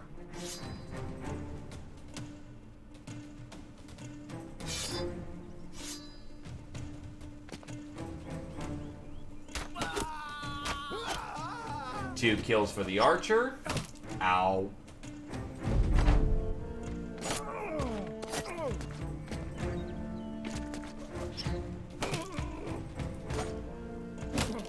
Ow.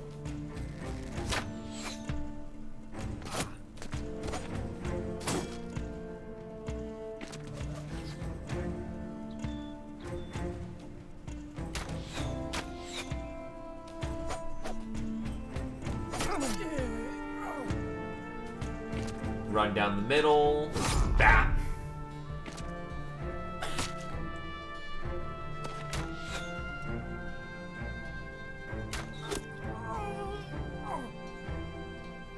Deploy the dog.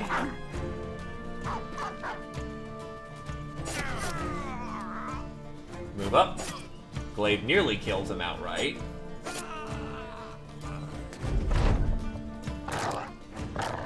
Alright.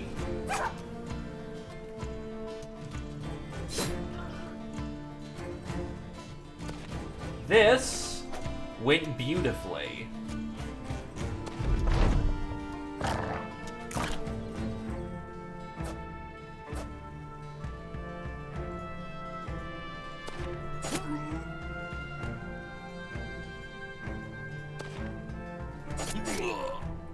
And done. Glaive and Ulrich have leveled up. The battle over, you retrieve the golden talisman from the wasted clutches of your enemies and prepare to return to Sayer the Younger. He'll surely be happy to see of your success.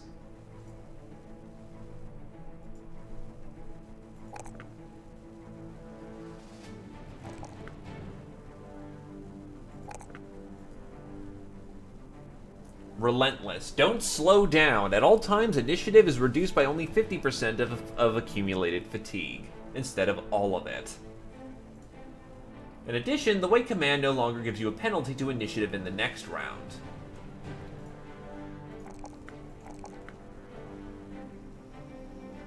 Health. He needs to make sure he doesn't just get shot and die.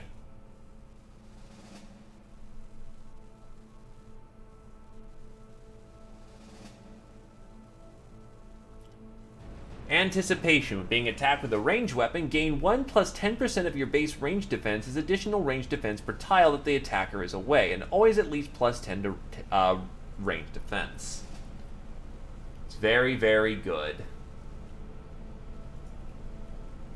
Now let's get back and get paid, because we're almost done with this ambition, and that ambition will allow us to transition nicely into getting our battle standard.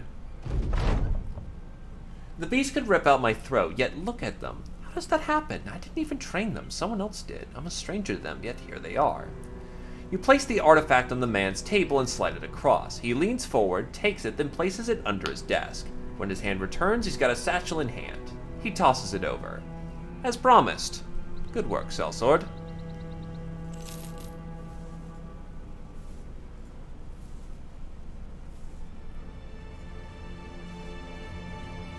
God, where are all the towns in this place? Oh, we're really far south. That explains a thing or two. An Alp hunt. That could get really interesting. Anton the merchant has his head in his hands and turns it side to side. You ask if you should come back at another time. He slams his fist into the table. No, this is the perfect time. The townsfolk have been complaining of strange dreams for days now, and last night a nightmare visited upon me. I can't even make sense of it. I was standing in a field of wheat and I saw shadows passing through the stalks, but they weren't just shadows, they were flattening wheat as they went, and, well, when I woke, I saw the legs of something just as they ran out my door. I mean, we want you to stay the night and see if anything comes for you too. Are you interested? 650 crowns would be a healthy injection of cash, and I will admit that, do I have other range 2 weapons at hand? I feel a bit more confident about my chances if I had that. Does the town offer range 2? It does not.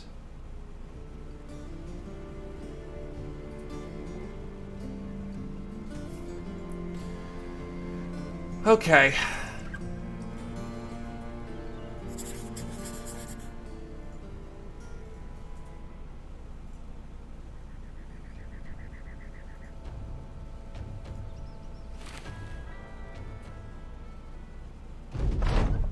Assessing your map by torchlight, you suddenly see a black shape bounding through the darkness. It is a mess of limbs cartwheeling over the earth, flailing forward with unseemly speed. It stalks as low as a snake, yet you hear the choking snarl of someone dying in their sleep. You order the men to arms.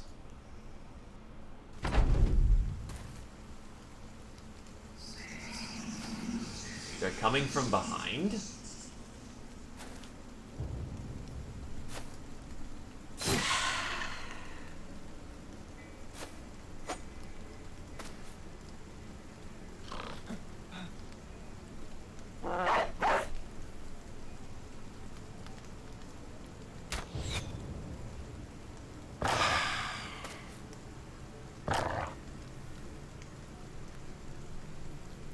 They changed them back to how they used to be. And yes, I remember specifically what you're talking about. They were fucking assholes. Base game, they're switched back how they used to be.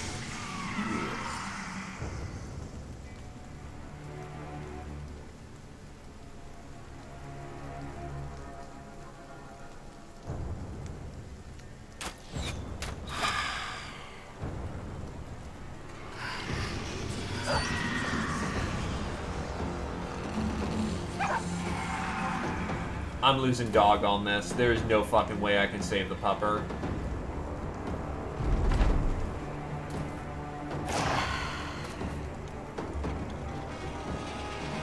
No. Back in the old days, like, back when I played Battle Brothers for the first time, Alps fought in a completely different way. What they would do is that they would, summon shadowy beings, and then they would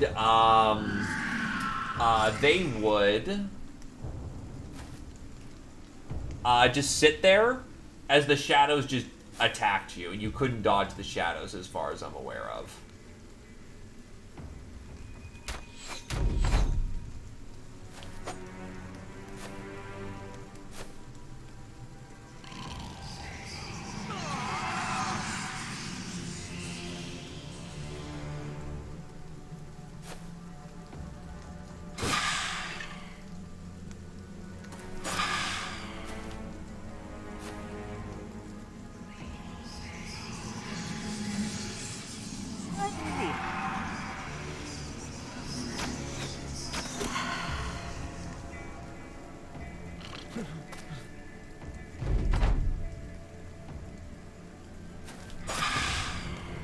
To put it bluntly, a dead doggo is not a dead brother.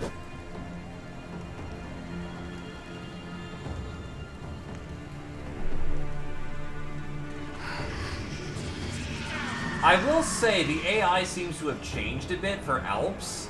They don't fucking target... They don't specifically target people anymore.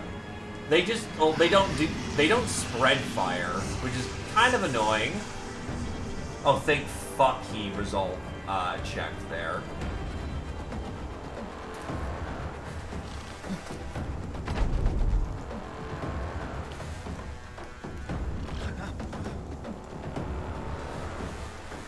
Their weakness is range weapons.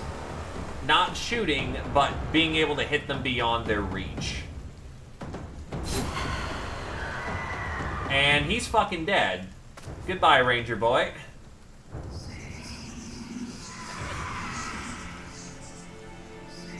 Oh, that's only a strike down. Oh, are you fucking kidding? Everyone's asleep right now?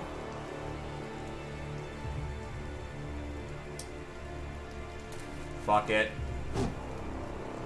People are gonna take hits.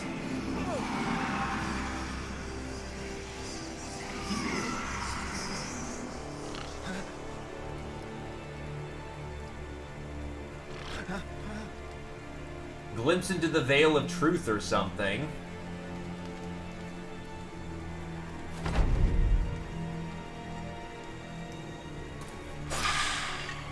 Please fuck off with these spawns.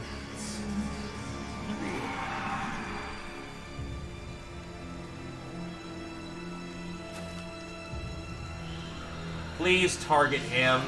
Okay, cool. Because, yeah, these guys don't scatter as they once did. It's getting kind of annoying. Are you fucking taking the piss? Are you fucking taking the piss? So, Bolator may be just dead. Yup, he's dead. Nice, nice, nice. Fucking hell, what's up with these goddamn spawns?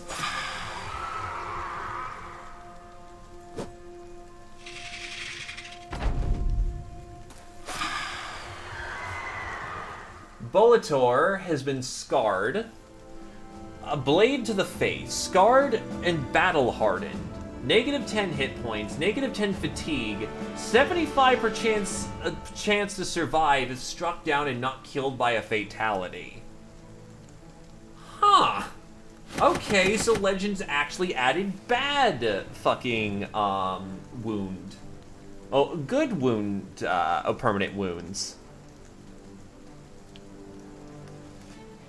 That actually... okay.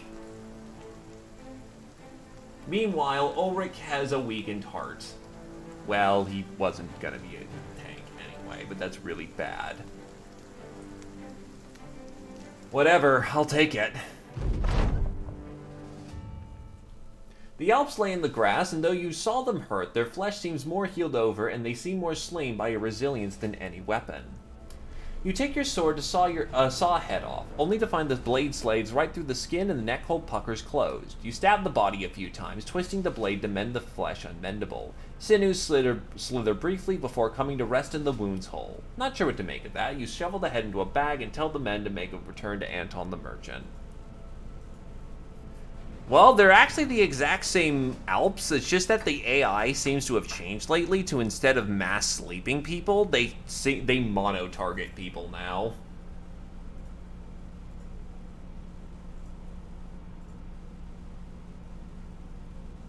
Maybe I just don't have enough people.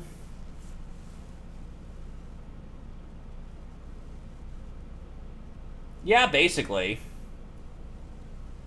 He just will keep accumulating permanent wounds.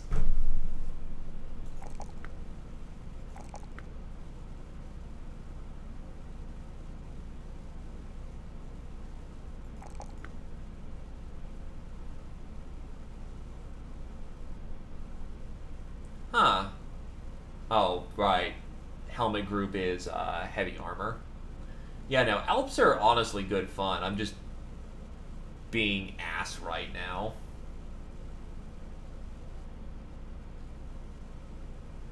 And there's no fucking perk group right now that really helps build in the flails.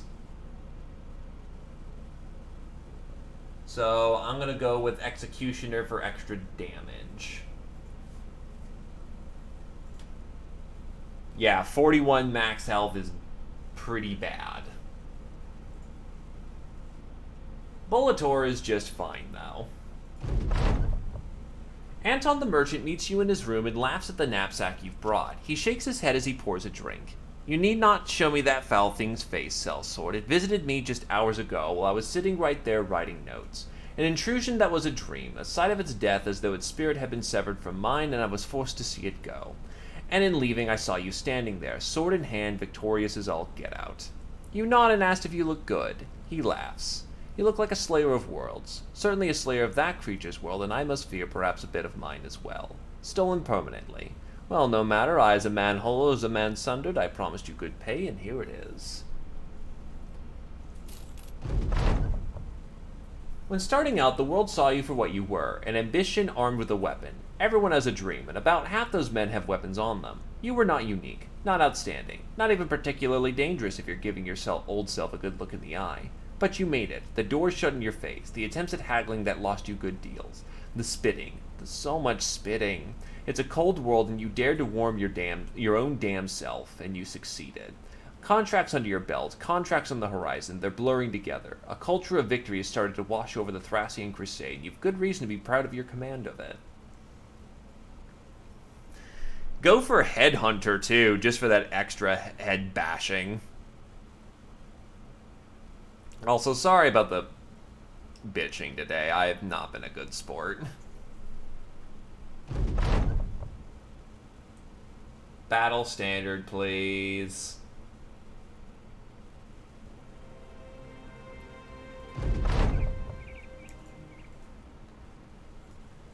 Okay. Speaking of, Killer on the Run. He's asthmatic, so disqualified as hell.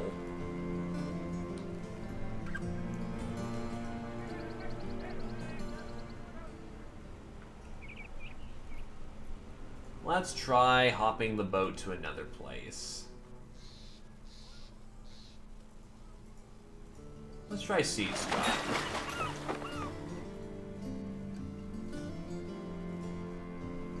Hi, Swordmaster. Hi there, Mr. Cultist. No muscularity, so not much to you. I need to start looking for a replacement shooter because, well, one, more range power, and two, my guy's gonna die when someone sneezes on him. You know, caravan work, please. Delivery work. Day east by road. Let's get moved. Damn it.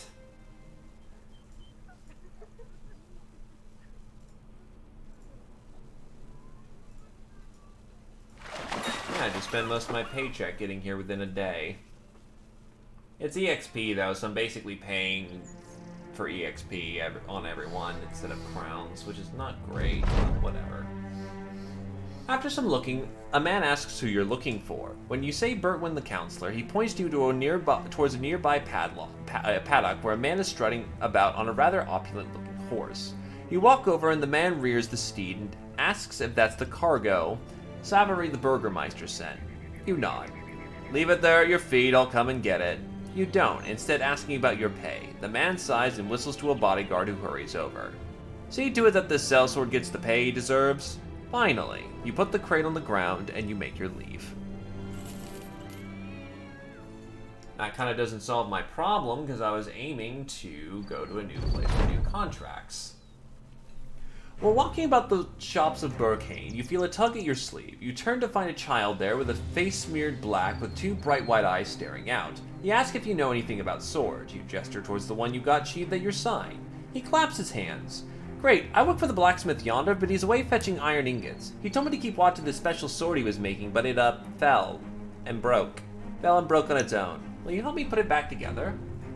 Someone help the kid out. Bulletor the Fanatic is fetched to go help the kid. He helps place the sword's handle and steel together, and the kid works his magic on his own, easily mending the sword back into one piece. You're amazed by his skill and wonder how good the blacksmith himself must be if this is his apprentice. After the work is done, the boy offers to fix some weapons for the Thrashing Crusade, which you happily accept. Nice work. Hey look, we didn't name the kid this time. That's an achievement. Ah, there's a town right here, off the beaten track.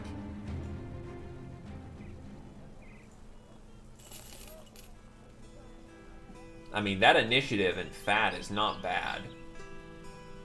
But he's in contradiction with himself. He either has lots of fat, or he has lots of initiative.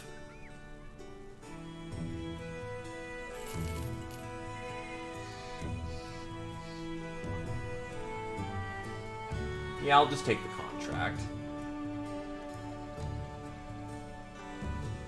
Enough that I'm not willing to waste money trying to figure it out.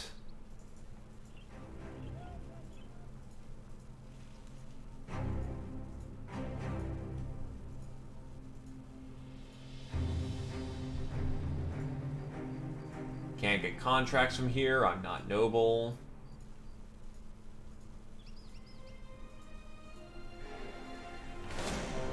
A battle group of 3 brigands. Well, I need something to do, so... Get back here.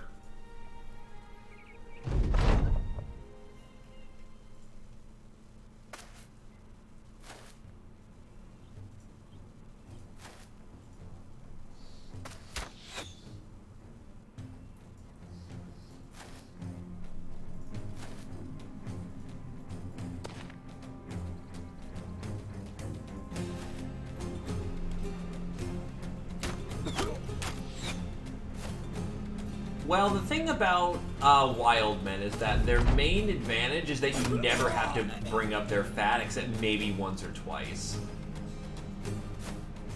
They're just fatigue monsters. Which makes sense. All they do all day is run around in the wild. Like, gee, what do you think's gonna happen?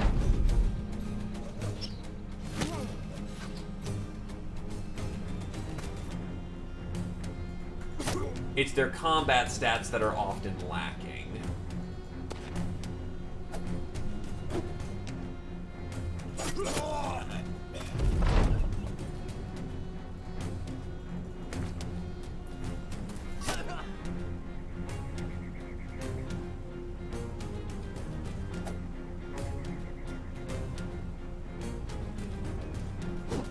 Survival demands a wide diversity of skills.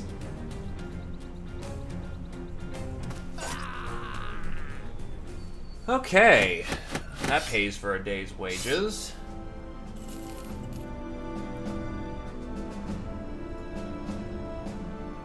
Give them dodge, build into initiative, they'll be great.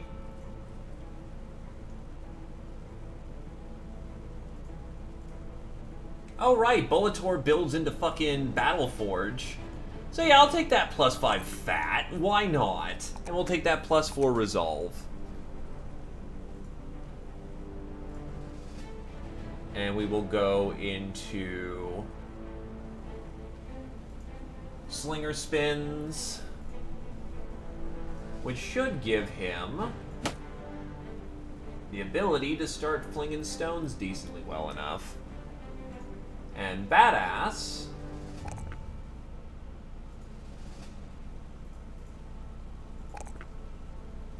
does not build into Battleforge, but I probably want a little bit more fat in this level. So, wait, does he have dodge? He does not. So, mostly range level.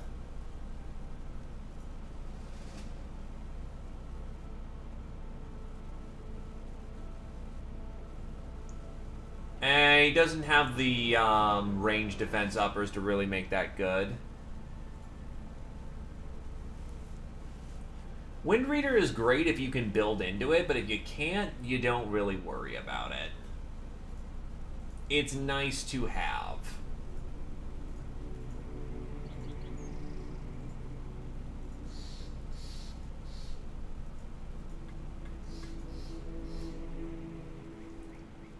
Roberg. And everyone's too expensive there.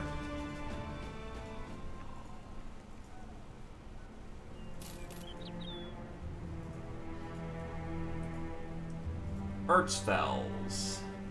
There's some work here. There's a lot of stuff, yeah, and again, I'm doing a bad job showcasing it.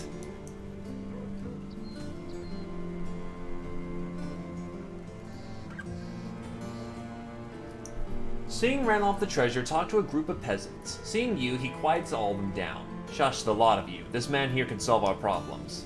The townsfolk takes you aside. Sellsword, we have a bit of a problem. There's a relic I need finding, something by the name of the Seal of the Sun. I don't really give a old god's damned about it, but these people worship it for spring rains and winter shelter. Naturally, it's gone missing. Whatever reason folks think it's gone off to place by the name of Ervard's Watch all on its own. Nobody will go there, but you will, yes? For the right price, of course. So that's Ancient Dead. And this is cemetery work. Dirk the Younger settles down into his chair, laughing to himself as he does it. Don't be alarmed, Sellsword, but they say ghosts are afoot. Yes, the local peasants are poisoning my mornings with constant talk of ghosts and goblins. They say that these supposed creatures are turning the cemetery upside down, raiding graves to enlarge their army, or some such nonsense. Obviously, just the work of some spade-wielding men intent on robbing graves for jewelry. I've seen it before. He looks down at his hands, briefly chuckling. Anyway, I can't let it rest because the peasants won't get off my back about it. So, to ease them, there's you. I need you to go to the cemetery and clout any troublemakers you find. How you do that is up to you, but I'll go ahead and suggest a good steal if you know what I mean. Alright, so what do I have to fight the Ancient Dead? Cleavers aren't particularly useful, but does this have Smash? It does have Smash.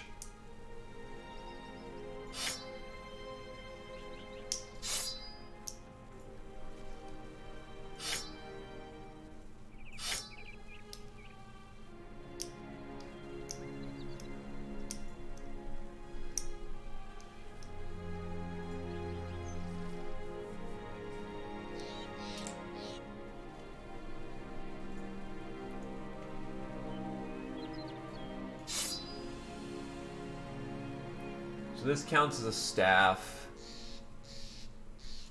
Glaive gets a hammer. Pull you in the back and pull out your sling staff.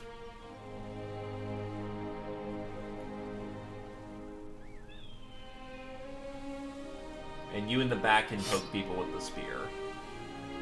That should be a good enough lineup to go poke whatever the hell is with the Ancient Dead. And if they've got something like actual mainline legionaries, we get the fuck out.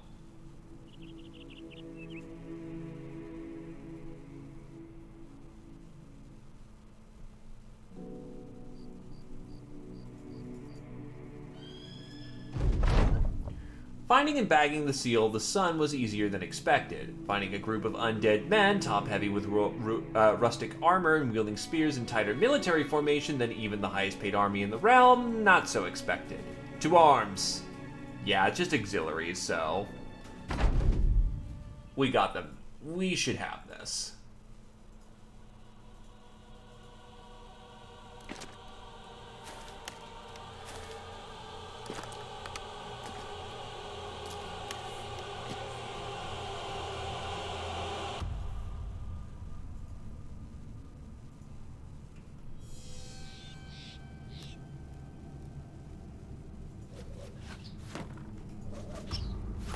Oh, so that does not count as a blunt weapon. That's a problem. Okay.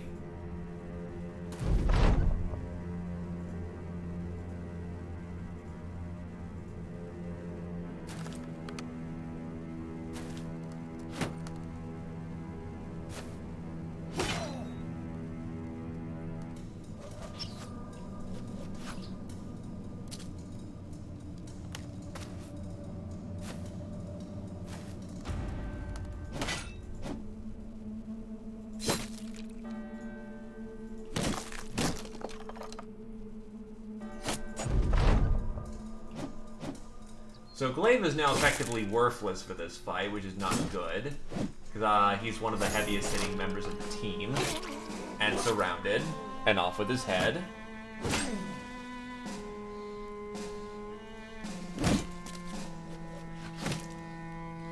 So now that I know that ranged weapons of all kinds are just garbage, rather than just the one... you know what, I'll give that a second shot, because that kind of was a major crux of what I was planning to do. Ah yes, these stones, these heavy stones. It does not seem to work on the enemy. Nice. Okay then. If that doesn't end up working...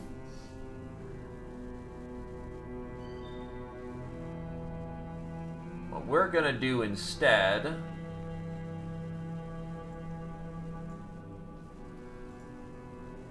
go with shield. Also, that axe works for shit.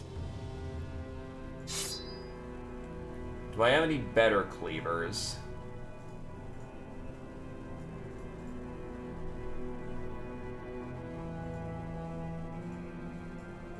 Because the problem is...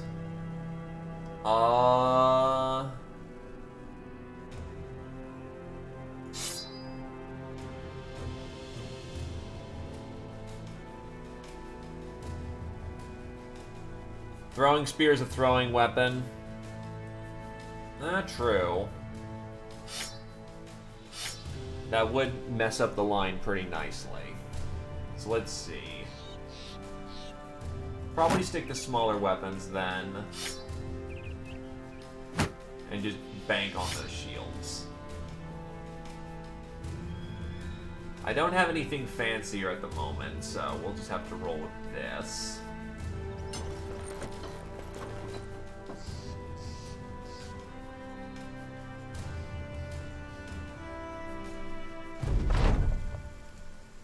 That is very true.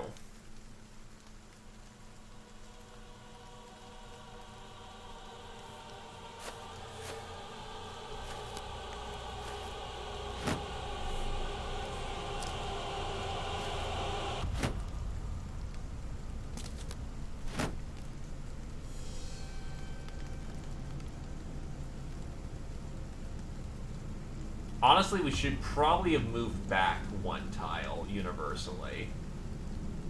Wait, 100 chance to hit? Huh.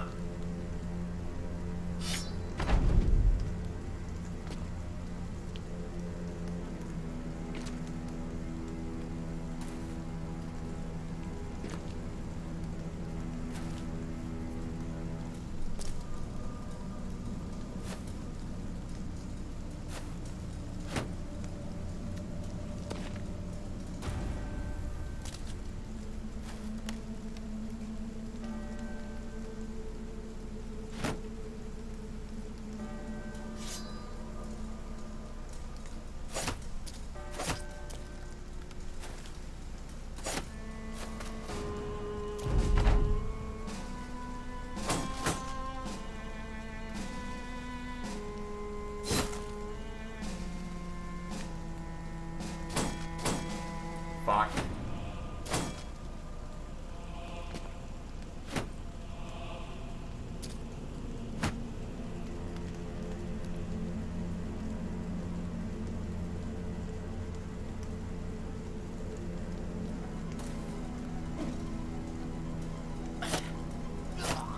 And Volator is already broken, so he's dead.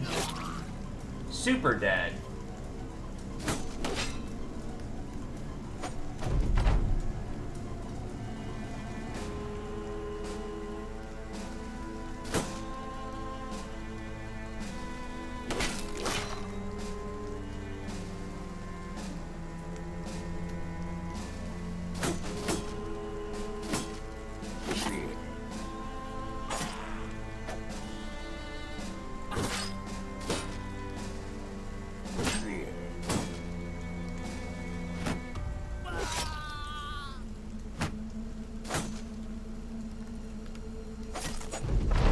Why is my accuracy so bad? Unless that they've made it so that it's not damage anymore that's affected, it's hit rate. If that's the case, that's a fucking stealth change.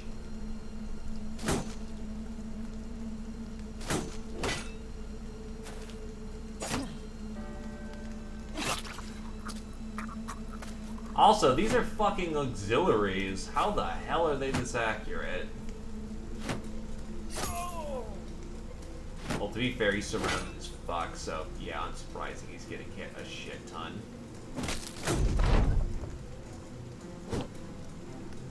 Why are our hit rates so bad?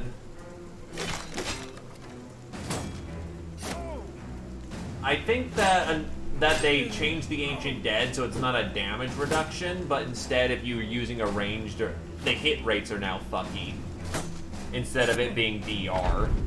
This is on top of the fact that they already have they have terror on their attack now.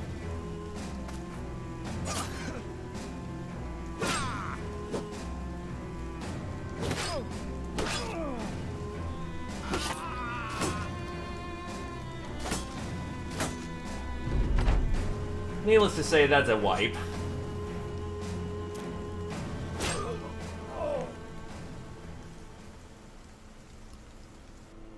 Oh no, they've absolutely gone into the...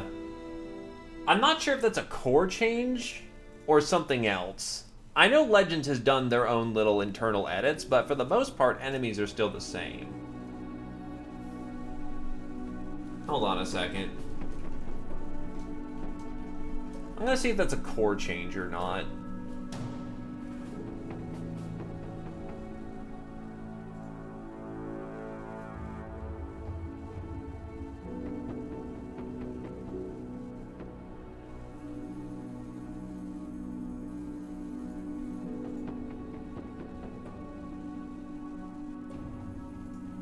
That might be a Legends change then.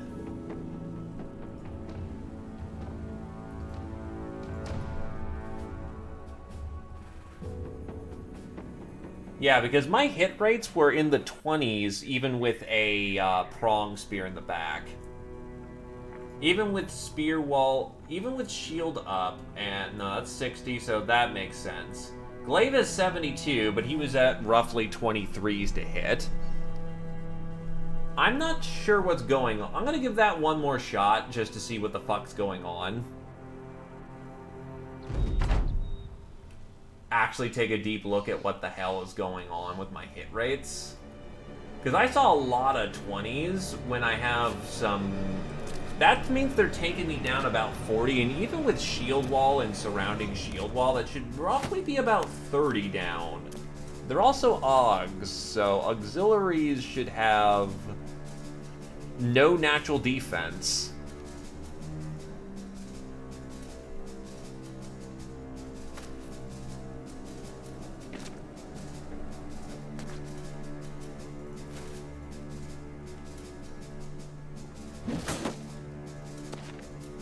Did not break the shield, unfortunately.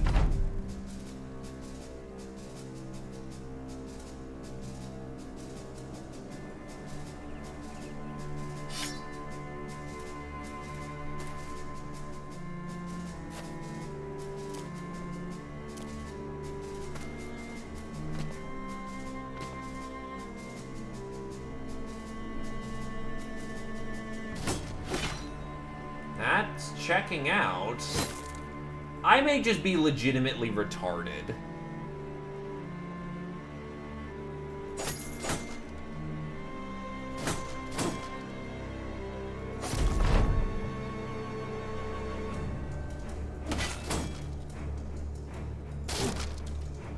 That broke his shield.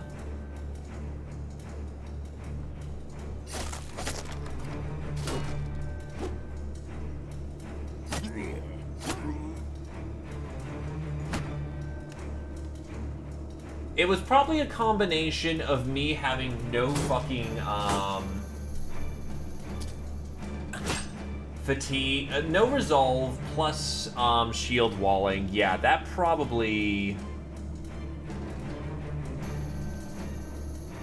They do have shield expert. That's core.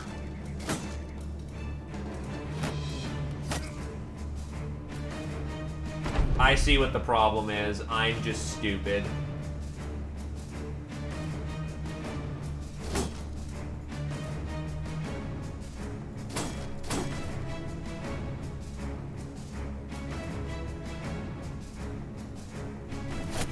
This is entirely fair.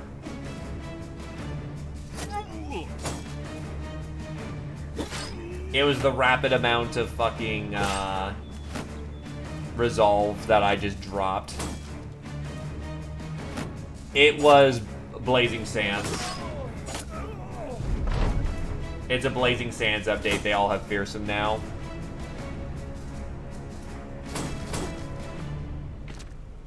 So now I'm just bitching and not being a good sport as I usually was, so sorry about that. So this is less of a Ancient Dead got the buff and more of a Ian's just fucking bad.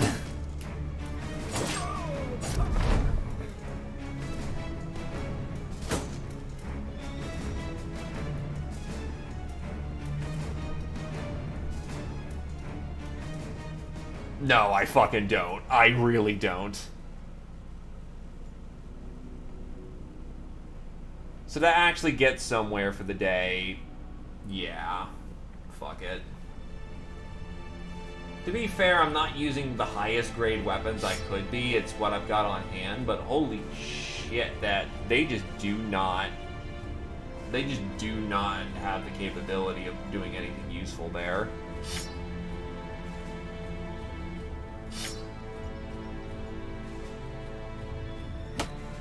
Usually Ancient Dead aren't that hard on, so...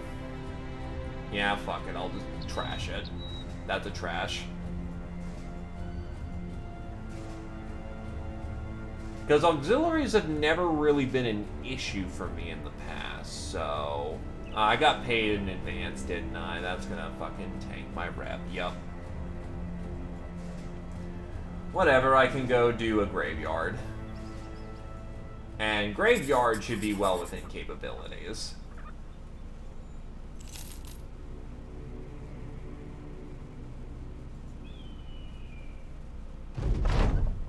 Not Cherers. Okay. You hear the shrill scream and quickly turn the corner of the mausoleum to find a Notchair driving his teeth into the nape of a man's neck. The beast, blood filling his mouth so much as to pour from his nostrils, only glances up at you. Small notchers surround it, stepping away to see that their next meal doesn't get away. No, it's notchers. No, you have to fight them. Also, hello, I tried a thing. I am by no means skilled with a guitar. And I forgot to put on a bow. Whatever, this still works as a setup. Oh wait, but Brickhand now is a hammer. That's not good. But we can still make this work.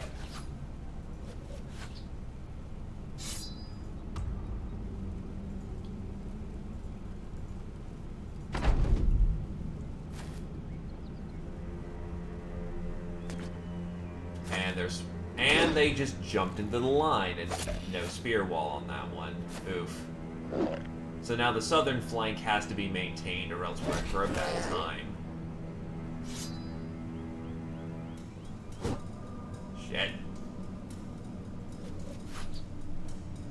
Also, holy shit, 15 fata throw? That's nasty.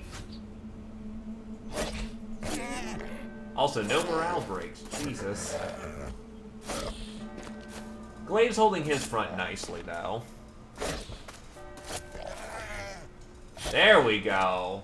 The south may have not have had much luck in spear walling, but the north, fucking look at him go. No, they are basically gray ghoulish creatures that devour the living. In the literal sense. Shit. Stomp on it.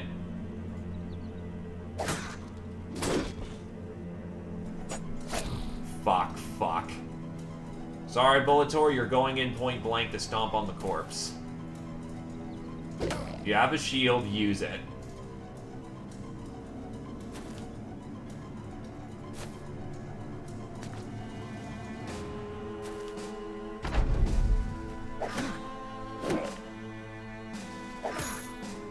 Brick Can's getting shit canned.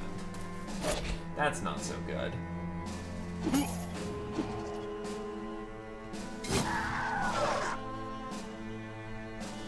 Right, you have no weapon.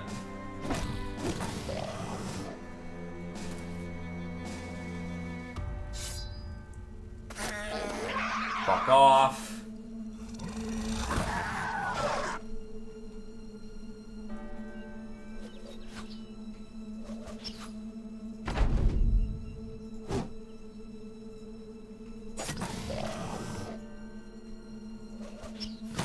There we go. Finally nailed someone with the sling. Okay, they're gone. That worked. There we go. Crowns and bits to sell.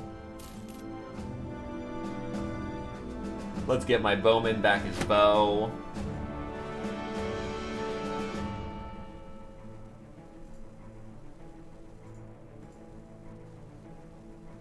Get the big spear out.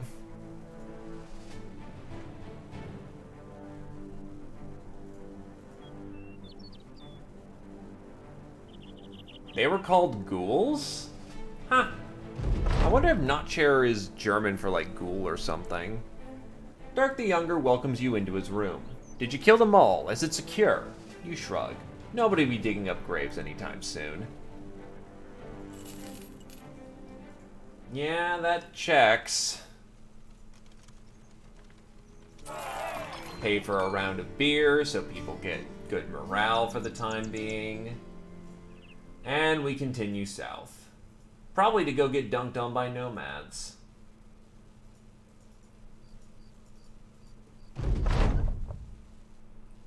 Oh, hello. Well, on the path, you come across a man sitting besides the path. He's clad in some beaten armor, and there's an even more beaten weapon in his lap. He regards you with the limpest of waves. Evening. If you ain't sell swords, then I never set my pa's pants afire. That seems an interesting tale in and of itself, but you instead ask the man what he's doing in the middle of the road. More important, you ask this rather able-bodied fellow if he's looking for work. A job? No, I don't need one. I already done that sellsword bit, and I'm done with it. You know what? Here. He starts undoing his armor and throws it on the ground before you. Take it. I have no need for that life anymore. Take the weapon, too. I'm leaving all this shit behind. You should, too, but I know you won't. Not before it's too late, anyway. I'm walking the earth till my feet are grounded in nubs. As for yourself, Godspeed. And just like that, the stranger goes. Arming sword this early's really nice.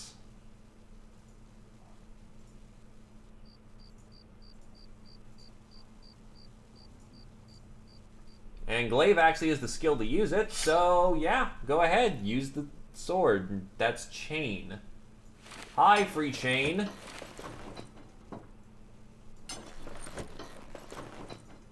That's a little bit of extra weight on our dudes.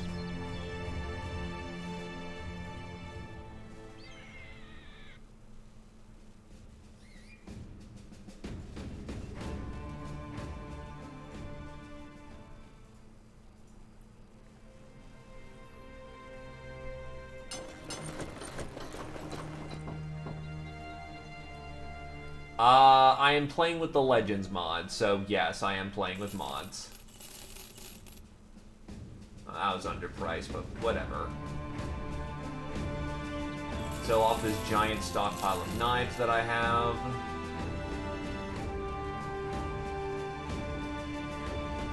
Oh yeah, I also have the Stronghold mod. Get some padded Gamersons. I'll go with a white Gamerson. Glaive the silver, after all.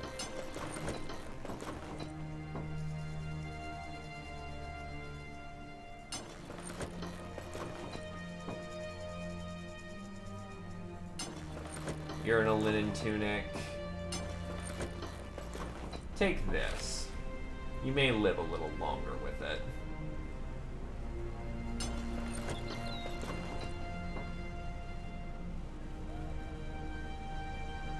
Yeah, tryout mods are fantastic. And should be essential, honestly.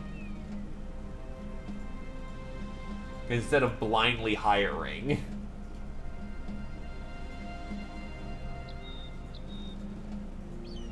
Okay. There is a beast of the south running around here. What are they hunting? Serpents. Nah, they got it already.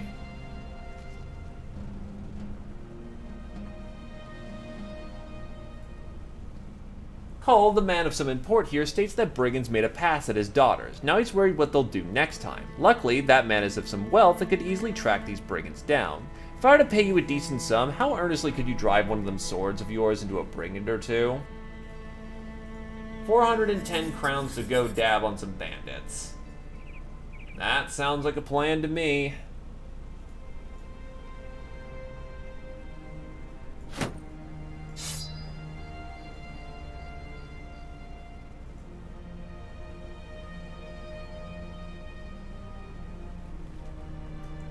Thugs, war dog, rabble, poachers. We'll wait until the morning because we can actually take advantage of range power. Let's get them. That is an incredibly rude setup.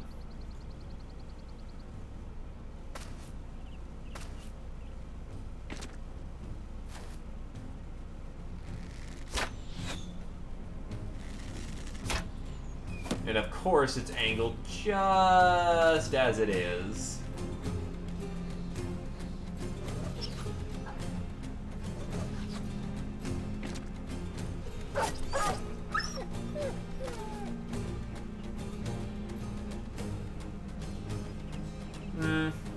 Bring him in.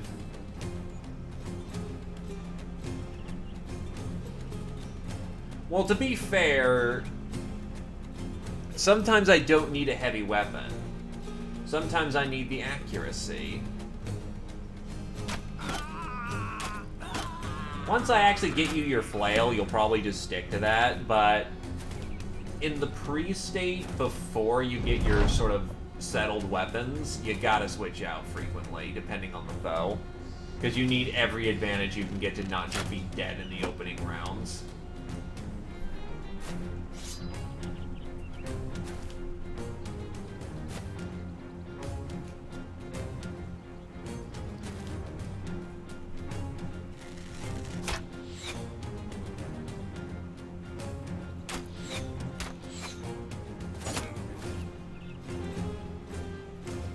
1 and 2.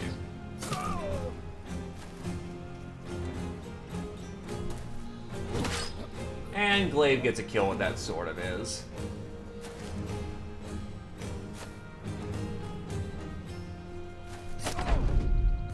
Because having 72 weapon skill at this point in the game is pretty fucking great. Thanks, Pragmatic.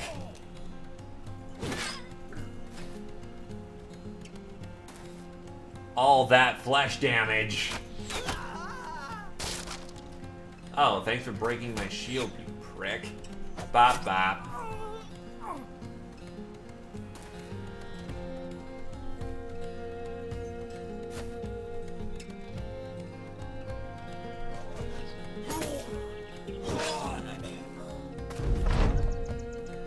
And Glaive is also incredibly fast. Take a bit of a risky move, and now those guys can't run. Backup's coming around. He wants to run, but, oh, yeah, that probably would stop us.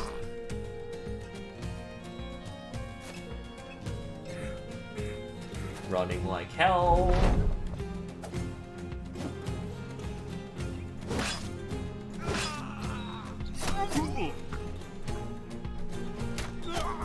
And they're gone. Clean sweep. Yeah, and he has to live with his face looking like it saw the business end of it. Ooh, cheese.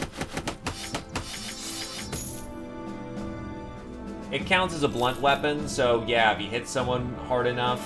But to be fair, that's also rabble who have no armor. We're gonna need a sling staff before this gets any good. Bullseye, and then we will go with slinging. Heavy armor, and then that range defense is actually very high for his level for that roll, so we'll take it.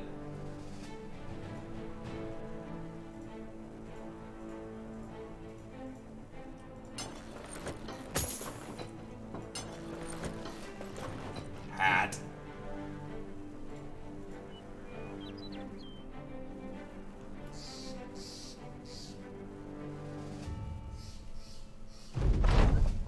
I take it by your return the brigands are dead. You nod. The man heaves the satchel your way. You tell him you could be lying. Ludbad the counselor shrugs. Could be, but word travels fast for those who bite the hands that feed. Good work, sellsword. Unless you're lying, of course. Then I'll come find you.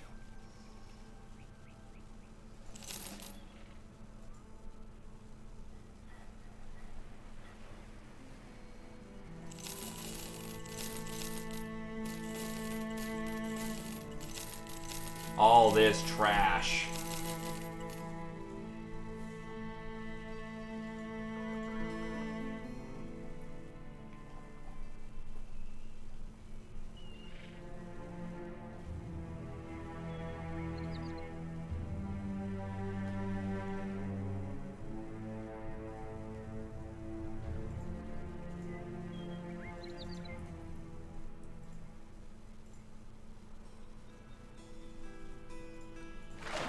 Haven has some work. Bulletor the Fanatic comes along with a small boy racing at his side. When they get to you, the pair talk at the same time, stop, then start again. You hold your hand up and then point to the little boy who immediately says that Frank the Steward wishes to see you. You then point to the battle brother who says a local bitch has birthed puppies and maybe the Thracian Crusade could take one. Pursing your lips, you tell the boy to take you to his master who's already found waiting for you. Monster hunting. I think we can handle it at this point, but we should be careful. My favorite base start, Northern Raiders is fun as a theme. Beast Slayers is good. I think the one I played was, yeah, Beast Slayers, because the other ones kind of have some pretty bad starts. Like, the Peasants Crusade is hilarious, but it locks off a lot of good people, and I don't usually play Battle Brothers with mountains of bodies. Now, the fact I dropped Legend of the Noble start was the fact of the commander unit is bad. He is like I think they buffed him a bit since then, but he has sub 40 health. And he also has drunkard. Frank the steward's looking out his window. When you find him, there's a goblet in his hand, and there's nothing but silence outside. He turns to you, almost somber. When you came here, did you realize how quiet it was? You remarked that you did, but you're a sellsword who looks the part. It's just what you're accustomed to. Frank the steward nods and takes a drink. Of course. Unfortunately, it's not that people are afraid of you. Not this time. We've had people being attacked these past weeks. Beasts of some sort are on the loose. We know not what they are, but only who they take. We've pleaded with our lord, of course, but he's done nothing to help us. His next drink is a long one. When he finishes, he turns to you, empty cup in hand. Would you go hunt these monsters down? Please, sellsword, help us. 390. Okay, so here's the plan. The thing is that the core men of the start are still good. The problem is I'm not willing to RNGesus as much, or I'm trying not to. And he can easily get sniped. And if he gets sniped, well, shit, there goes your run. Spear in the back. His men are quite capable, and I get the point. The nobleman is not supposed to be this. He's supposed to be a commander type. He's not supposed to be a badass. But that still sucks. Oh, hey, look, they're all not chairs. Let's go. Now, with 10 of them on the field, that's not so great, because they absolutely can just overwhelm us, and they will get bodies devoured.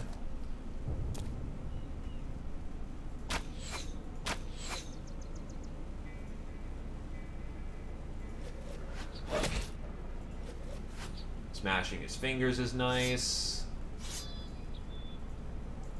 Thankfully, I have a sword. Notchers hate swords because they have all flesh damage. Spears are also good at doing flesh damage too. They're just kind of on the weaker side of weapons by the volition of what they are.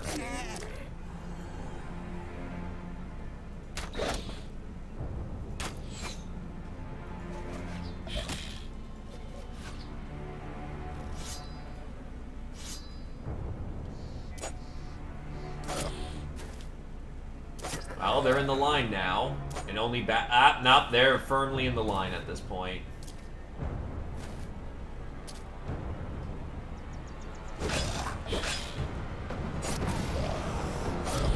That's not good.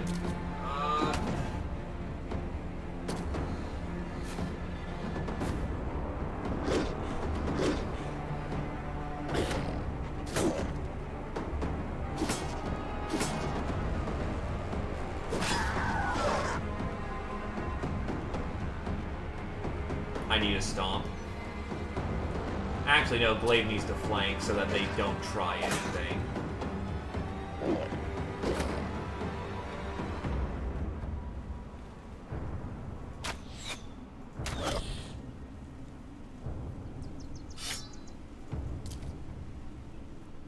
That's a lot of morale breaks, which is very good. Oh yeah, look at all those morale breaks. We got this one in the bag. Thankfully, Notchers are fucking cowards. They're more concerned about the hunger that they're facing rather than actually fighting as a cohesive unit.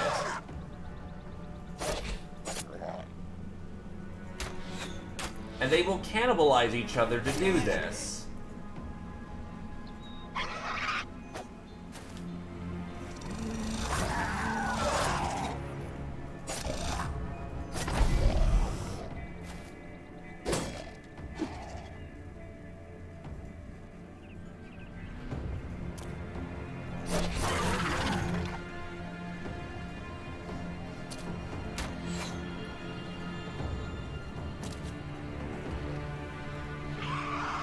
Alright, we've got something working here.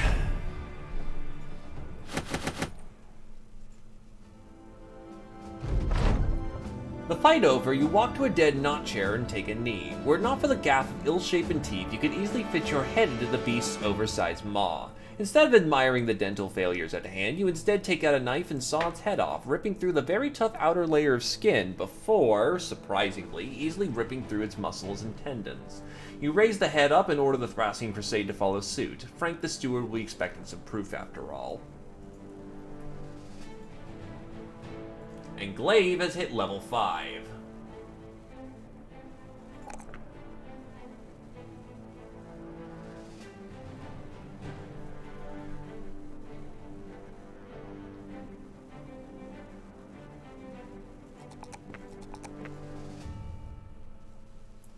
So, Glaive, if you are still around, you have your option of spear. Well, technically, you could go polearms. I notice you have polearms. Spear, polearm, hammer, cleaver. What are you in the mood for?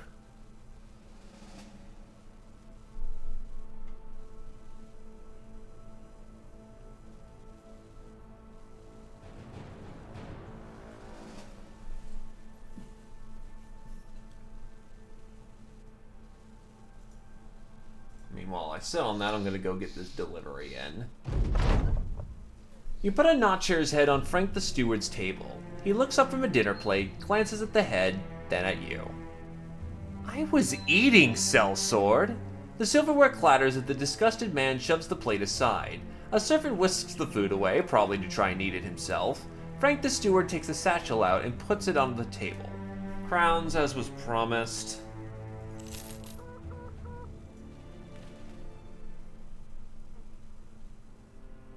Glaive's around. He's just a slippery lad, probably still addicted to Stellaris. A very good game, might I add.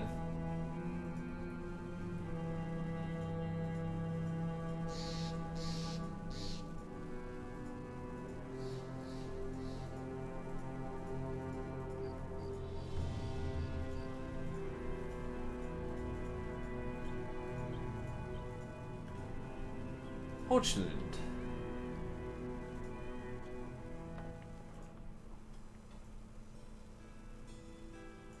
Let's see, Night Owl Elixir. I can make a trophy necklace.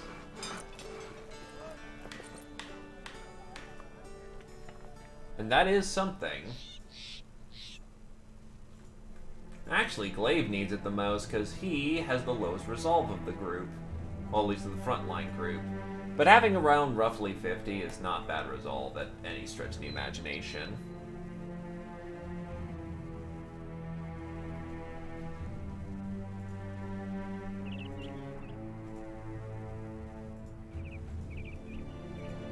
That gets us to Seed Wall then.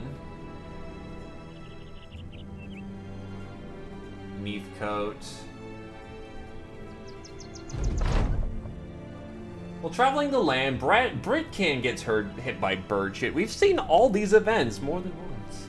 It hits his sword hand and splashes crosswise all over his armor. His arms go wide like chicken wings as he looks at the damage. Bloody hell, just my luck. Yeah, don't dwell on it and let's get going. Britkin nods. Of course, just ruined my day, that's all.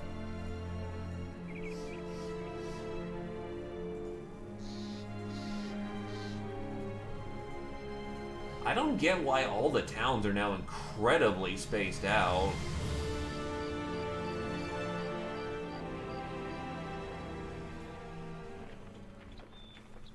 Bloody hell. Bassnet, Barbette.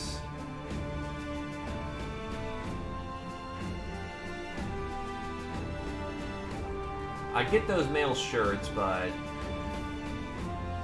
people don't particularly like me, so selling my valuables here is not the best thing to do.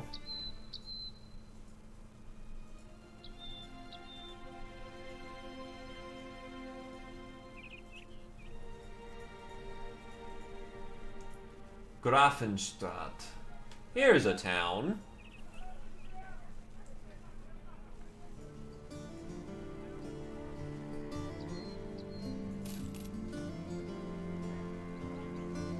Fatality is talented. It's not awful. He's got nimble. Well, he probably should have dodge.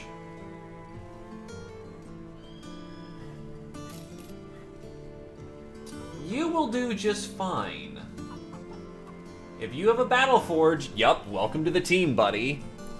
Apprentice, who is basically going armor knight. Has access to swords, hammers, axes, polearms, all that good stuff.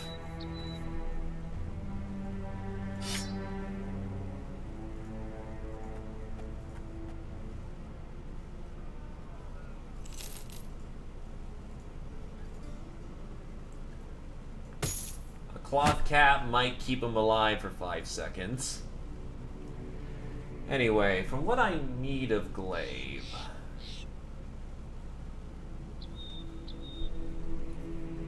Honestly...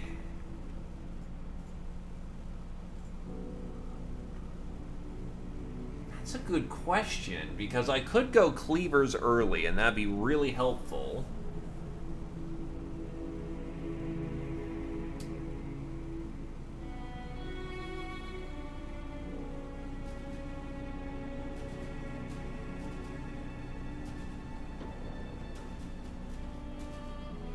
Nah, you know what? Honor to the Emperor. In the name of Karl Franz.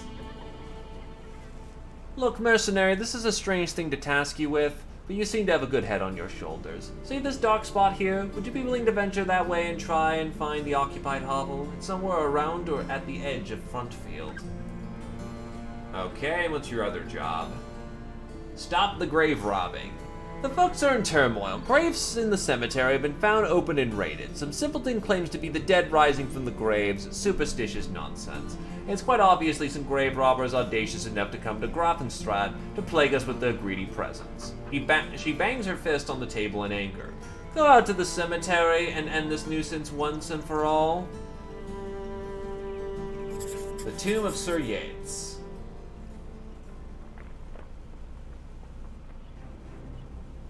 By the Comet, the Hammer, and the Emperor. Crunching, munching, the snicker snack of someone or something enjoying a good meal. As you step through the cemetery, you stumble through a clearing filled with notchers. They're huddled over the remains of what appears to have been grave robbers, the grave robbers you were looking for. The hideous monsters slowly turn to you, their red eyes widening at the sight of fresh meat. In the woods, so maneuverability is not so hot here.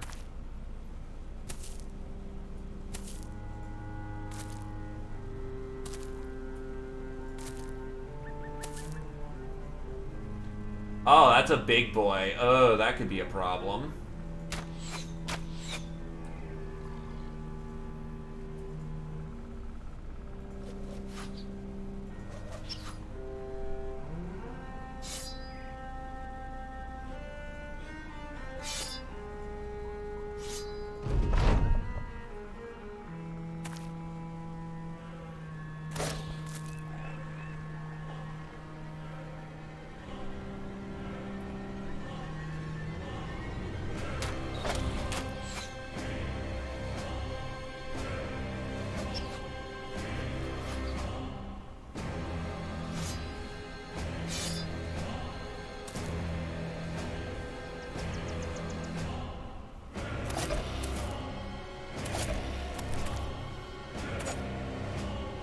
They're in line. That guy's gonna be the problem, and I don't like that as a problem.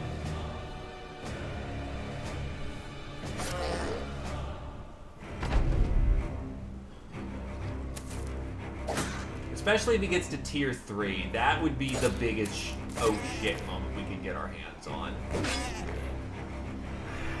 Can't strike.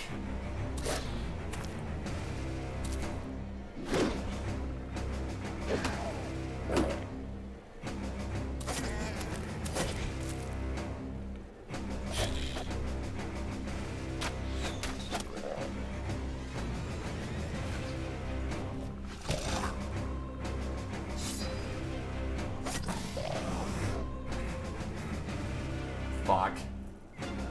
Yup, that's not good.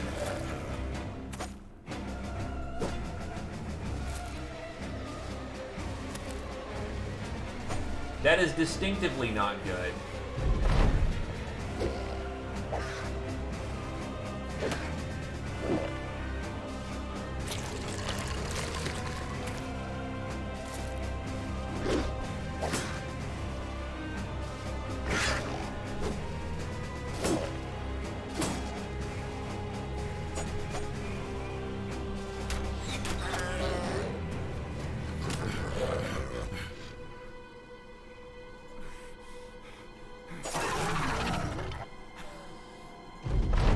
Someone's dying up there. Oh, fuck me. My enemy management has not been on point. Please, Britt. We're good.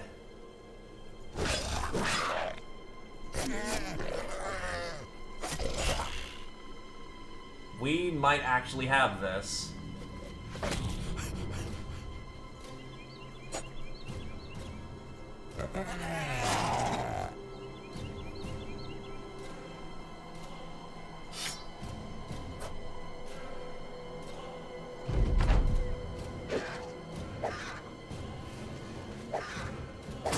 Badass is kind of having some struggles, but he's not hurting that bad right now.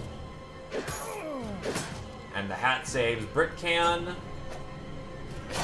And they're good up there.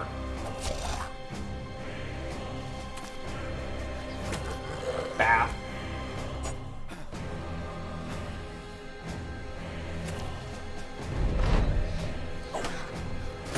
Oh, that was a tear off of Badass's armor.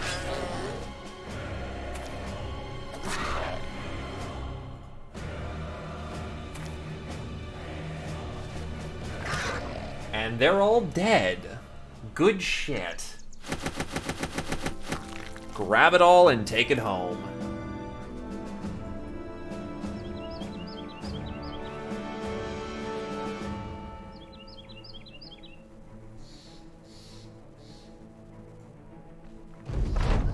Weiner the Elder's taking some of his men when you, her men when you return to her room. She parts them and asks of you the task. You report that it's safe again to bury Grafenstrat's loved ones. Weiner the Elder smiles. Good, good, your payment. She snaps her fingers and one of the men step forward, handing you a satchel. There's crowns in it as promised. And the taverns are closed, so we're gonna have to scrounge up whatever food we can get tonight.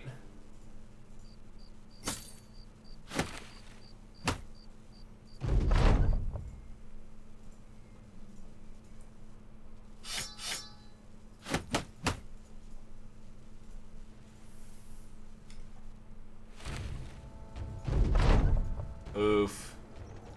No one ate dinner that night.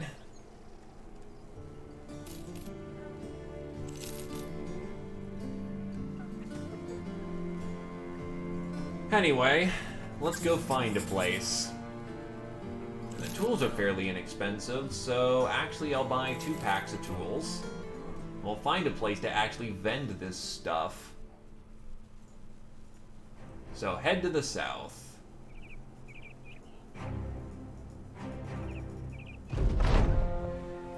That was incredibly easy. Well, it's already time to return to Sydney of Grafenstrat. The occupied hovel was easier to find than you figured, marking it on your map. You pause and chuckle and shake your head. Those brigands get to live because they're heading the opposite direction, and I'm not going to chase them over a mountain, thank you. You report to Sydney of Grafenstrat, telling him of the occupied hovel's location. He nods and scribbles, copying the notes from your map. Curious, you ask how he knows you're not lying. The man sits down in a chair and leans back, clasping his hands over his belly. I invested in a tracker who kept close to your company. He made it there before you did, and you've all but confirmed what I already know. I hope you don't mind the measures taken. Nodding, you think it a wise move and take your pay and go.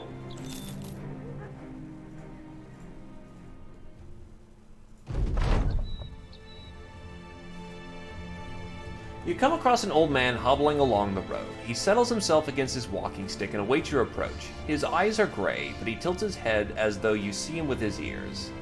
Chinking armor, heavy footsteps, steady breaths, more warriors for a land of war. The man straightens up as though to say, am I right? You tell him that you are not here to harm him. So yes, I am right as usual. Wouldn't be too much of a bother to run me through, though. My hearing's going, and I suppose once it's gone, so shall I be. He pauses and turns his head. Did you say something? Notice the man's got a nice jeweled ring on one of his bony fingers. Badass the third sidles up to you. You could take that, you know, like taking a tart from a baby. A really blind, more helpless than usual baby. Travel safely, old man. I'm not gonna rob from the old.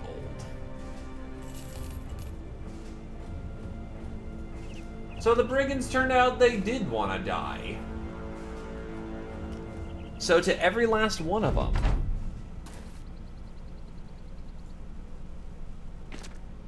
Giant battle group means lots of treasure.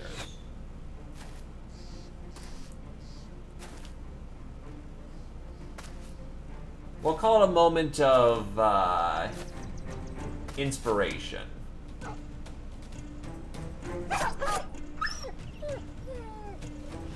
Bap. Bap.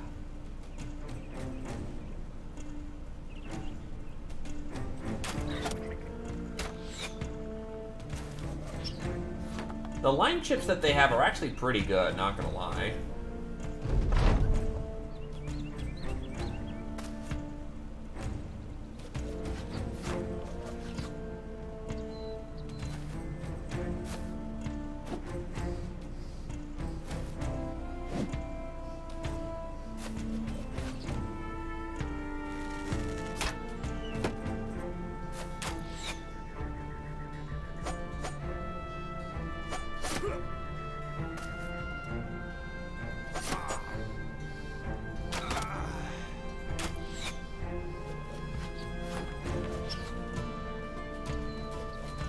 Bap. Bap.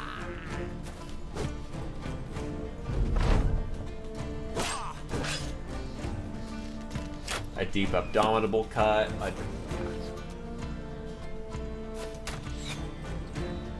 Abdominal.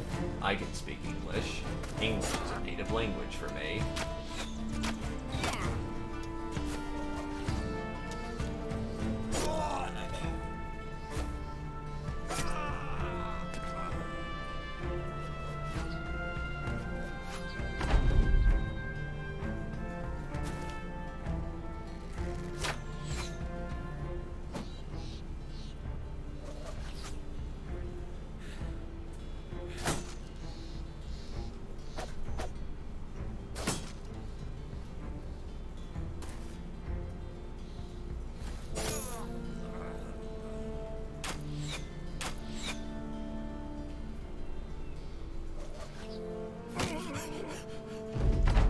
So yeah, one thing about slingers is that they do not last in a fight. They may have unlimited ammo, but it seems like their fat is then in tandem what they use to essentially keep up their quote-unquote cost.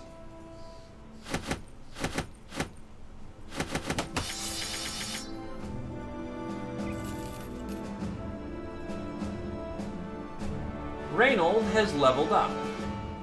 It is time for him to... Wow, he rolled fucking garbage.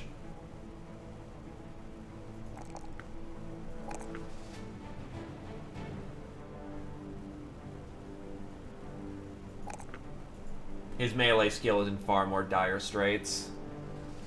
Student Britcan wants his flail.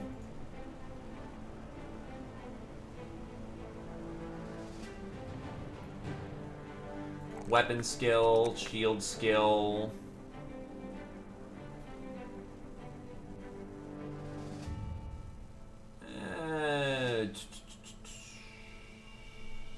Throw in a bit more fat, why not? Ulrich has his level pretty well set, and will get bow mastery. Bullator gets brawny. And gets slinger skill up, fat up, and resolve up. Praise the cult.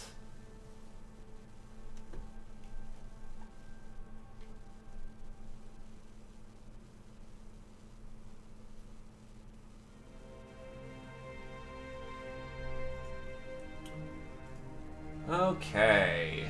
We need to head down south because these guys don't hate my guts for existing. Look, it was one noble on the side of the road. Hunter. A very good hunter if we could hire him.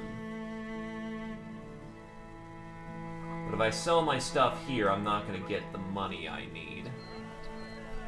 A few peasants are roaming outside the halls of the room. You can hear their shouting. It is of a nervous tone. Henry the Merchant pours a drink and sips it with a shaking hand. I'll just be clear with you, Sellsword. We have many reports that brigands are about to attack this town. If you want to know, those reports came by way of dead men and women and children.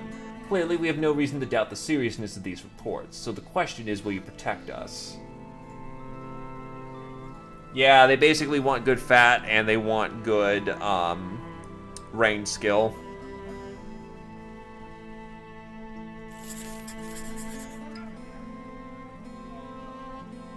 Otherwise, you're gonna need a backup plan for when they inevitably choke.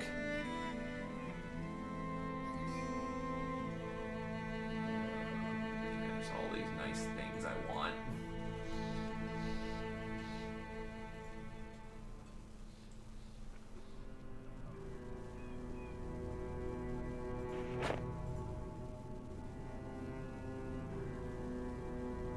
It might. We're about 1,000 off, so we're gonna see what happens.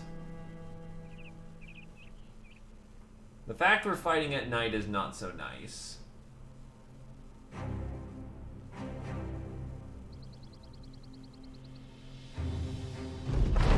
There we go. Oh, never mind. They came in during the day, and I appreciate that greatly.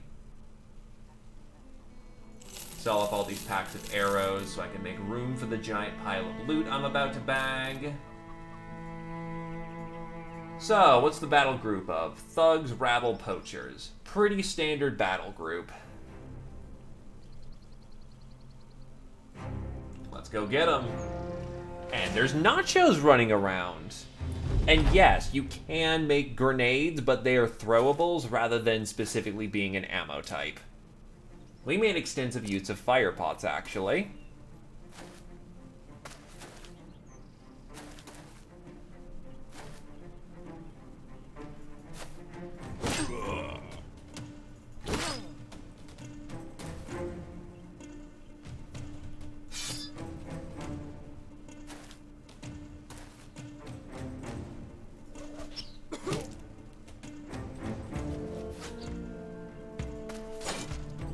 Oof.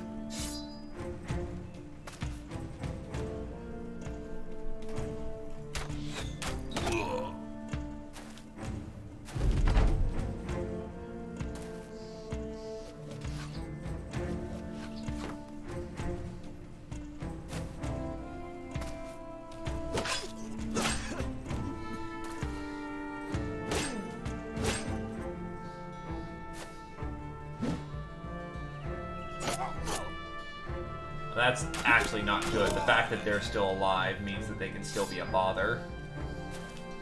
Get you, maybe? There goes his skull. And you tackle the flank so that he isn't collapsing. Ow! That's a buckler hit to the head.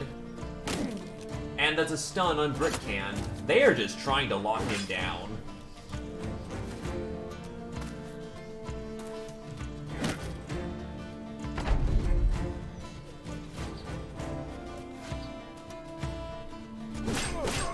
Thankfully, Glaive is fuck accurate with his sword right now and is able to just nail him pretty good.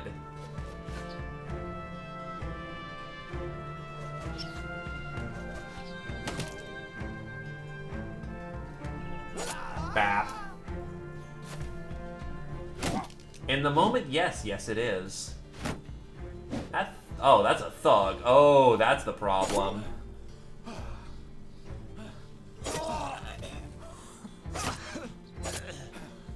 And there's the cascade. Run him down.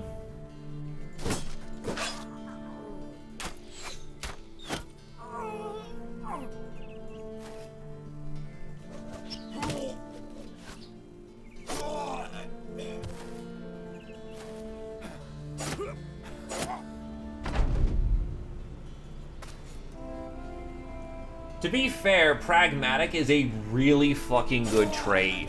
Oh no, I can't hit the head! Too bad I don't really care about that early game, and by the time he gets late game, he'll be bashing fools to death. With the battle over, you survey the corpses littered across the field. It is a gruesome sight, yet for some reason it spurs you with energy. The ghastly hills of dead only remind you of the vitality you've yet to yield to this horrid world. People like Henry the Merchant should come and see it. But he won't, so you'll have to go and see him instead.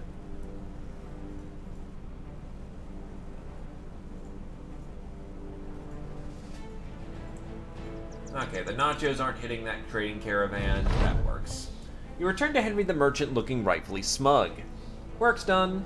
He nods, tipping a goblet of wine while not necessarily offering it. Yes, the town is eternally grateful for your help. They're also monetarily grateful. The man gestured towards the corner of the room. You see a satchels of crown there. 490 crowns, just as we agreed. Thanks again, Sellsword. What that does, more importantly, is give me the relationship that I need to sell this gear that I just acquired at a decent price.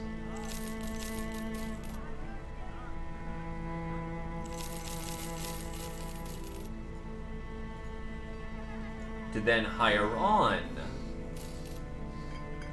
him, which increases our ranged firepower significantly. He fucking battle forges too for some goddamn reason. Not that I'm gonna battle forge him, he's gonna be nimble because he has no fat stars and thus it is incredibly unreliable in that regard. But still, that's amusing to me. So we are going to go with range skill, range defense.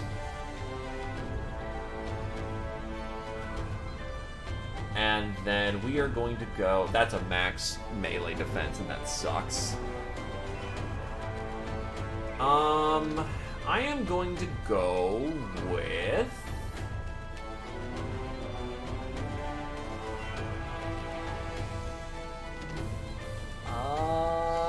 initiative in the moment.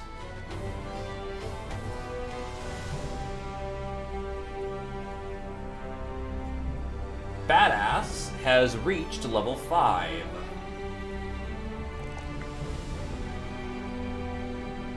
Alright, no Wind Raider.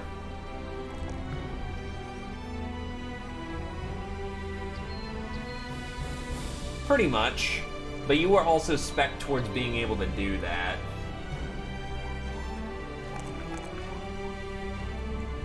And you now acquire Throwing Mastery. Now we just need to get you some javelins.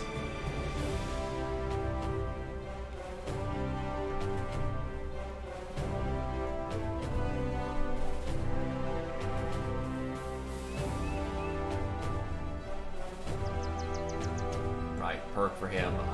Crippling Strikes.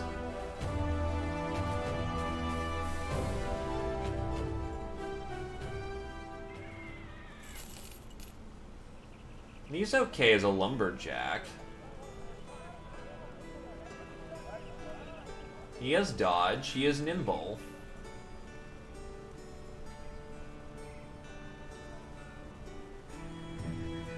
I'd be playing really fucking loosey-goosey with my funding.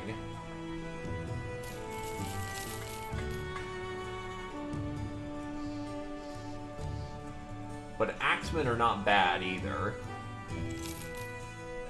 So basically this light skirmisher type. Not fantastic, but he could do something. Not sure how far he'll make it, but he can do something.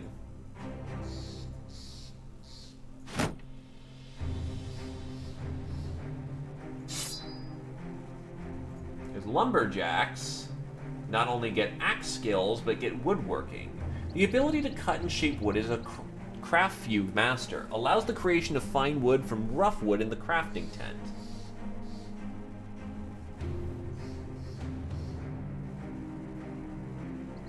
Problem is, he needs the fat. He doesn't have the fatigue he's gonna need. Because, like, a good Battleforge armor... You need more armor to make Battleforge work.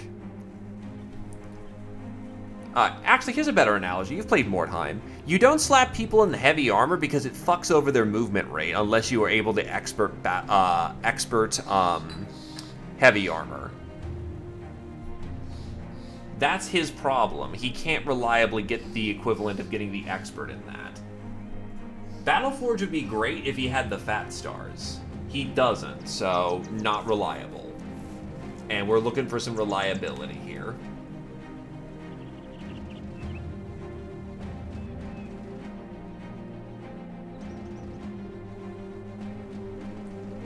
Allows axes to cut down any tree in battle.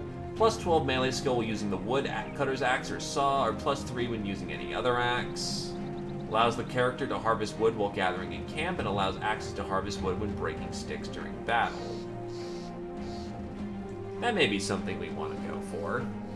Anyway, not particularly talented, but still quite capable woodsman, up for grabbing. And meanwhile, Reynold is also up for grabbing, just this big fucking piece of armor. Oh, baby, hit me up. And then we're actually going to go gifted this level to get some resolve, get some health, and then we are going to go with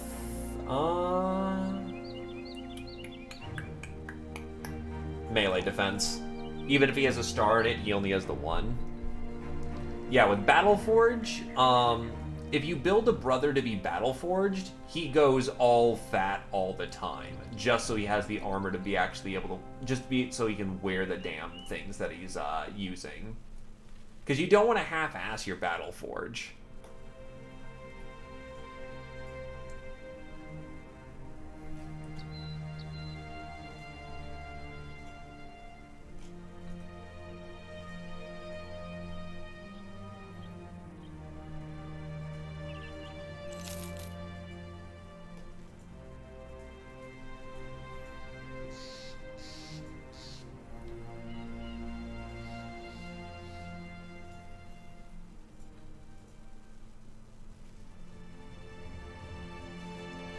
One still going for the apprentice of heavy armor and good weapon skill, and the other for woodsman. Though they may just be randos at this point.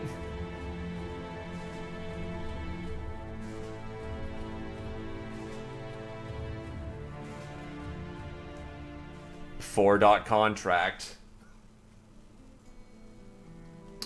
Fuck no. 4 beast hunting contract. If this was bandits, I might actually considering it. But fuck that. Firmly no. Not at this point. That is the bad.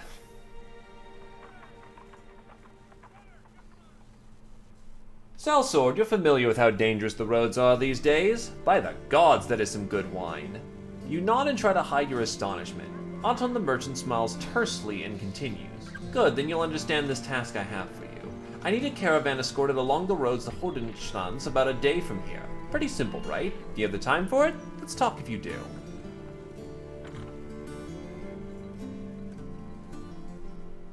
God, no, let's not do that today.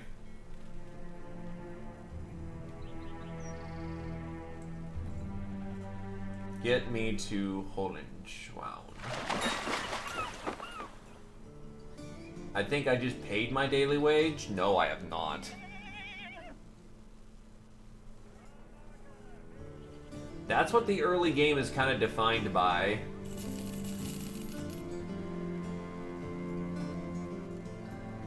See this spot right here? That's the Hidden Temple. Hohenschwaun used to worship a relic by the name of the Shroud of the Founder, but the townsfolk said it's gone missing, and well, for whatever reason, they think it's there. I have no men to hire and see, for the roads are dangerous and I can't afford to pay for failure.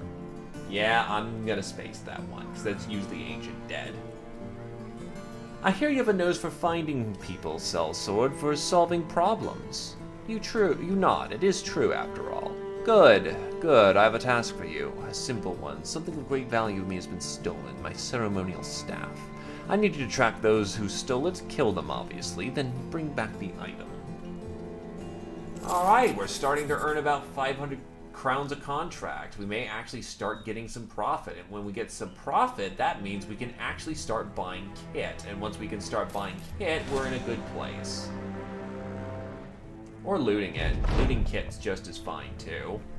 Yeah, we're starting to phase out poachers, so we should be careful. Thankfully, my range contingent is up high. Oh yeah, I forgot. I also have an archer for sale if anyone wants to, you know, take the archer.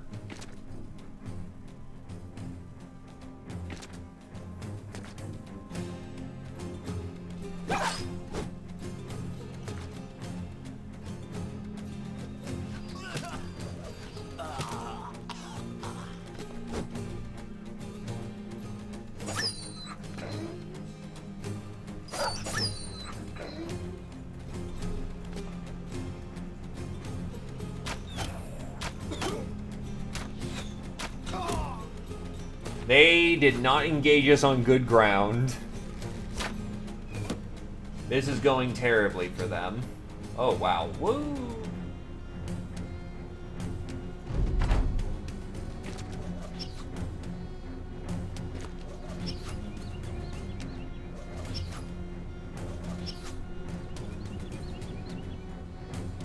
Glaive runs right on in because he's got them easily handled.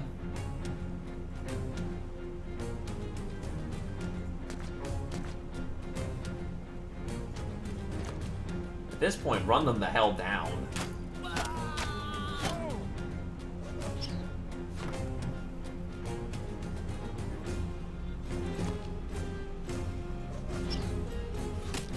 Bap.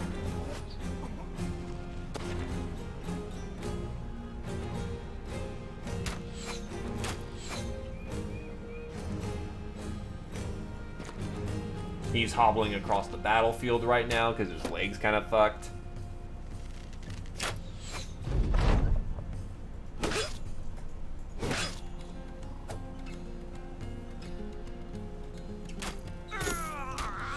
Scatterfire!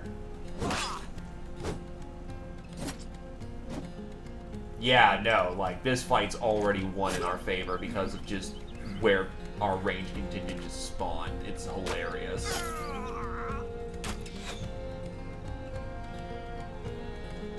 The entire battlefield is under our command, and the fact that, having high ground gives you more accuracy.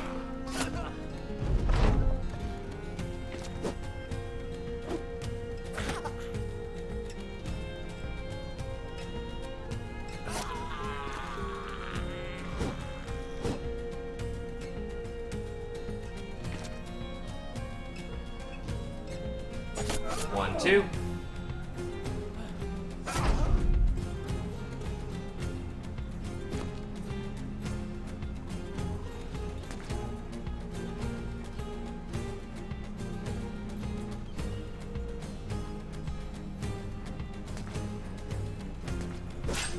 And it's over. Took him alive, not alive, but, you know, well enough. Those who stole the ceremonial staff are dead, and thankfully you were able to find the item itself. Bernard of Holfenstrom will be most pleased with your work here. Alright, there's also someone behind us that was creeping about. Group of brigands. How scuffed up are we? Not fucking even. So...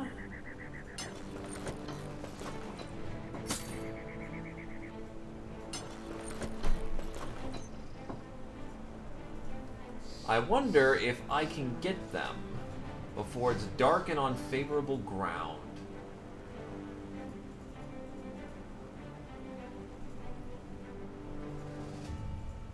I'll chase them later. Because I want that pile of thugs, because we're trying to get thug gear. Come, come, I've just lost a great deal of crown cells, so perhaps you've brought something to help ease my pains? You take out the ceremonial staff and hold it in your hand. Rather gingerly, the man takes it. Good, very good. Your pay, of course, is here. He hands over a satchel of crowns before turning around in his chair. He seems too consumed by the artifact to say anything else. Alright, there they are. We are gonna have to be careful, but I'm pretty sure we got them.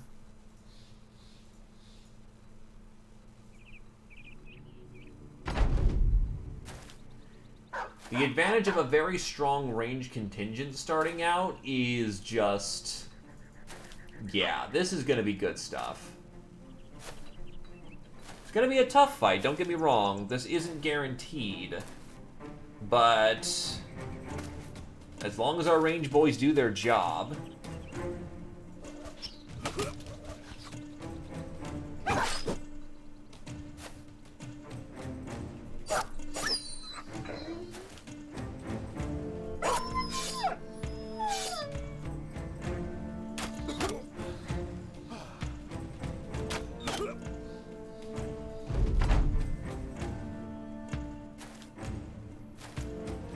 Glaive is just casually the fastest thing on the field.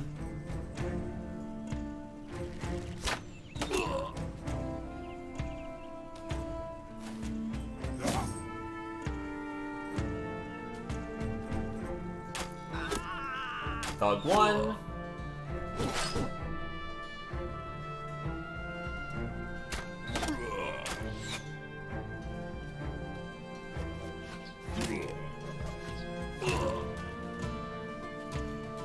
We want to let him in at this point.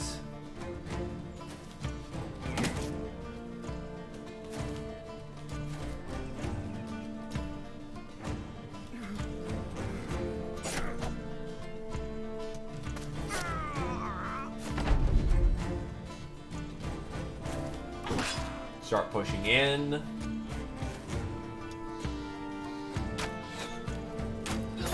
Oh, he had an angle on him, actually. Whoops. That was a wasted arrow. That could have been used better, but, you know, we do with what we got. A lot of scatter right there.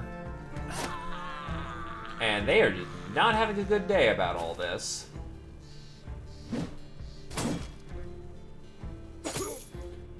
And Reynold nearly got brained.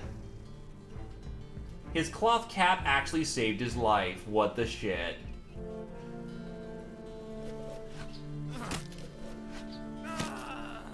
Needless to say, though, unless something happens real fucking fast, he is super dead, though.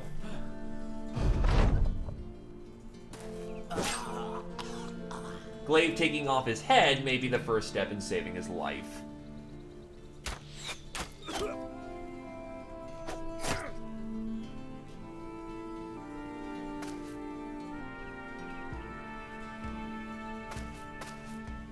Yeah, he gets the fuck out of there because his survival was quite frankly bullshit, and that's a good kind of bullshit.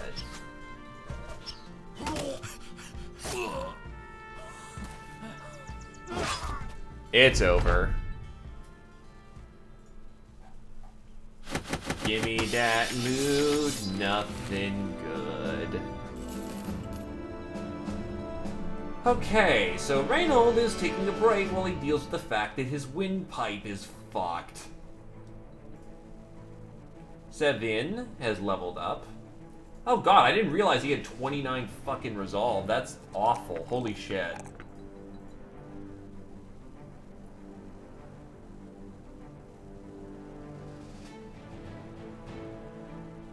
Give him Colossus so I don't have to worry about his hit points for a while, and I try to fix, unfuck his resolve.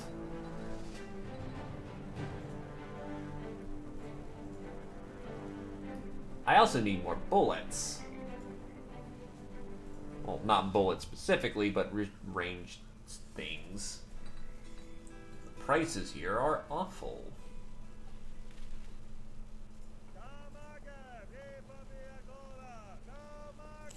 That'll have to do for now.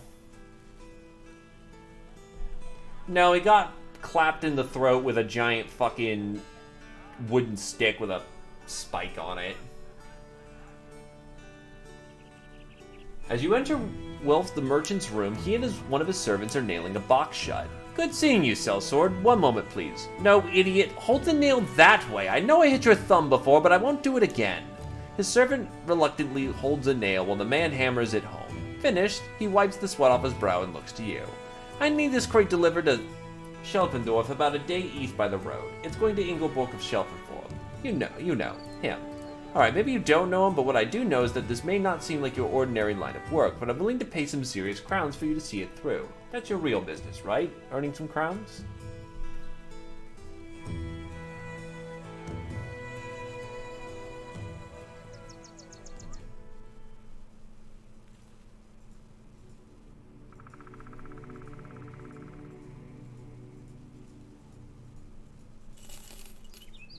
Oh, the road went to that abandoned thing. Huh. Oops. Well, whatever. How much does this pay? 80, and it doesn't even cover our travel expenses. Let's go hit Elder's Throff and try to find a better line of work.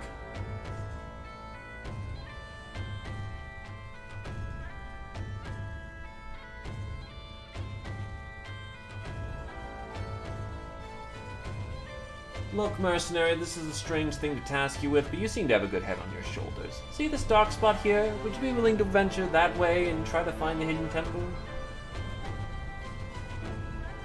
Where's the Windlands?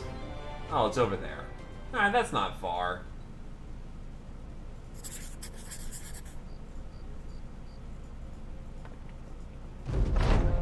Well, it's already time to return to Gazelbert of Allerholstorf, as Hidden Temple was easier to find than you figured. Yeah, that's stupid easy. Thanks for the crowns. You report to Gasbert Eilhoff, telling him of the Hidden Temple's location. He nods and scribbles, copying the notes from your map. Curious, you ask he knows how you're not lying.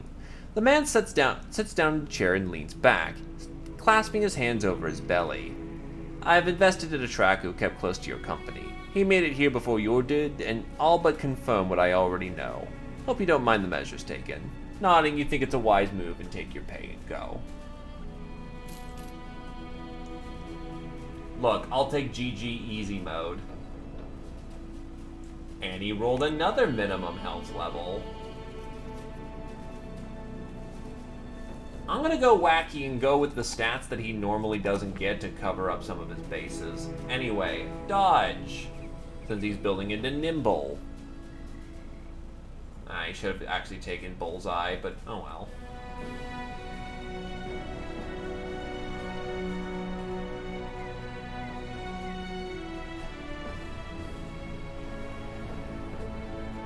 This entire section of the map is just fucking swampland. I'm not looking forward to when I have to fight in this place constantly. Pathfinder may be something I invest in. I don't frequently give out my papers in Pensdale folk, but the handful of families demanded they draw what they'd seen. You take a look. Every page is different, most consisting of stick figures in rather chaotic arrangements. One of the more artistic drawings is a strange beast crouched over a person and clutching their head as though to steal away with it. The townsman continues. Looks like an ordinary nightmare to me, but I investigated the homes and each lid looked mighty disturbed, as though something was slinking about while they slept. I want you to stick around, Sellsword, and see what comes. It's probably just hooligans, but worth a look. Are you interested? 580 crowns, and we count as having being ambush spawned.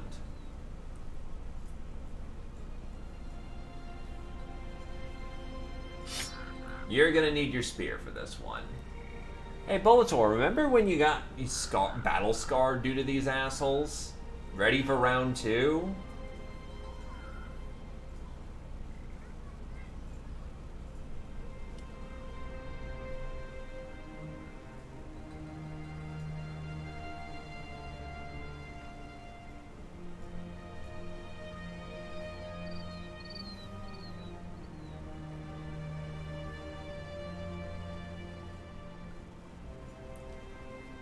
Glaive, you're in the back of the polearm. Except this thing's durability is actually hot garbage.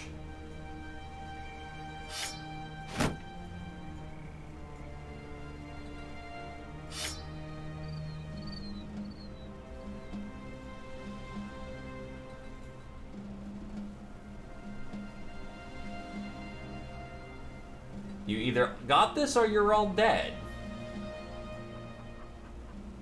So you know, no pressure. Oh god, I just remembered we're fighting Alps in the middle of the fucking swamp.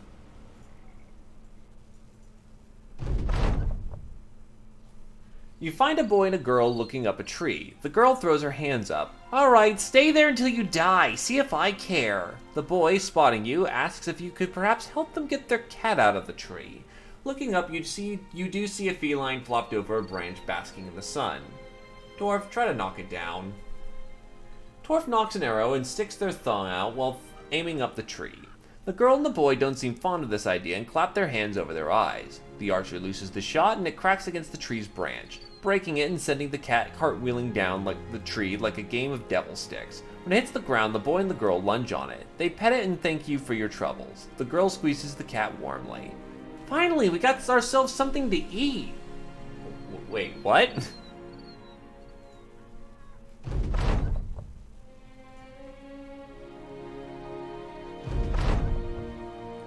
Volator the Fanatic hurriedly comes to your side. Something's moving just yonder. You take your eyes to the perimeter of the patrol. Whatever it is, it's not so much moving so much as slipping over the ground. It looks like skinned deer pacing backwards, and its eyes leave streams of jet black behind as though to etch horror itself over the earth. You tell the men to grab their weapons. Fighting in the fucking swamp. Oh, wait, but we got some stable ground right here. That'll do. Oh, there's also a fucking dire wolf coming in.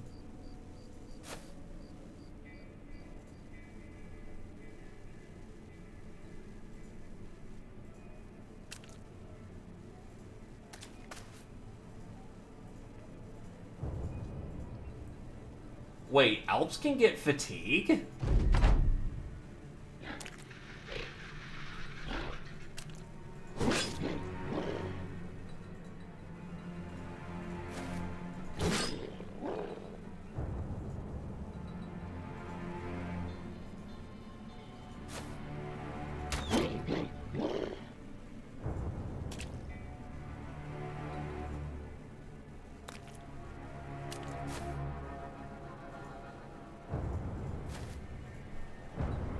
The Alps are having trouble actually getting to the battlefield.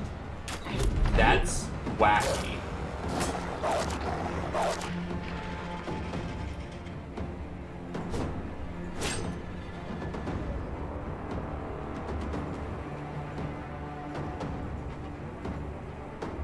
I hate to do this, but I gotta let him sleep, one of us. Oh wow, he actually... Okay. Did not expect that one, actually. Now, this is the part that hurts.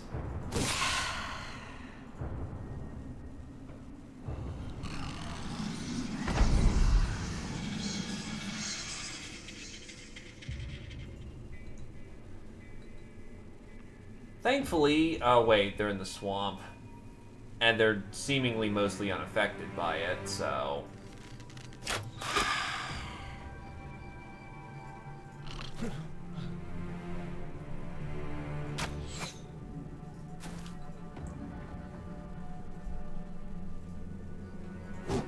Shit.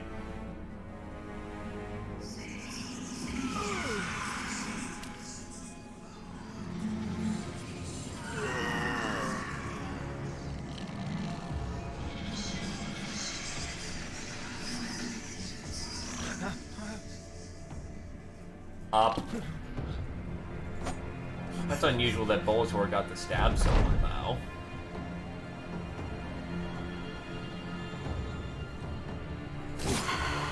That's one out down.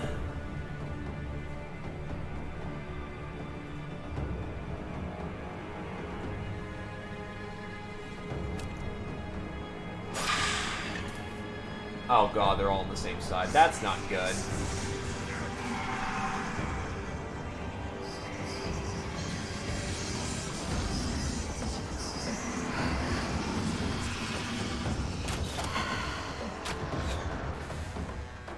Way down. Up.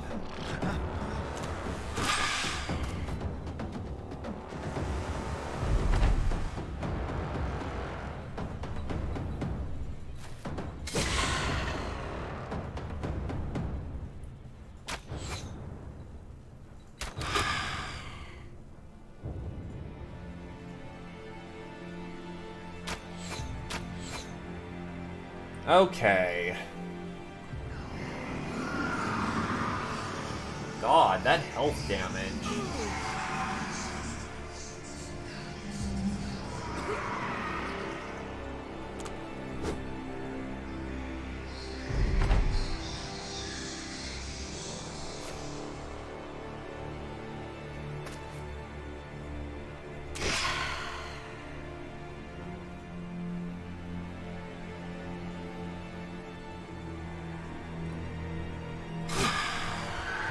Another bag.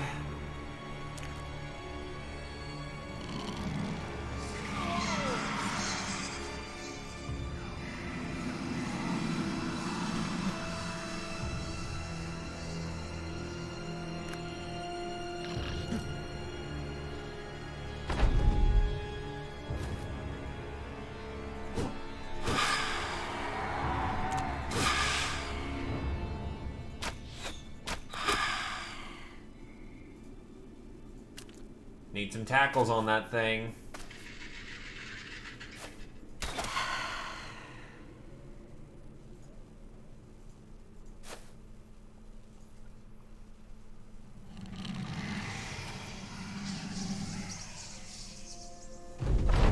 Gonna need my shooters on this thing now.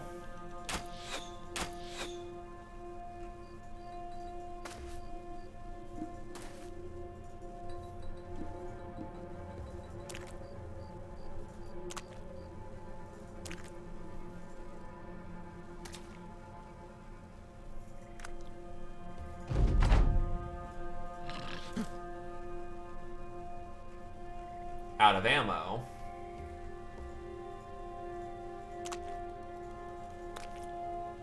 It's gonna get away, unfortunately. Unless I could do some last-minute bullshit. Yeah, he's gone. That sucks.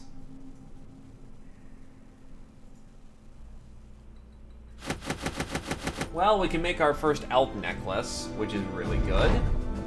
The monsters are slain. You take your sword and hack into one's neck. The blade cuts through with complete ease, and the head lolls off into the grass. Its eye sockets are buried in conclave. There's nothing inside, no flesh, no muscle. Whatever. You tell the men to make a ready return to Engelbert of Selensdorf. Well, yeah, we actually have enough men to throw around to, Oh, he only that's right, he only battle forges.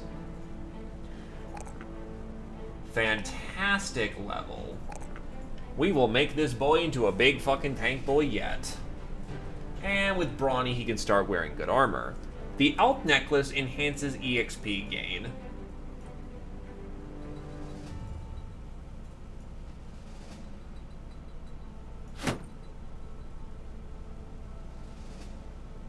Needless to say, you go on Alp hunts specifically for that reason.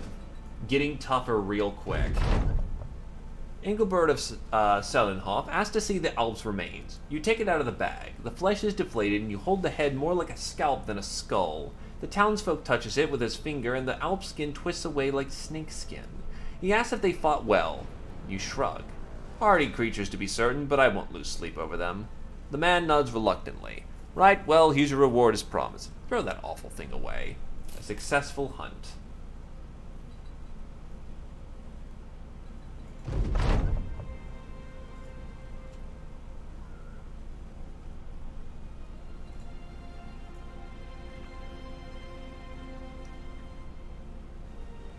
Let us see what lies in lands of north. This looks like a fort. Yup, that's a fort, alright.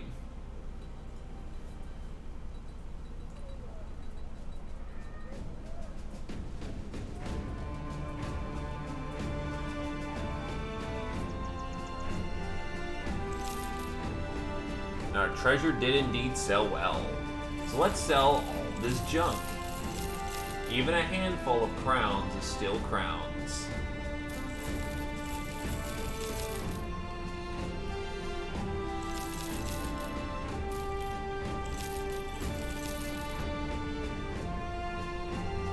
Oh, there's a training tent here too. Damn it.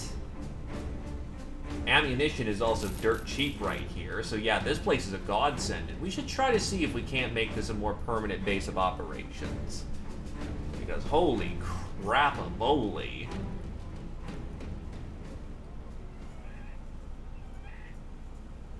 We can pretty much upgrade everyone to caps here. And not pay the overpriced for that.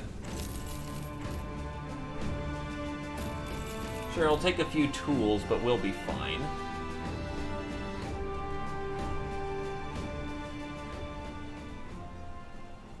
Instead of this garbage leather cap, we can take a full Anticon cap. Oh, actually, doesn't really fat burn that hard. Cloth cap is replaced with a actual good cap.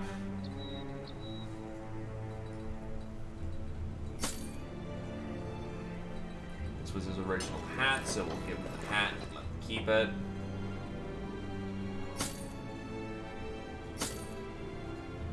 More junk to sell.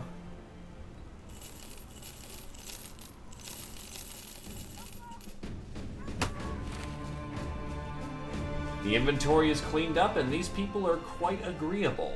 We should see if we can't make nice and make contracts up here. Well, contacts up here, so I guess that means we're fighting in the north for now.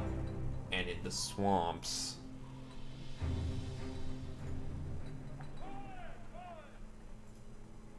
Alp trophy necklace. And a direwolf mantle.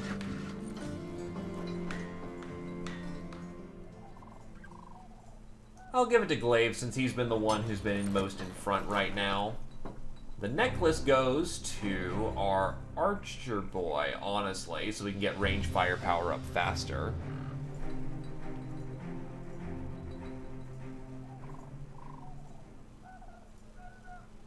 There's been an audacious act of thievery. The despicable brigand stole my crystal skull, which is of immeasurable value to me. I implore you to hunt down those thieves and return that item to me. He lowers his voice to an insisting tone. Not only will you be paid handsomely, but you'd also set the worried minds of the good people of Muckenmock to rest. Oh good, they had the good sense to try and leave this muck-infested hellhole.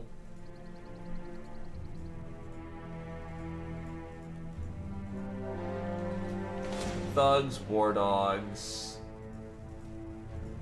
I'll track them for now.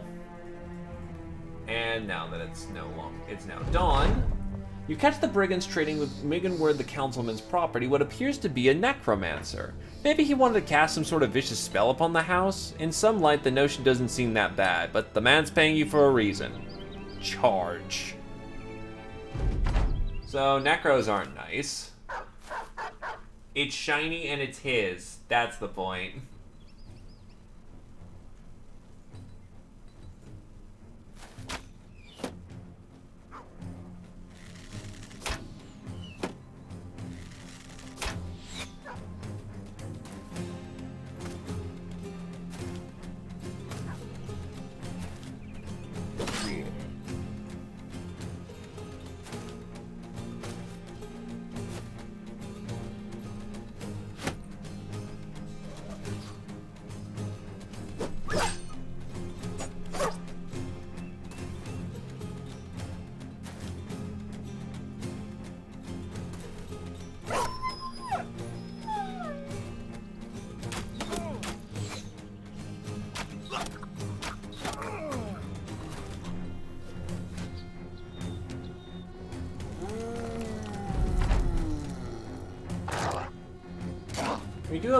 We do have a zombie slaying sword for a reason now.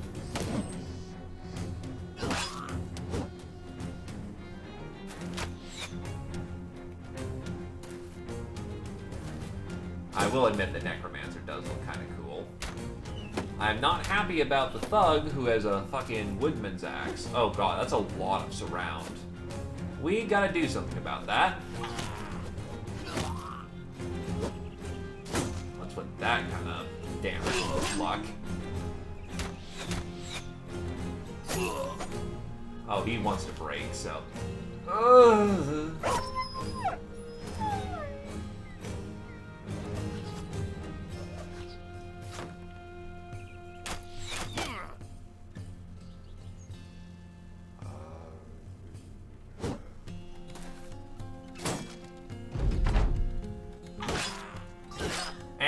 Badass wants to bail and has given up the ghost.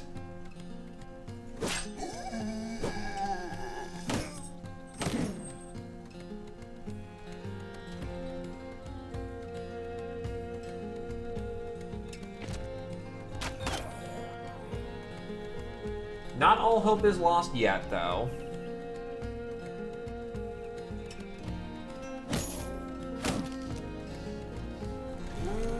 And there comes the zombies that made that impossibility.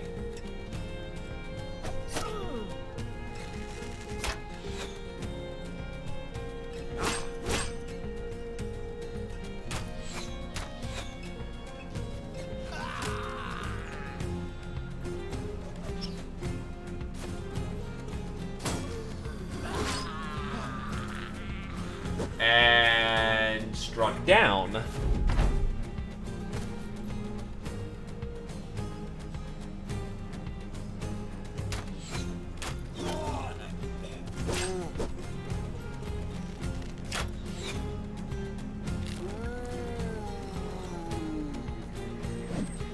Yeah, I'm probably going to go a little bit longer so I can get the battle standard, and then I'll probably cut it there. So yeah, have a good night. Rest well, dude. Good to hear that you are recovering, but I know it's not all over yet, so best of wishes, man.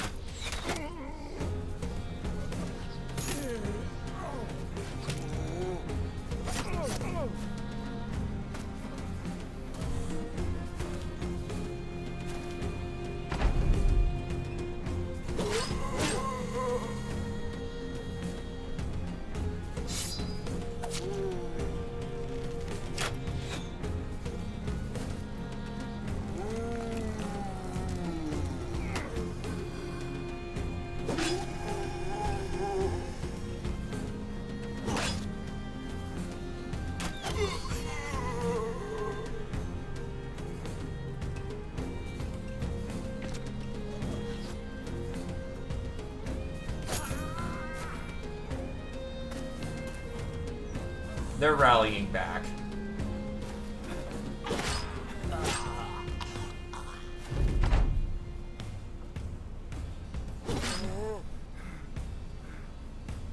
Glaive needs a breather.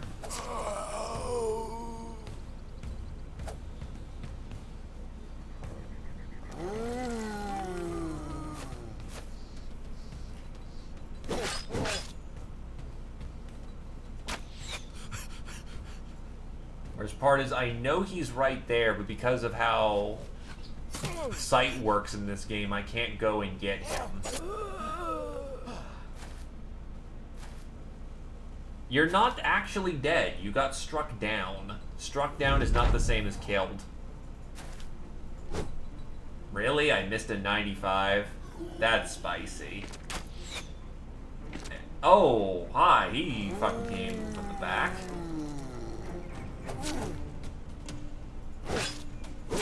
No, actually, like, I had to go look up on the log whether or not that was a kill or not, so more the fact you got lucky than anything else.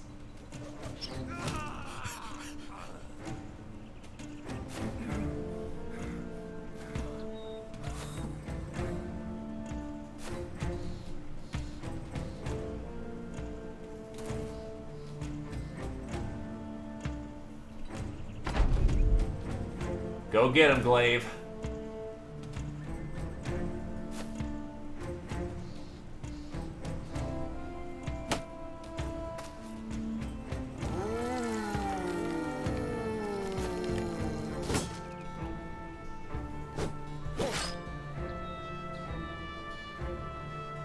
Meanwhile, my poor the Torf is a poor bastard who needs a weapon.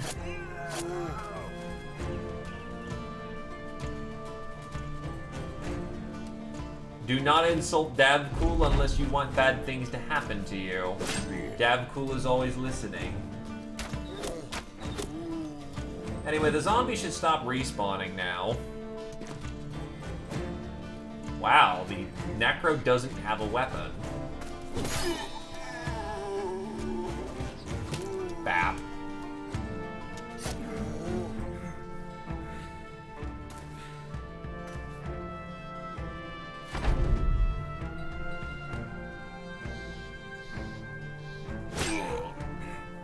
There goes his shoulder. And now Glaive is firmly in a 1v1 with the Necro. It did not end well for him.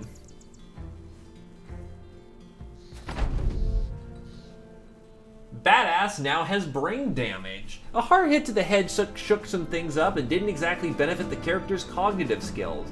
On the bright side, he may now be just too stupid to realize when it's time to run. Were you a dodge, boy? Does that hurt you?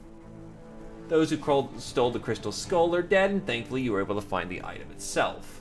Migwin, the councilman, will be most pleased with your work here. You were not a dodge boy, so that actually doesn't hurt you too bad. Like, it hurts because it's initiative down, but on the other hand, hey, your resolve's higher.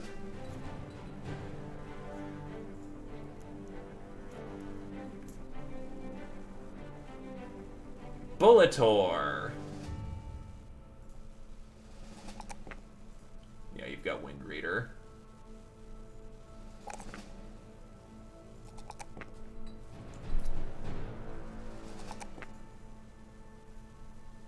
Sling Mastery. Accuracy increased by 10%, and the maximum firing range with a sling is increased by +1. Don't get me wrong, you're pretty fucked up, but on the other hand...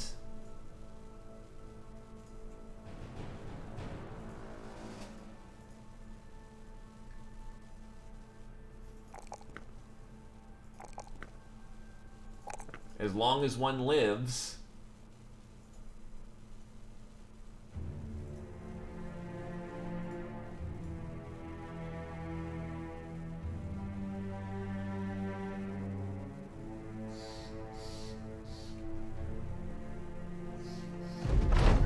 Meganwald the councilman's resting his legs on 2 dogs, each one passed out on top of the other. These beasts could rip out my throat, yet look at them. How does that happen? I didn't even train them, someone else did. I'm a stranger to them, yet here they are. He placed the artifact on the man's table and slid it across. He leans forward, takes it, and places it under his desk. When his hand returns, he's got a satchel in hand. He tosses it over. As promised. Good work, Sellsword. Yeah, brain damage is one of the beneficial ones. If you use it correctly. He can still throw with a missing hand, thankfully. Meganwad the councilman sighs as he's tired of all these troubles, as though he's about to start a conversation he's already had many times before. Theodric, a man of some import here, states that brigands made a pass on his daughters. Now he's worried what they'll do next time. Luckily, that man has some wealth and could easily track these brigands down. If I were to pay you a decent sum, how earnestly could you drive one of them swords of yours through a brigand or two? Let's talk money. How sturdy is the company right now? Reynolds back on the field. My ranged core is good to go.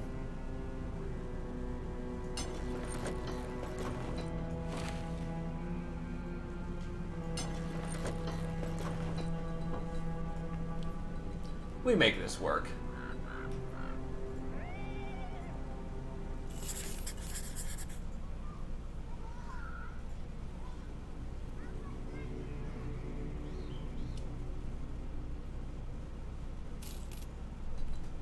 Poachers, Raider, War Dog, lots of rabble, couple of poachers. We'll make this work. Though actually, I need you to donate your hat for a moment. Protect us, Straw Hat, in our darkest hour. Yeah, one Raider here being present means Glade's gonna need to dive him, because he's the most dangerous threat on the board. Back there he is.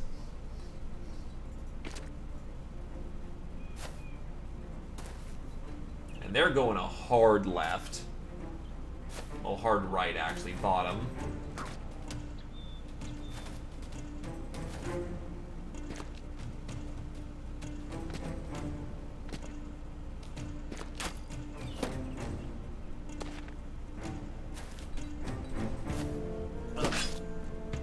Kill, unfortunately.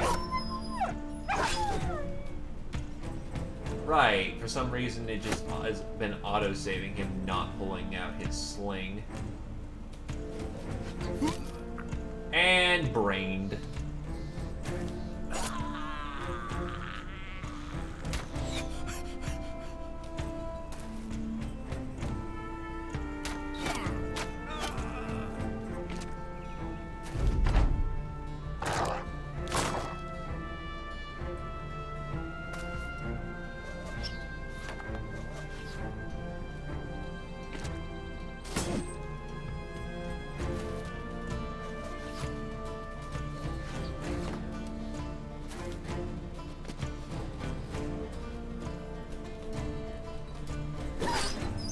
not good that we had to jump on him and waste our entire turn. But the only one who's capable of taking him comfortably right now is Glaive or Britcan, and they're both currently busy. Or rather, Britcan's busy.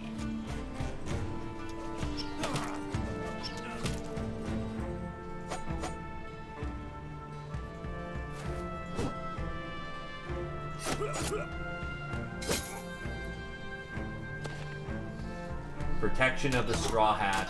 Bless the Straw Hat. Oh wow, that just tore open Glaive's hat.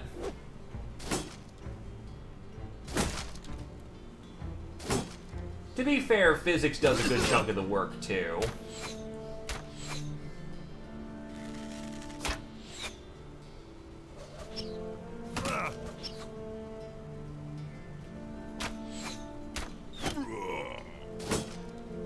Well, yeah, range power requires support, but once you get that range power set up, they carry from the back line pretty hard. It's just what they do.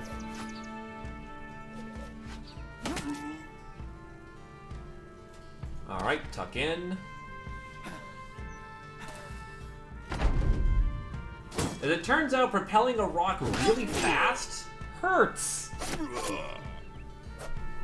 Like a big solid chunk of granite or something.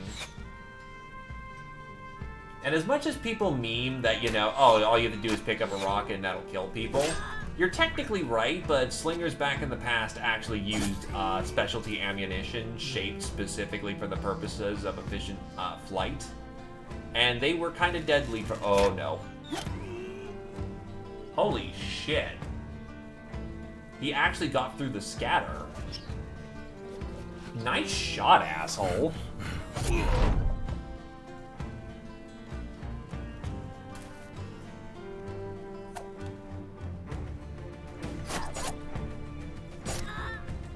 I think back in the past they used to shape lead as well.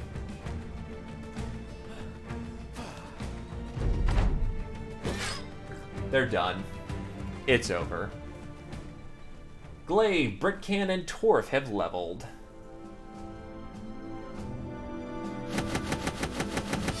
Hey, an actual helmet. Realizing their defeat, the last few standing brigands drop their weapons and ask for mercy. You now wonder what they would do were the shoe on the other foot. Take their stuff and make them run away. We'll go get them another day. Make them spread the name. Clemency for thieves and brigands doesn't come often, so when you let the prisoners go, they practically kiss your feet as though they were attached to a god. We're not getting paid to kill them.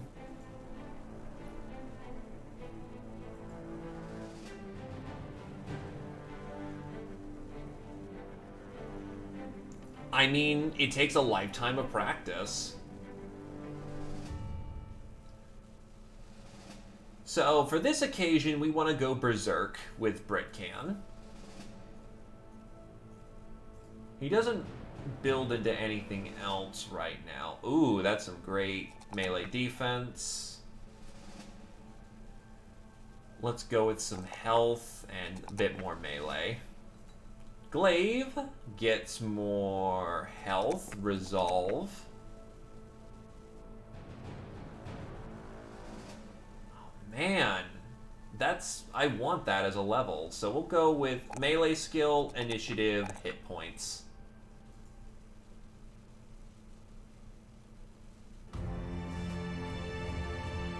And then we will pick up...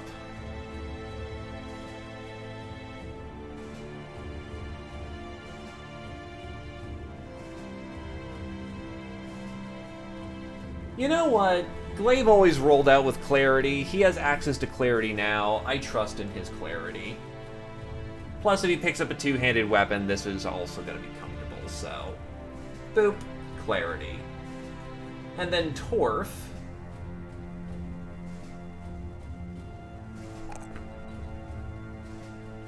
He has just been rolling garbage on all of his health. What the fuck?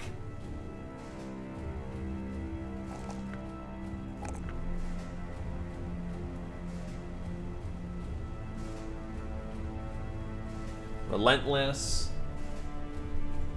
I need to start getting in some rotation, because otherwise we're in for a very bad time. You can take your hat back.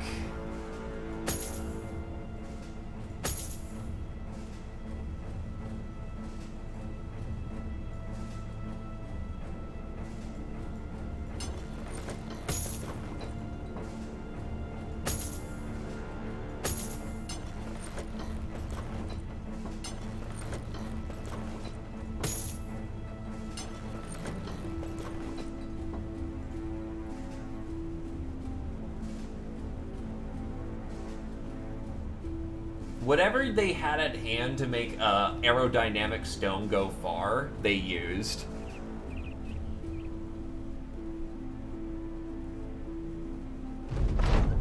Mingwen the councilman opens the door for you as you get to his home. He's got a satchel in hand and holds it up. I take it by your return that the brigands are dead? You nod. The man heaves the satchel your way. You tell him you could be lying. Mingwen the councilman shrugs. Could be, but word travels fast for those who bite the hand that feeds. Good work, Sellsword. Unless you're lying, of course. Then I'll come find you. Crown's well deserved.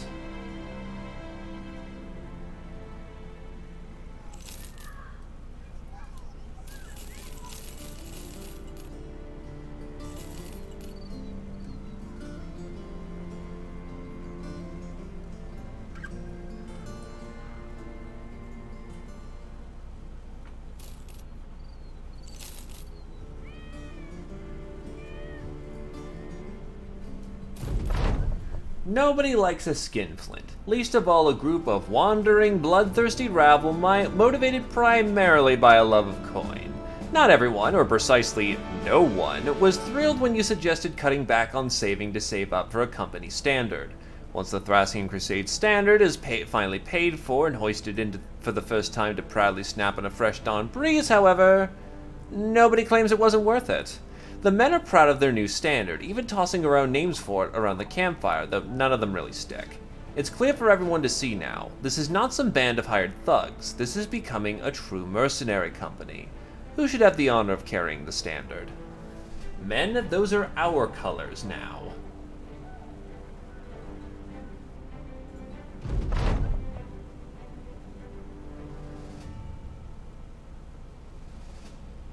Ow.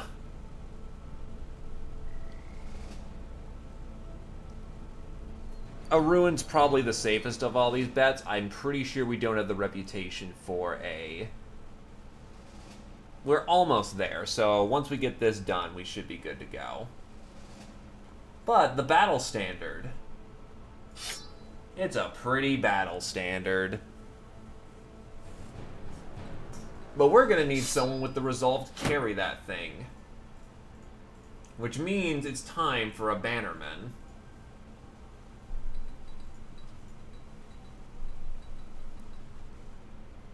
In either case, as I said, I would wrap it up there, and so we have. So after 2 false starts, the 14th Crusade is finally off to its, start. That is a rough start, but we're gonna get there. In either case, thanks for coming on down. Again, sorry I was a bit of a sourpuss earlier today, though RNGesus was not kind to me. And yeah, have yourselves a good evening. I will not be having a bonus stream tomorrow, simply because I'll be paying my taxes when I'd be normally doing it, and yeah. Or rather, getting my taxes handled. So, nothing on Tuesday. Thursday should still probably be bonus, but again, we'll see what it looks like at the time. But have yourself a good evening, and bye.